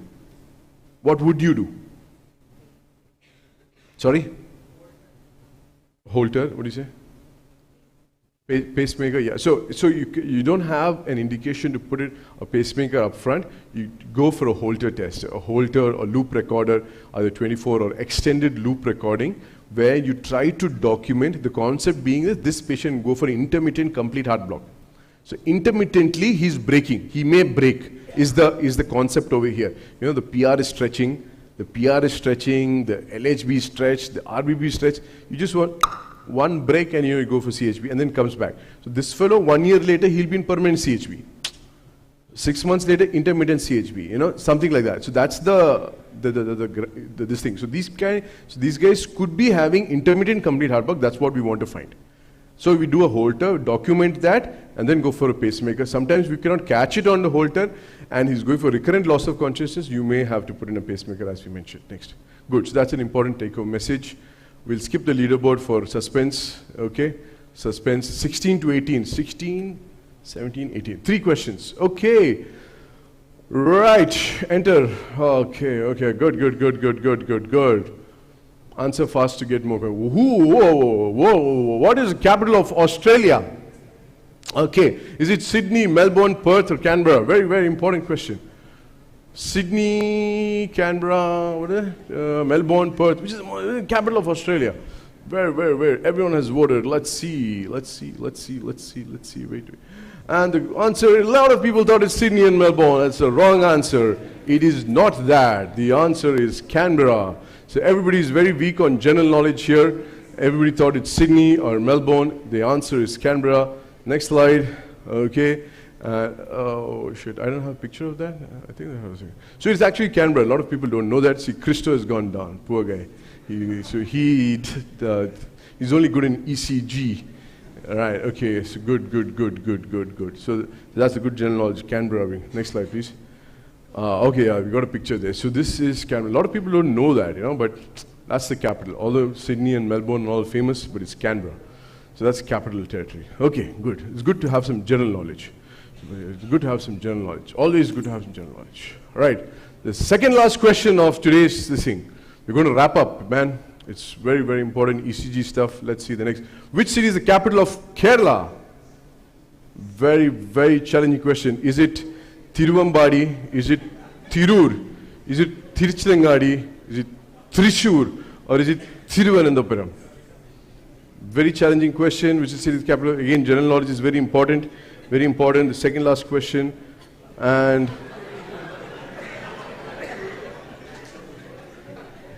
yes. Lunch is ready, Samjito there. Everybody's creating lunch is ready. Good. Okay. And therefore, we're going to skip this leaderboard. Skip it, okay? How hungry are you? Okay. Okay, actually I also I'm hungry, man. I'm really tired. Okay, 65%. Okay, I don't know whether this is a quiz question. No, it's not a quiz question. It's just a survey. Okay, next. Okay, last question of the day. Okay, right. Okay, so I'm going to pack up. Come on. Who is this guy? Put the questions, man. All difficult questions, yeah. Who is this guy? Enter. Answer fast to get more points. This will determine who's going to get the solitaire diamonds, the apartment complex in the beach. He is the son of Mamukoya, Ahmed Koya, Musa Koya, Mammootty. Come on. Fast. He is the son of... I think we should have some music and all, man, behind. Come on, yaar. Babeta, where's the music, yaar? Musukoya, Ahmed Koya, Mamukoya, Elarko answer getting. Okay, and that finishes our quiz. Next slide. Everybody, big hand for everybody. Thank you for being a wonderful audience. You guys have been really great. You guys have been fantastic, and we're going to have the results in the next slide with our weighted fingers. I hope the prize committee, you're sleeping there? Okay, come on, get up. Where's the prize committee, please? Who's the prize committee? Vidil, Lal? Are you ready? Ready, yeah? Come on. Sandeep, Bijoy, Sudeep, sir, come on. Come up stage here. And now we're going to announce the results of the much awaited who's going to become Kaun Banega Crorepati. Kaun Banega Crorepati. Next slide, please.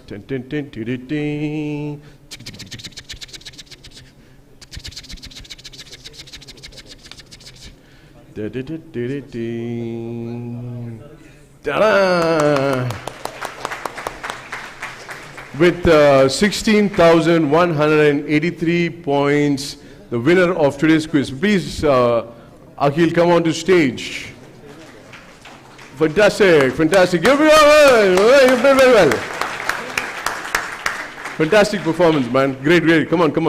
Please. Okay, everybody come on, everybody. So, Akhil, Dr. Akhil, as the challenging quiz by Akhil, you have to say 2 words. That's the thing.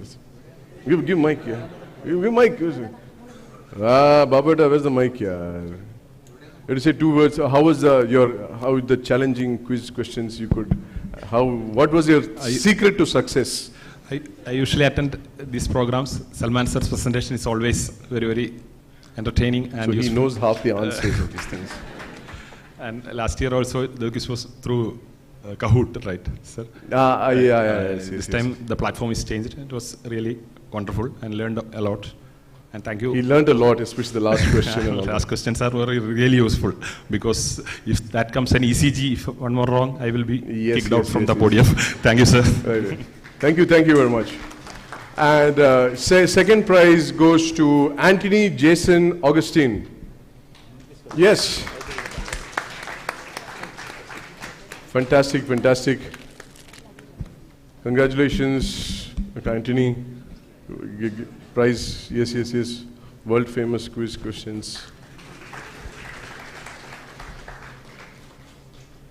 2 words you have to say, 3 words about how did you become so fast in these difficult questions and what is that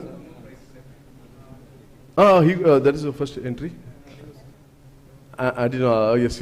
Okay, yes, please. Just 2 words about the conference or the quiz or whatever. Conference ഭയങ്കര നല്ലതായിരുന്നു. പിന്നെ quiz questions super ആയിരുന്നു സാറിനെ പോലെ തന്നെ. Powerful ആയിരുന്നു, robust ആയിരുന്നു അല്ലേ? Right. Thank you very much, man. Okay, and the third prize goes to Dr. Christo. Oh, I think they were together, so some cheating and all going on. Congratulations, Dr. Christo, yeah. Fantastic job. Yes. You take care of your diamonds and all very properly. That's all. Diamonds for him and the cheating. Why? Who switched off the screen, man? Please don't do that, bhaiya. Yeah, shine by. You switched it off, is it? Okay, so till it comes. So we went. Where did we reach? Christo. Huh? Okay, we have some. What do you call it? No, come back. We have some supplementary prizes also because they all played well. Dr. Amal. These are all supplementary prizes. Because everybody was quite sporty. 6 of them. Hello. Come on. Good, man. Fantastic. Good job. You all did a good job. Fantastic.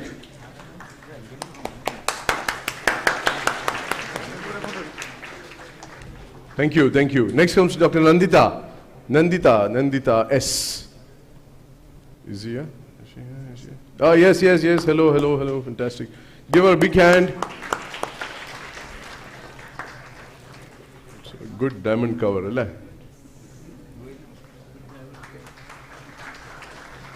Good.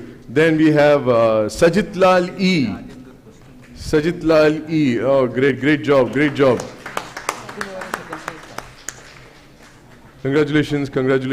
Come on stage, please. Dr. Bijoy will give you his a voucher for an apartment complex in the beach. 3 bedroom, 3 BHK. Voucher amba 4 BHK, the next one. Okay, this is who? Sajit Lal, na? Shah. Dr. Shah. Yes, everybody give a big hand.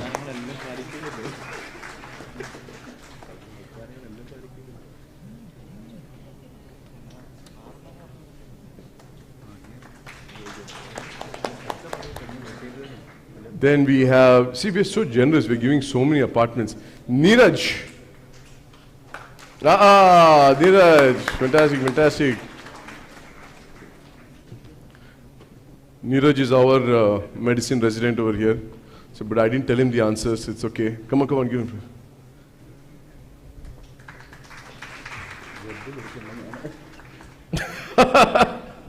അത് കേട്ടോ എല്ലാരും കേട്ടോ Z വിളിക്കേണ്ടത് ഞാനാണെന്ന്.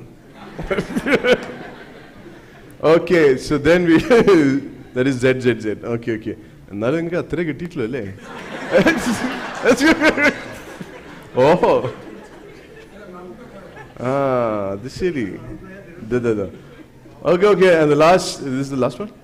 Yeah, last Dr. Ajmal.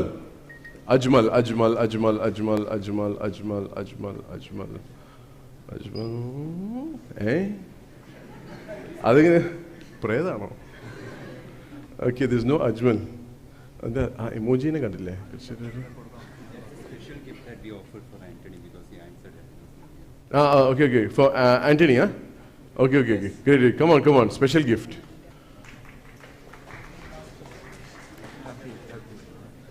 What is that for?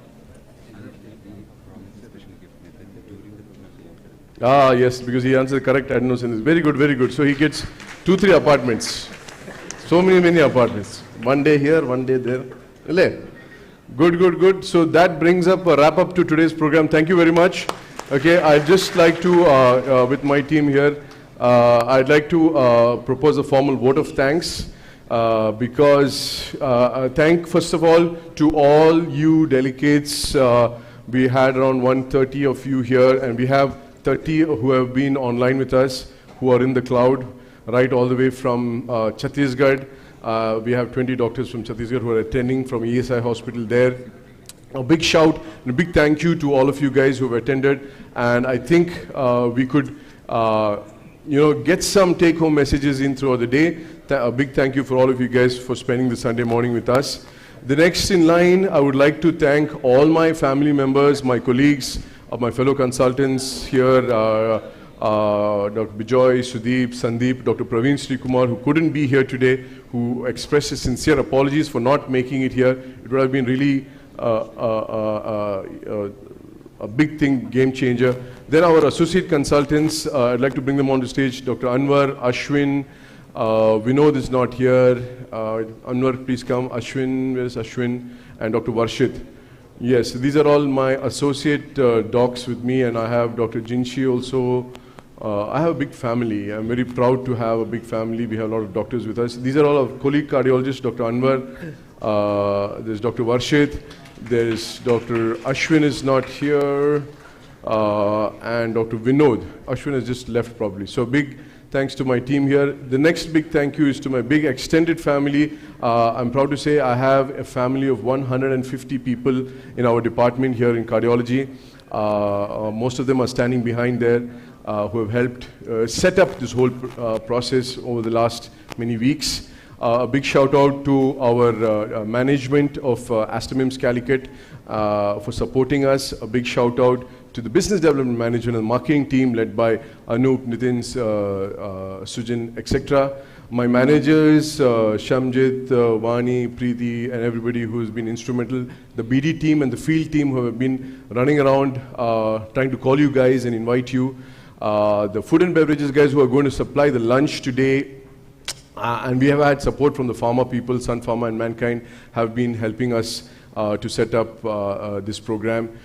Anybody who I would have missed, okay, would be an oversight, but also the residents and all the junior doctors who have probably come in here today.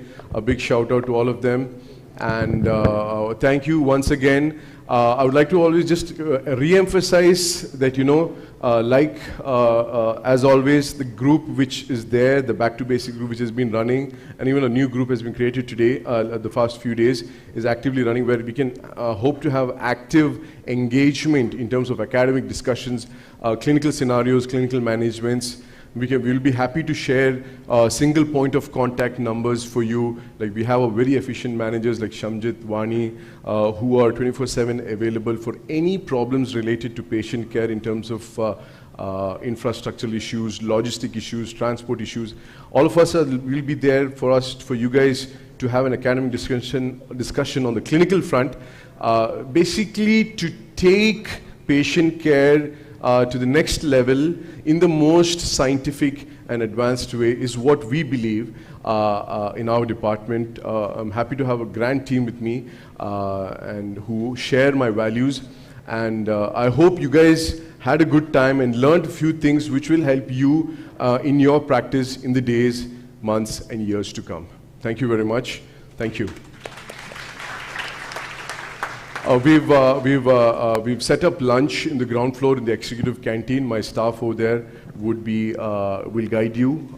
If there's anything else, is there anything else, Sandeep? Yeah. So if you there, okay. Yeah. So Sandeep was suggesting if you could have a group photo of all of us delegates together. I don't know whether you can manage. That'll be difficult, no? A quick 5-minute this thing to come up all on stage, please. Yeah, please. So we can have a big family back to basics photo. Yeah. So let's all stand here. Adu shiriyavilla. Le. Alla appa adu side like noka. Let's see. Yeah. Let's see kya hota hai. Everybody come. Let's have a photo. Le. Come, doctors. Come. Some of you stand up, front, down, up, everything. Come. Bring everybody. Shamjit.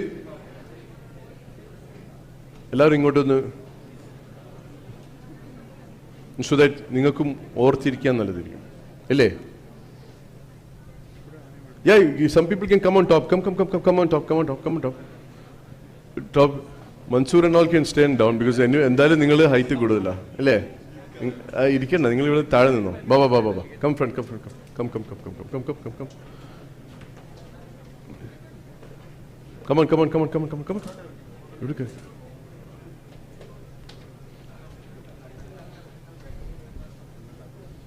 Carry go. It's okay.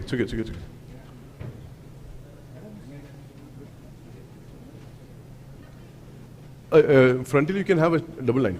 Short, first floor, ground floor, all karake. Baba. I'll show you. Come. Carry. Mumbilo. Come front. 2-3 lines. Come. Yes. This is a beautiful photo. Come. Carry. Second line. Didn't she come? Come. Carry. Inside. Carry. I have to be photographer also. Avadanu kittilla. Ningalonu photo il verilla ട്ടോ. Ningal avade mele ninno. Come. Just little bunch up. Close. In the late okay. Marshid, come. Get in.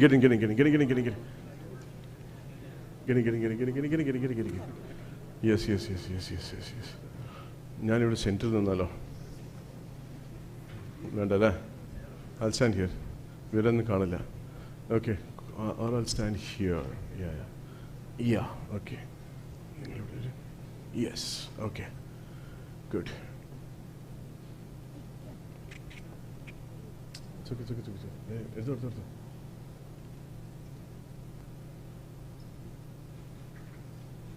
everybody can say cheese.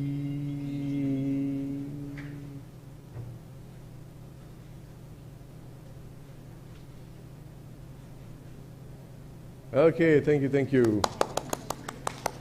We'll put the photo in the group. Okay, so everybody can come down for lunch. Ground floor executive canteen. Our staff will be there to